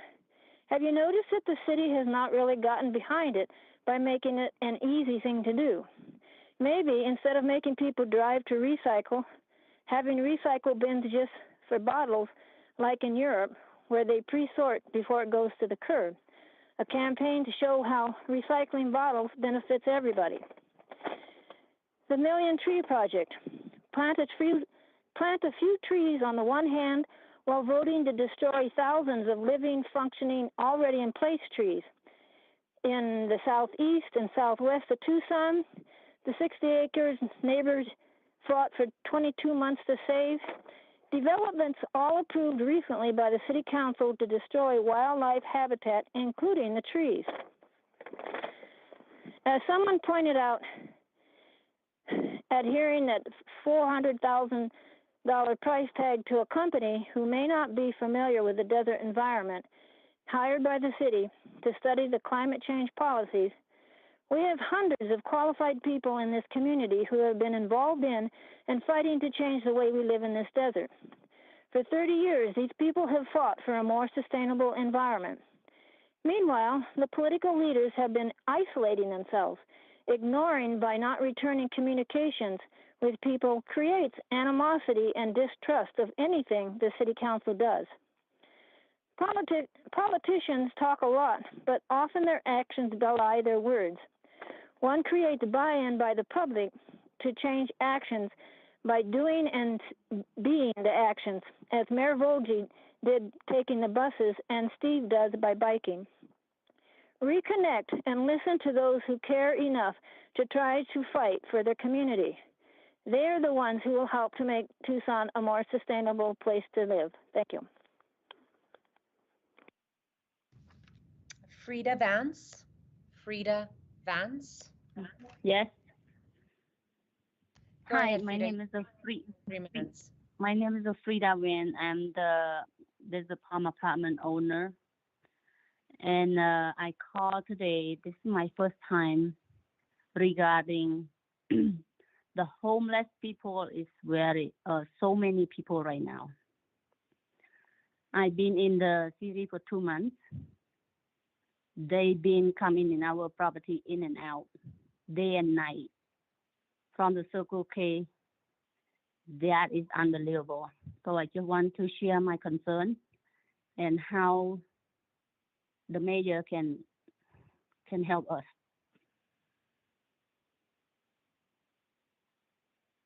I think that's all right now. Thank you, Ms. Vance. Kevin Green. Your Good Honor. evening. Mayor and City Council members, my name is Kevin Green. I'm representing Sustainable Tucson, a volunteer-based grassroots community organization. We want to provide comments on the proposed projects for the Los Reales Sustainability Campus. We're glad Tucson Environmental Services plans to update the landfill gas collection system at Los Reales, but we're disappointed that the department wants to move forward with a mixed waste processing facility. Mixed waste processing is far less effective in recovering materials for recycling than single stream MRFs due to higher levels of materials cross-contamination. We're also concerned that TES has been taking calls from vendors that have expressed an interest in building a waste-to-energy plant at Los Reales. We would like to point out that waste-to-energy does not make sense environmentally, economically, or socially. It adds to the climate burden by generating CO2 from the burning of plastics, paper, and other items.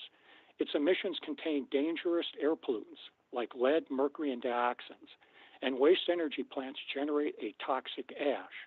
Waste-to-energy produces only a fraction of the energy that can instead be saved through recycling. Burning something to make energy ends the potential to reuse or recycle that thing. That's the ultimate act of wasting. Global warming is accelerating, and we're already hitting the limits of what we can handle from climate change. This is not the time to build a new industrial source of greenhouse gas emissions. Each ton of municipal waste incinerated in a waste-energy plant typically releases between 0.7 and 1.7 tons of heat-trapping CO2 into the air.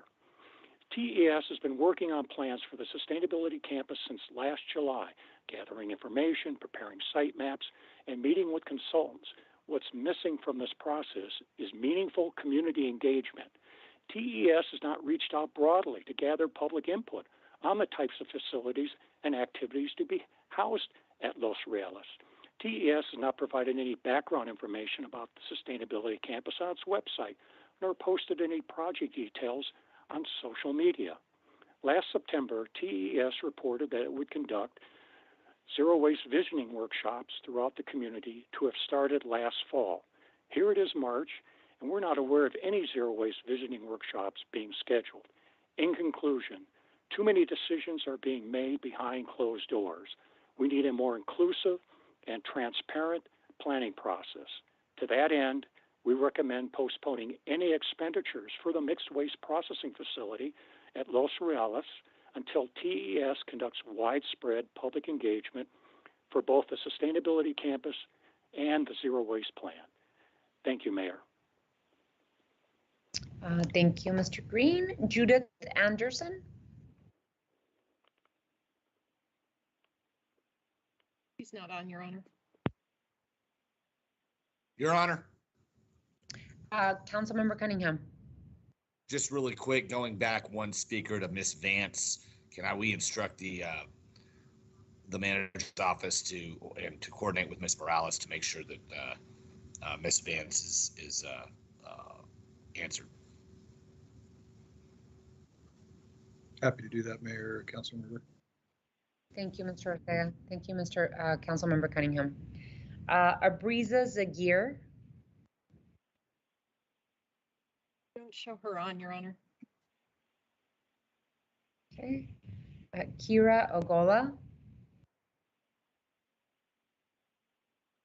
Don't show her on either. And then I called Judith Anderson. Do you see Judith on? No, ma'am. Okay. That was the extent of the list for call to the audience. So we will be closing call to the audience and moving on to item 7. Consent items A through E. Reports from the city manager on the consent agenda received into and made part of the record. Ms. Clerk, you are requested to read the consent agenda. Item A is approval of minutes. Item B is elections intergovernmental agreement with the Pima County to provide election-related services for the 2022 City of Tucson special election.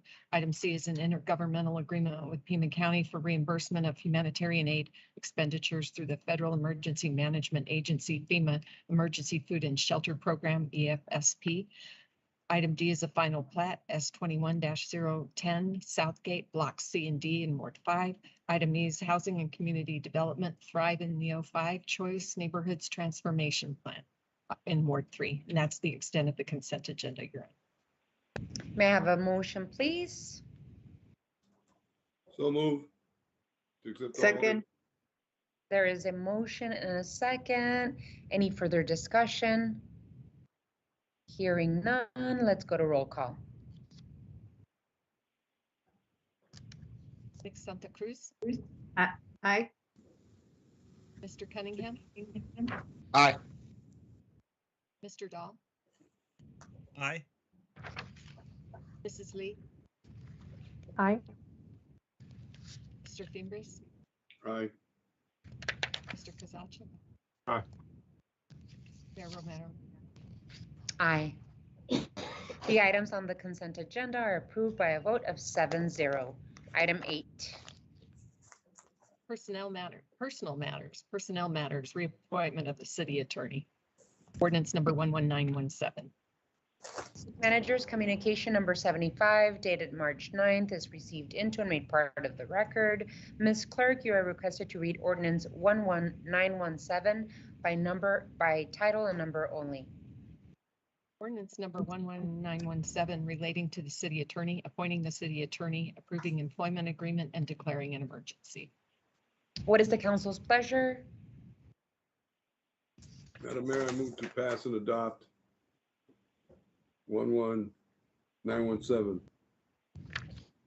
Second. Second. There is a motion and several seconds. Any further discussion? I just want to say that Mike Rankin's been doing a good job for us. I appreciate his efforts and his communications with us. Thank you.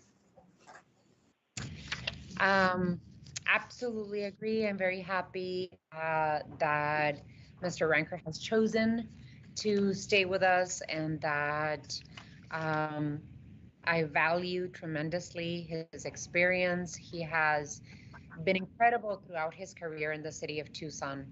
But I'll tell you, all the years that I've had the privilege of working with Mike Rankin, since I first got elected in 2007, I would say that his advice and his expertise throughout this pandemic and throughout the attacks by the state and others, he has never led us in the wrong direction. And I absolutely appreciate everything he has done to help the mayor and council with the policy decisions that were hard and difficult, but necessary to protect our community. So that so many other years of advice and input and guidance from Mr. Rankin has been incredible. So I'm really happy that he has decided to continue working for the residents of the city of Tucson. Thank you, Mike, for your service to our community. Any others? I agree, Mike. We're lucky to have you. Appreciate you sticking around for a while longer. And next time, duck when your wife is chasing you with a frying pan, that thing on the side of your head. All righty. Well, if none others have any additional input, I think we've all expressed our gratitude to Mike, and this is a happy thing. So, Mike, did you want to include anything? I would. Thank you, Mayor, and thank all of you. I'm just going to say that, serving in this position in the city where I grew up, where I went to kindergarten, and high school and law school, it's just a special thing. And for all of you to have the trust and the confidence for me to stay on for a bit longer, I appreciate it. But I also want to say thank you to my wife. And in all seriousness, because this job, as you're well aware, all of our jobs are extraordinarily demanding, and they don't just put pressures on us, but on our family very much so. And as I've said before, I couldn't have done this job for 18 minutes, let alone 18 years, without the support of my wife. So thank you to her and thank you to all of you. Thank you, Mike. Well, you shouldn't thank us still. We haven't voted. Alrighty, so I think it's a roll call vote. So, Ms. Clerk? Mr. Fimbres? Aye. Ms. Santa Cruz? Aye. Mr. Cunningham? Aye. Mr. Kozaczek? Aye. Mrs. Lee? Aye. Mr. Dahl? Aye. Mayor Romero? Aye. Ordinance number 11917 passes by a vote of 7-0. Congratulations, Mike. Congratulations, Mike. Thank you. Thank you. And item 9. Adjournment. Council will stand adjourned. The next regularly scheduled meeting will be on Tuesday, March 22nd at or after 5:30 p.m. Thank you all so much. Have a wonderful rest of your week. Take care. Thank you.